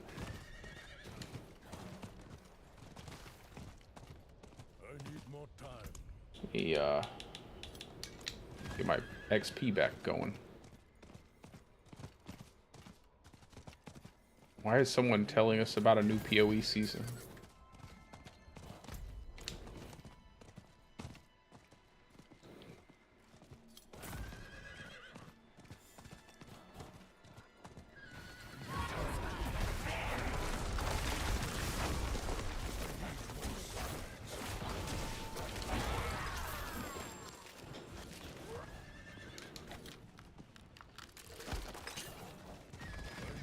Alright.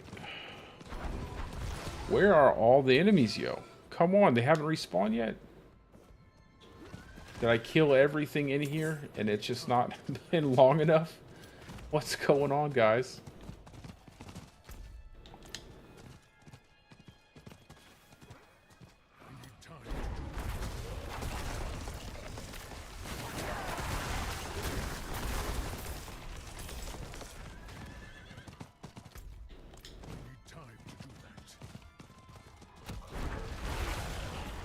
I don't think anything's respawning.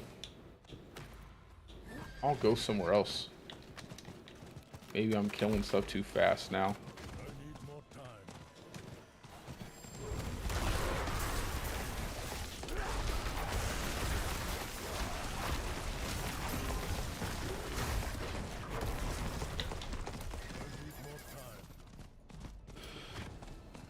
This is kind of annoying.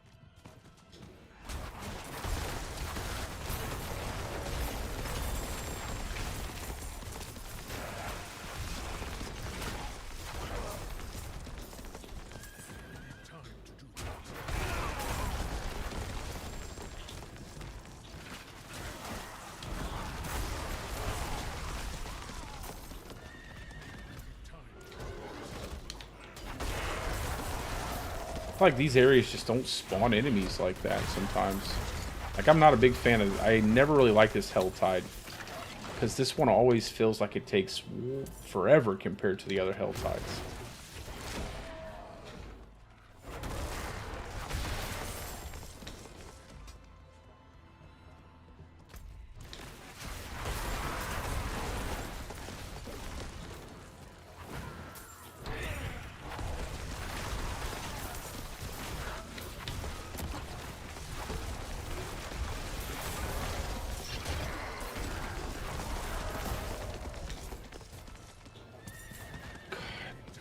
25 more.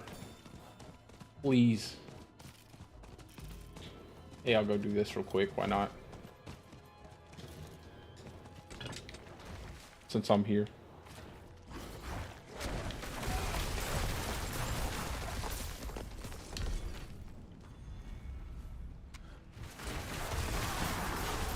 Oh my god, that's why Pulver. I'm telling you, bro. I think I might just even stay completely in hardcore. Like, I'll definitely do some softcore stuff for the gauntlets, but I think I'm just gonna go crazy as much as I can in hardcore.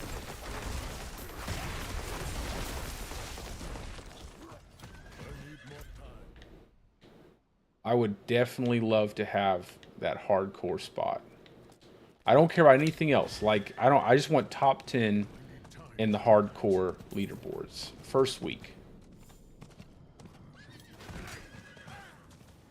Yeah, but hardcore just is what I started playing first. Like, hardcore, to me, is what I like the most. Like, it's my favorite game mode. It's what I play on every action RPG that I play. It's my favorite way to enjoy the game. And if I could get it on this mode, I'd be super happy. Top 10, I don't have to be number 1. I'm perfectly fine with not being first place, but top 10 would be really nice.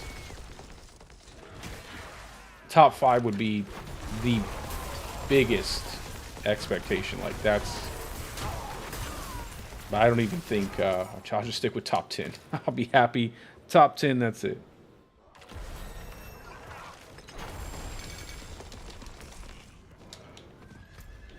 Yeah, it's my preferred way to play. We are 89.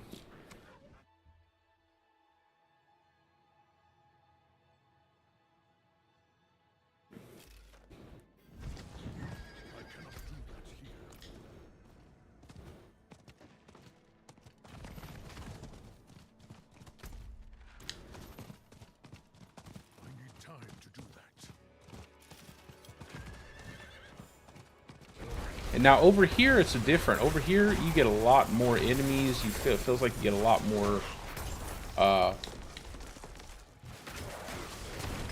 Feels like you get a lot more cinders.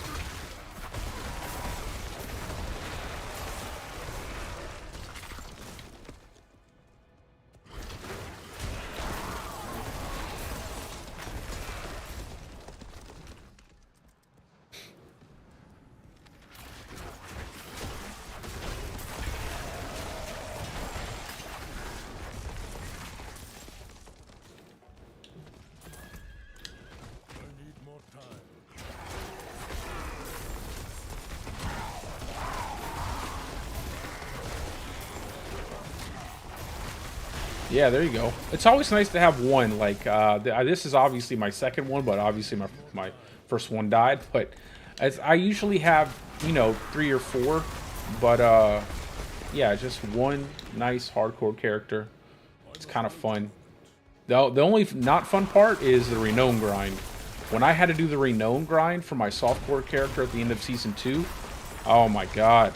It's like pulling teeth, man. It was so painful. I hated it. Hated it. I almost didn't make it through it. It was like the last couple days of the season where I like buckled down and started to really try to bang out a lot of the dungeons and stuff to get the most renown I could.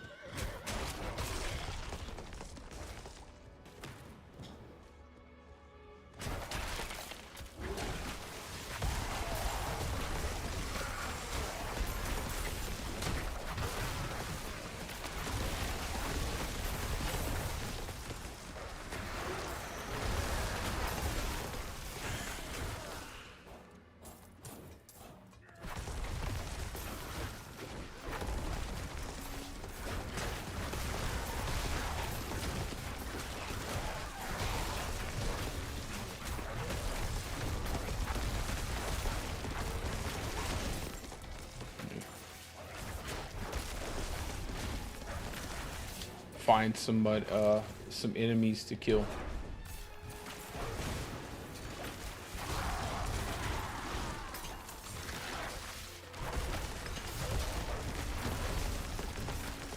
Find some more enemies. I have 2 tramples.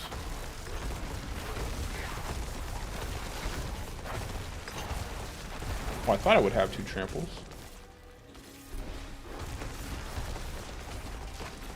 Oh, I used Pulverize before I did it. That's why. Okay.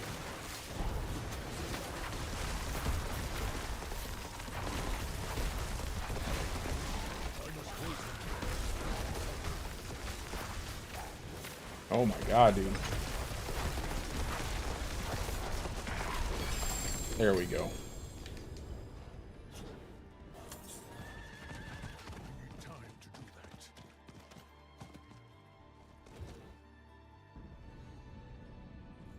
Yeah, I heard about the different bug fixes and stuff. Yeah, it's good. You know, honestly, it helps actually figure out whether the class needs a buff or a nerf. Honestly, my biggest thing was Perfect Storm. When I seen what they did with Perfect Storm, I almost died laughing. For Druid, I was like, how?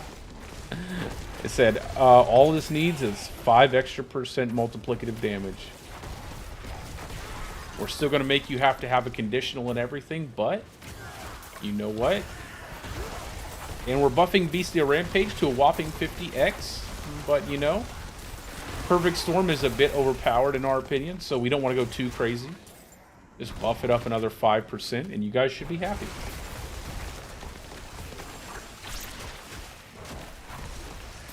Yeah, that sounds crazy. I know Rogue's had a couple really decent bugs this season that were going crazy. I seen some like 4-man Duriel 1-hit kills with Rogue and everything.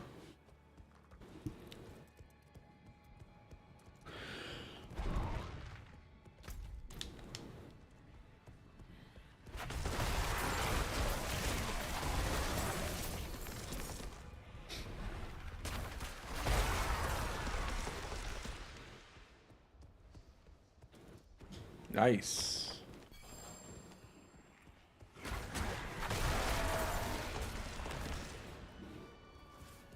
Look at the flaming red eyes on my grizzly bear.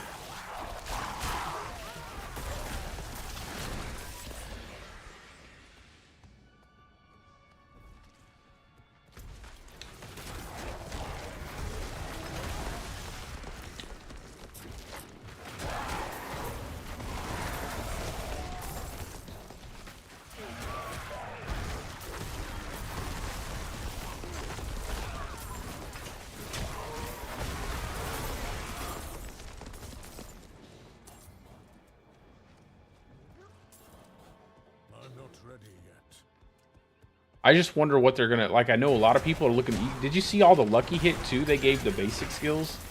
Like they gave like all the basic skills a bunch of not lucky hit, but extra damage. No, they did buff the lucky hit, I think. Maybe they didn't. Maybe I'm just misremembering things. Because I do have a rogue, a softcore rogue made. I just have it's only level 5. I just know that all their skills had high lucky hit. And they're doing a lot of changes to how they function.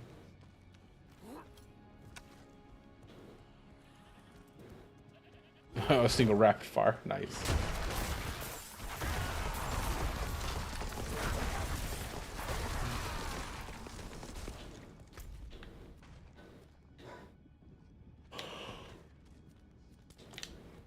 If I walk down here, I should have 275.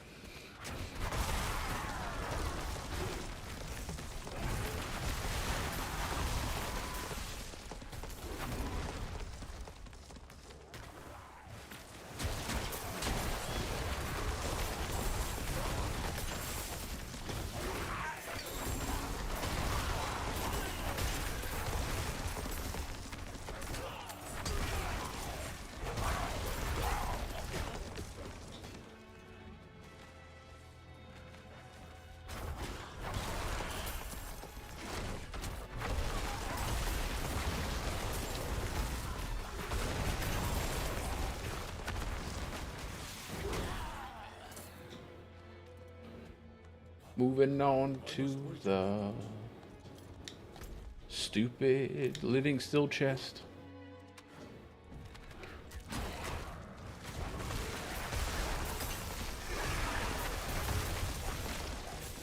Go, go, go. I'm not ready yet.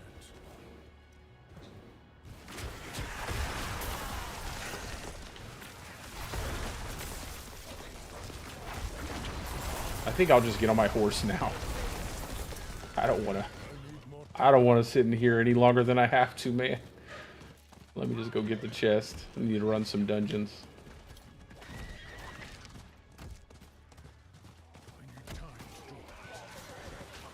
I love how they're... oh, never mind. I was about to say, I love how they're fighting each other, but it's a necromancer.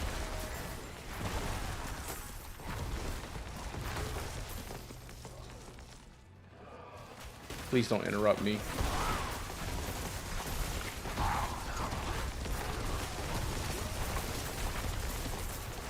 Okay.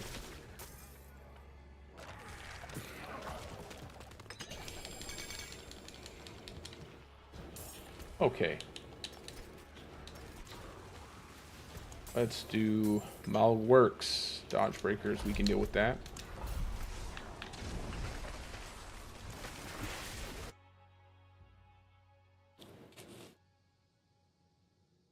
You have to run these on hardcore because you need the crafting materials for the elixirs, man. Okay. Let's not forget to do that.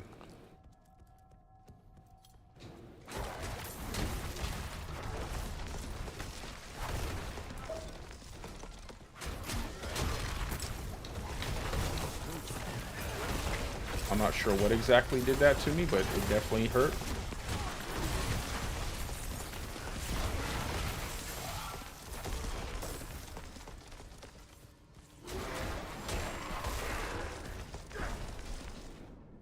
I said, hit that barrel, wolves.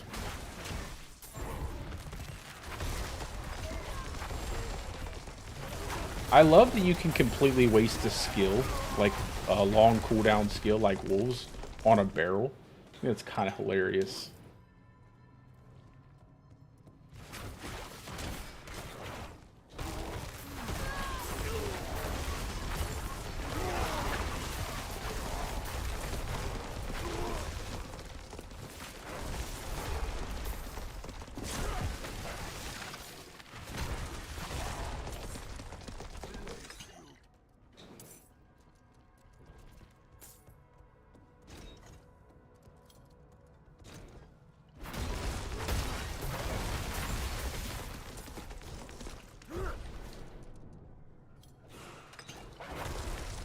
I feel like for what wolves actually does, that cooldown is way too long. Just like jumping and attacking an enemy, so long.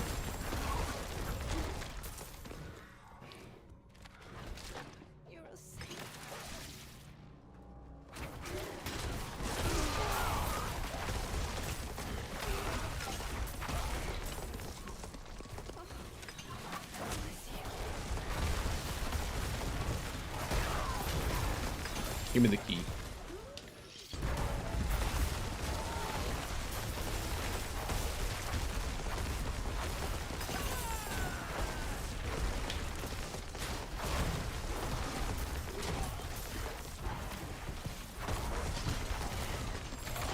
I'm gone.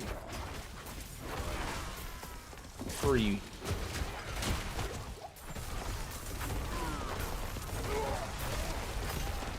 You all get smacked with a Pulverize.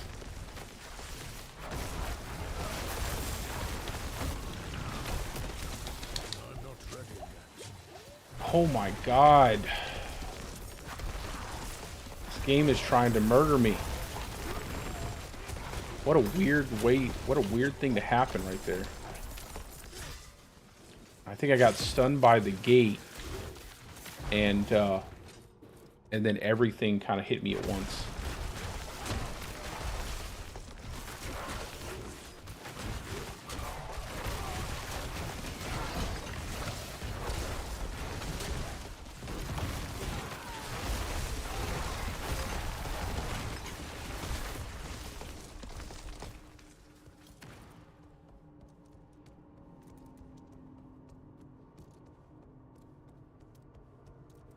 And fireball set. That's pretty cool.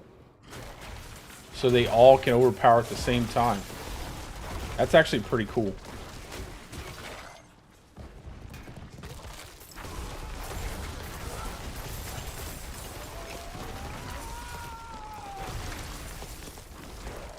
What are my resistances?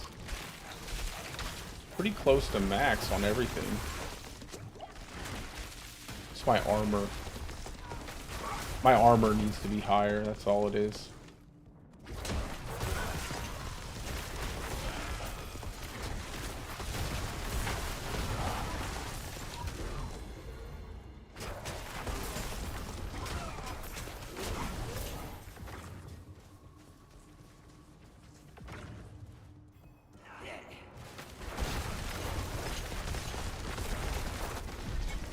I think they got hit by the blast wave.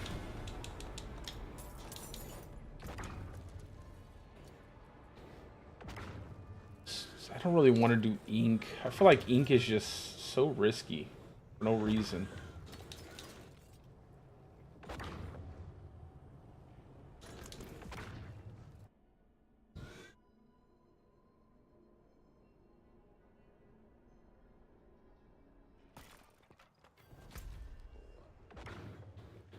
See if there's a Tree of Whispers seasonal up.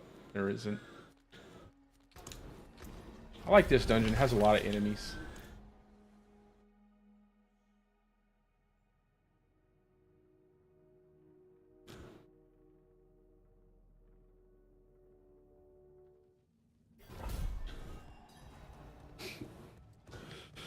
Okie dokie.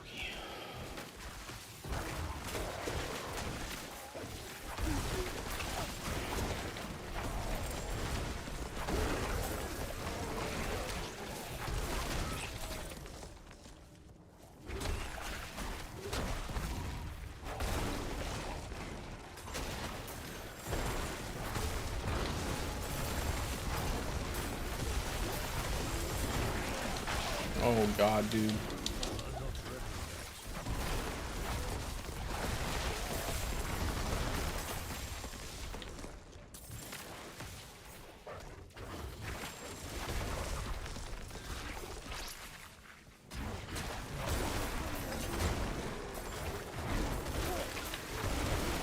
Like every hardcore death can be directly connected to the CCs, like a long CC.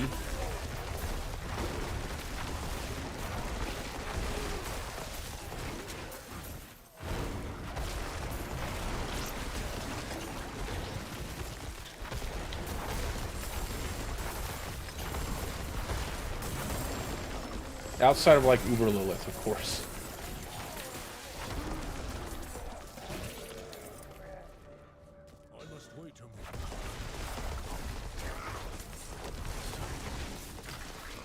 Alright, let's get this here so we can move faster.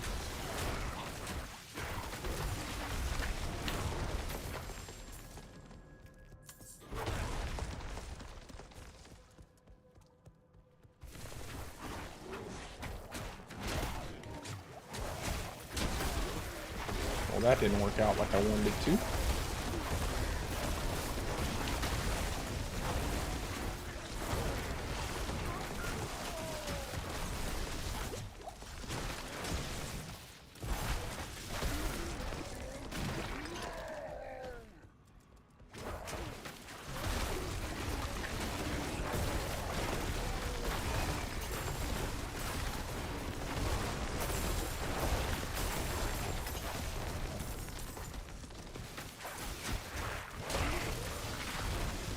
Alrighty.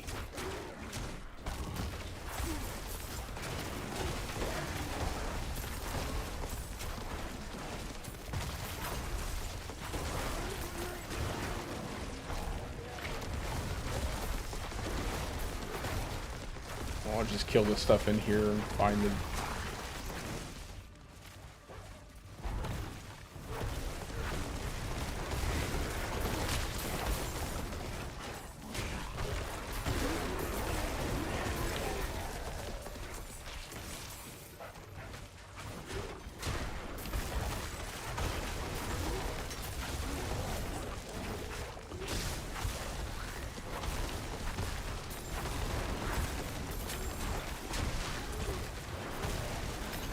Joker tried to jump at me.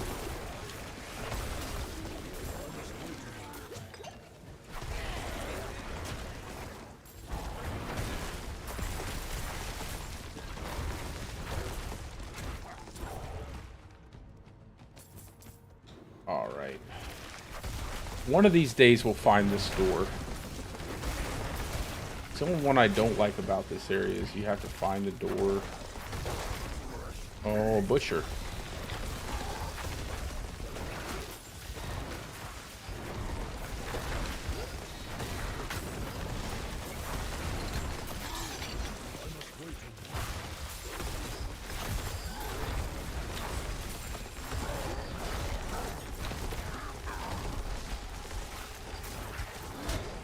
Of course, I wouldn't get the kill.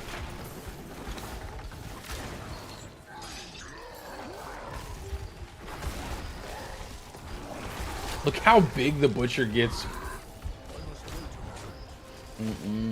No, we will not do this.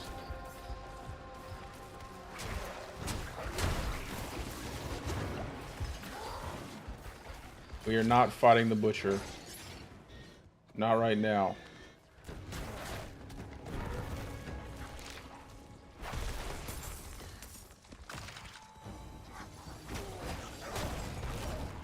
Getting away from the butcher. Jesus, he's still chasing me. Where is the door?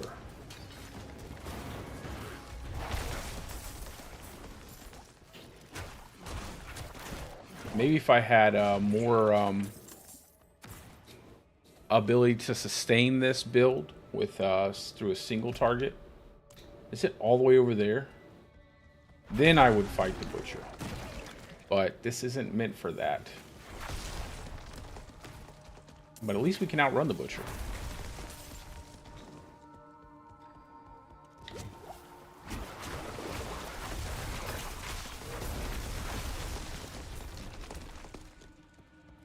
$15 ranks.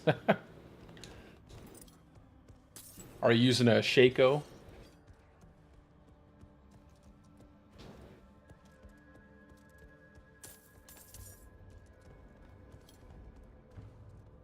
Yeah, that's exactly, bro. I'm not gonna, this isn't built for killing the butcher and killing everything, like, at least not yet anyway.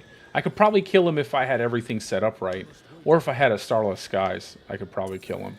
But I don't want to have to constantly jump between packs and chance that I'm going to die by him randomly stunning me. And man, this map sucked. Oh my god, this map is so bad. They redesigned everything, but man, this map still sucks. This map is so awful. They need to come back and do some more fixing to this map, because this is probably one of the worst maps in the game.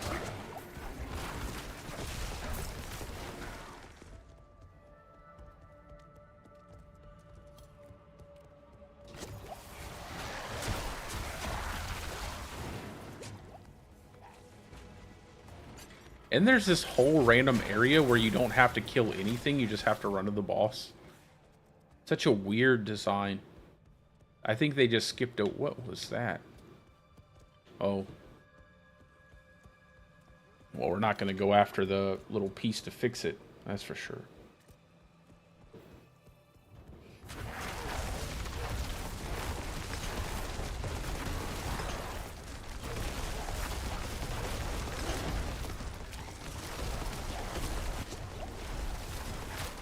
Come on, Seneschal, give me some juice.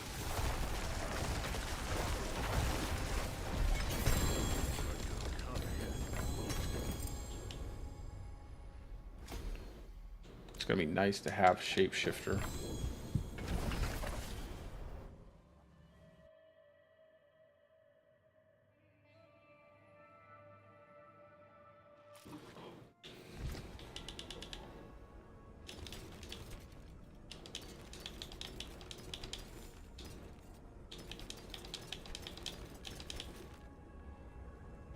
Stone Guard's actually pretty good. Oh, we'll keep that, just in case I want to make another build on this hardcore. I think I want I do think I want one more build though. Keep these boots because the max evade would actually be pretty decent. I don't think I would need an extra evade. I mean, need to have this evade cooldown on attacks. The rest can go. We'll keep the boots though. I cannot do that here.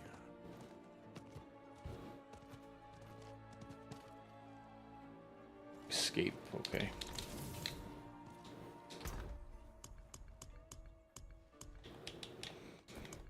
I think this is all the gear I have that I might use it for something.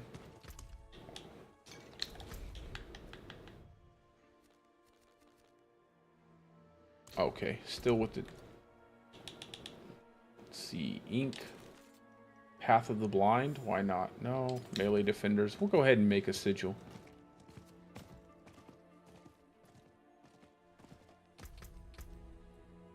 Four points.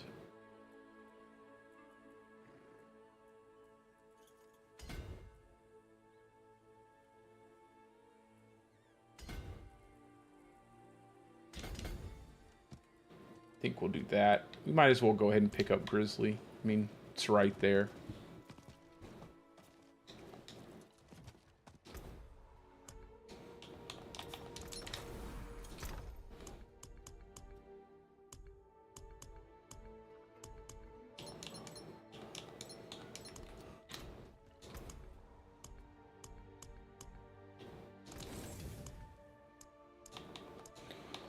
Let's do...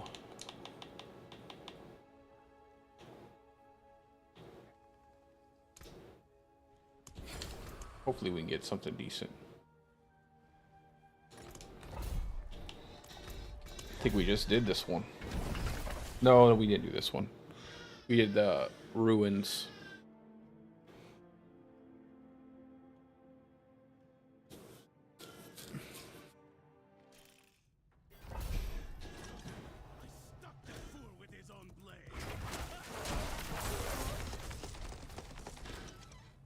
This was the one before the last one.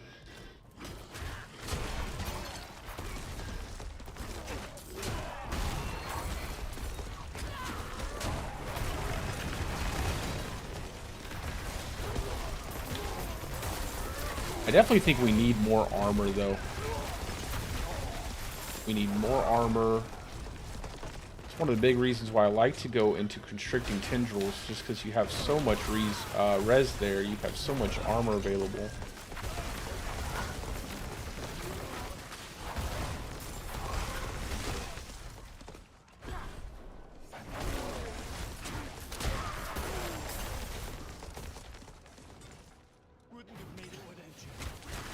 I think I'll get 90 and I'll log off for the nighttime, and I'll work on some stuff off stream. And like I said, I'm gonna get that build out. I got to make the build planner, and I got to get the video done. I got to level up Fulminate and all the other glyphs that I want to try, and then I'll have that build out. Should be by tonight.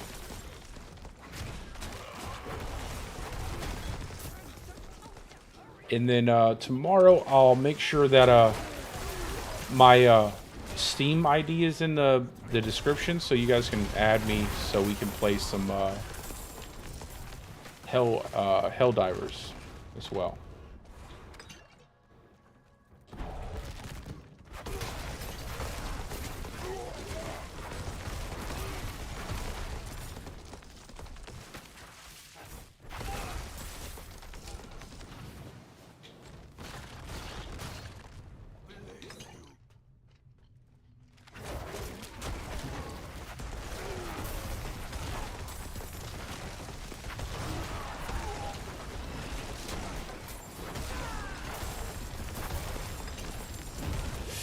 Oy, oy, oy. Why did I do that? Such an idiot. I swear.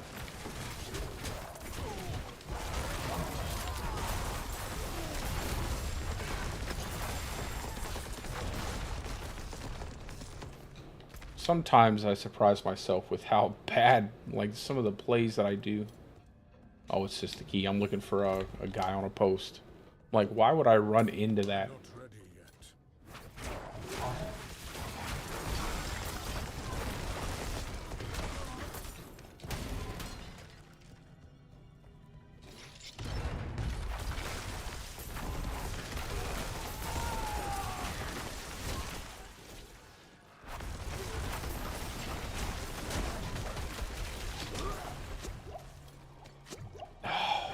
What was that? Tried to kill me again. Oh my god, man. I'm not going to use the scroll of escape. I'm just walk back to the exit. I don't want to use the scroll of escape. And I'm not going to stay in here and chance dying. I need to get some more survivability. I'm not ready. And I think I just need to,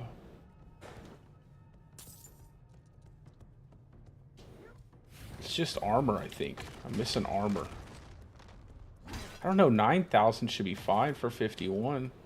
And my HP is relatively high. My resist could be better, but they're not terrible.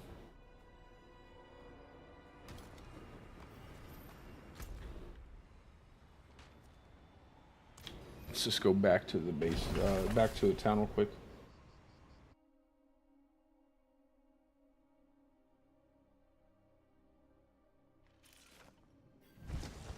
Yeah, I mean, I think the thing is, though, is that the Gauntlet is so specific, like the way it's designed, that it's going to open up the option to just have a Gauntlet build, and then you have your regular builds.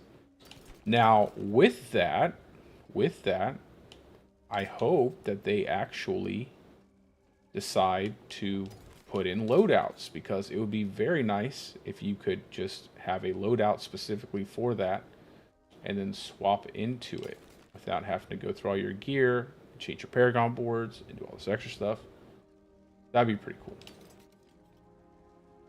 Mainly because, again, this is a level 70 dungeon. Some things are just don't matter in a level 70 compared to other tiers. Man, I really have to level up my Seneschal.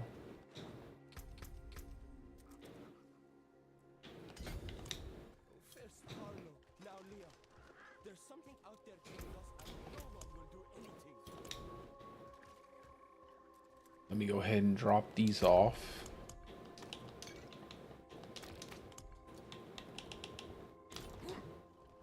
Like I could just... all these living still, man. Let me make some potions, because I'm already running low on my death elixirs. I missed that extended duration on our elixirs. It was so good. Now we have this crappy one, and it's just such a nice quality of life change with some of these seasonal journey buffs we get. I think season 2 just really made everything feel so good. The horse felt way better. The elixir buffs felt really good.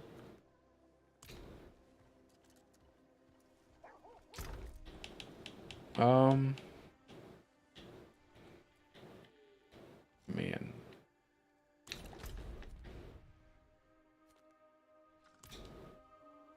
I wish you could just drink another elixir and hop right back in.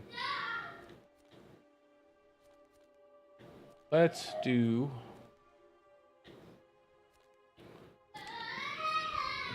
what's a fast stronghold? I don't like that one. That one's pretty fast. Not while I'm in town.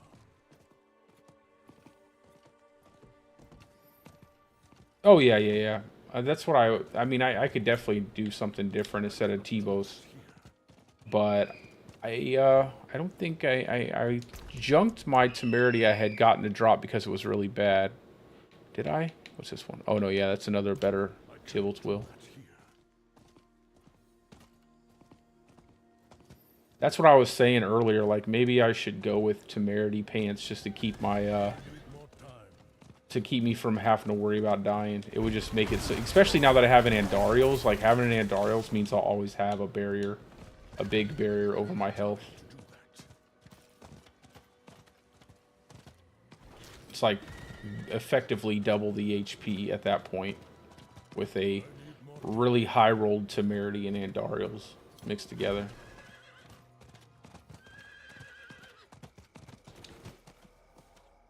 I need time to do that.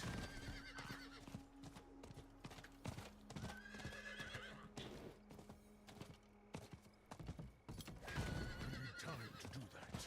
I wish you didn't need time to do that. I wish you could just do that so we could get from point A to point B much faster. It would make the world of difference. I've been meaning to unlock this one anyway because this teleporter is so... Oh, it just makes everything feel so much better coming over to this side of the map.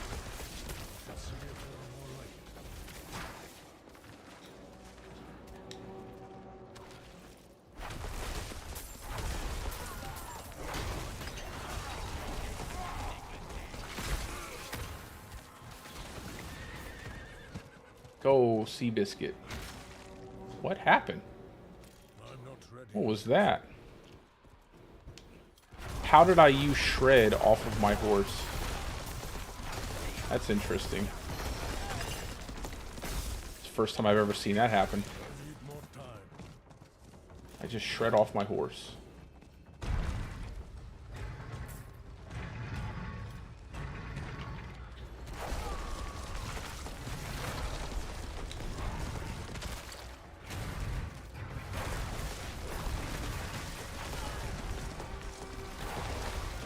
Do, do, do.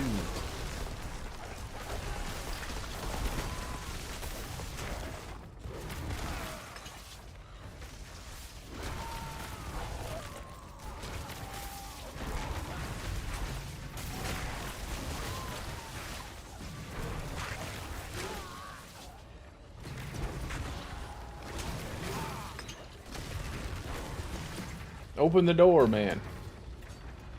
Oh my god.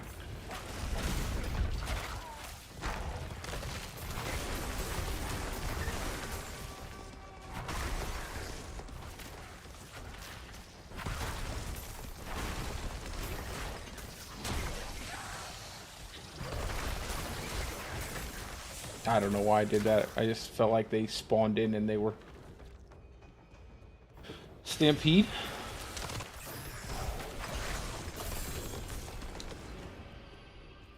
Look at my little dude running. Bloody old nose.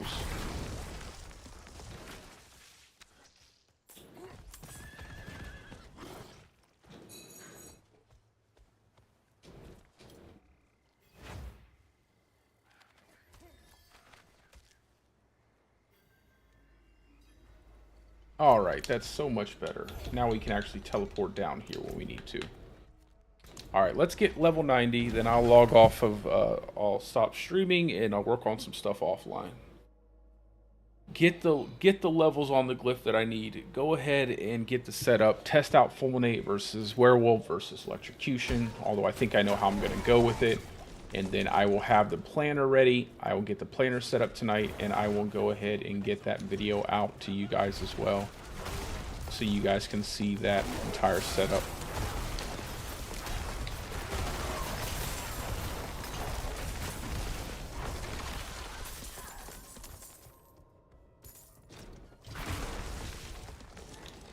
I must wait a moment.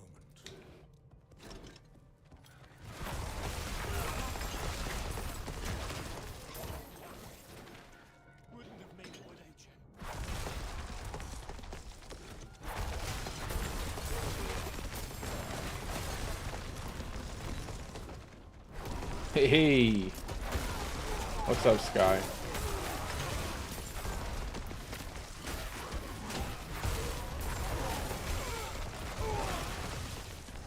If by the way, my Steam ID should just be the same thing as my ID on here. It's like NikoWrex. So if you add me there, I'll be able to play Helldivers with you, and I'll try to play some tonight. I don't know if I have time to. Like I said, I want to get this build done and everything.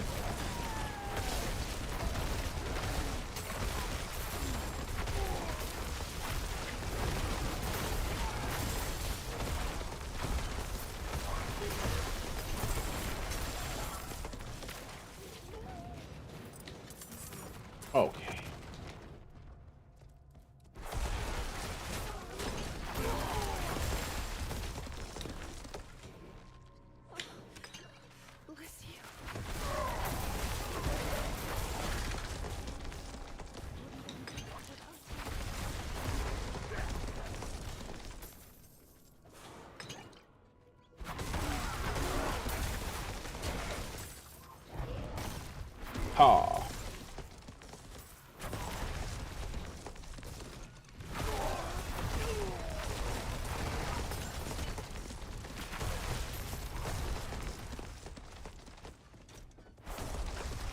Oh, I don't know. Let me see.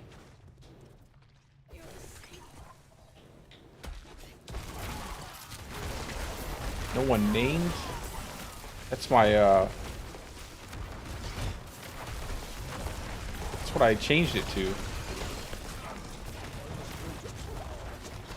What is going on, yo? That stupid hellbinding thing is kind of annoying if you get caught in that.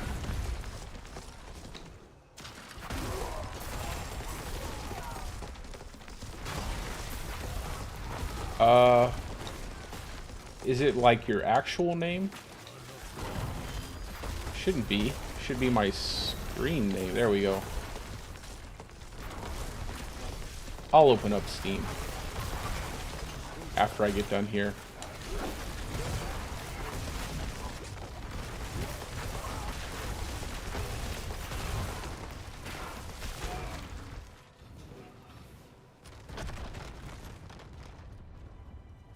Try like Nick88in.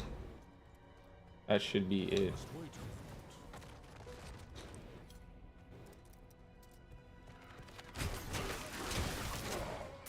The number.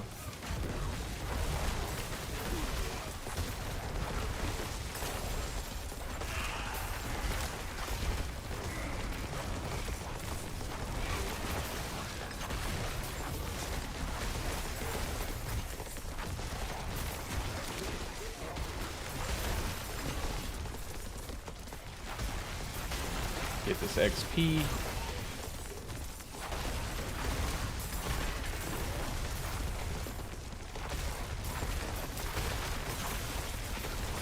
I think I just need more damage reduction too.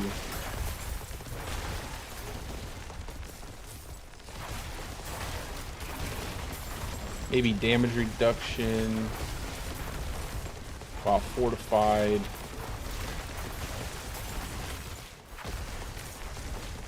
Nothing. I'll have to look at it.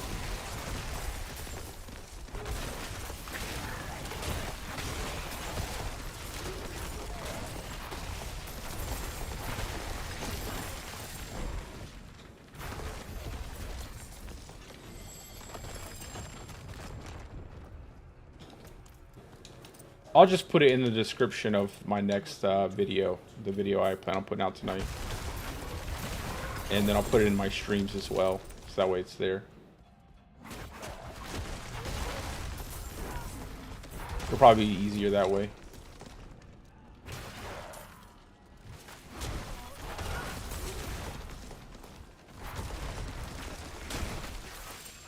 I'm not ready.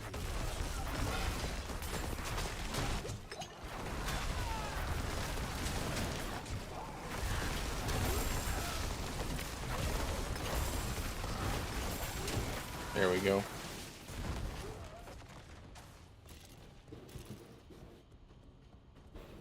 Because I don't think I'll actually have time to do any Helldivers tonight, but probably tomorrow.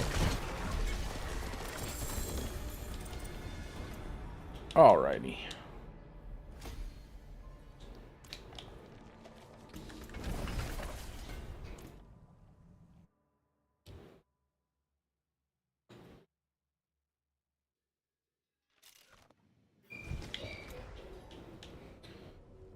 Alrighty guys, well that will be it for the stream for tonight. Like I said, I'm going to work on my softcore setup when I get off here, and I will have my build planner done as well as the video out by tonight for the softcore gauntlet setup I have ready for that. And then I will work on tomorrow getting this build to level 100 all the way, getting everything done for this build, and then I'll have out the hardcore setup as well, probably on Tuesday or just right at Monday night. But anyway, guys, I hope you guys are having a great day or a great night, depending on wherever you're from. And peace out, guys. I will see you tomorrow. And I will make sure I put my Steam stuff in there. Alrighty? See you later, guys.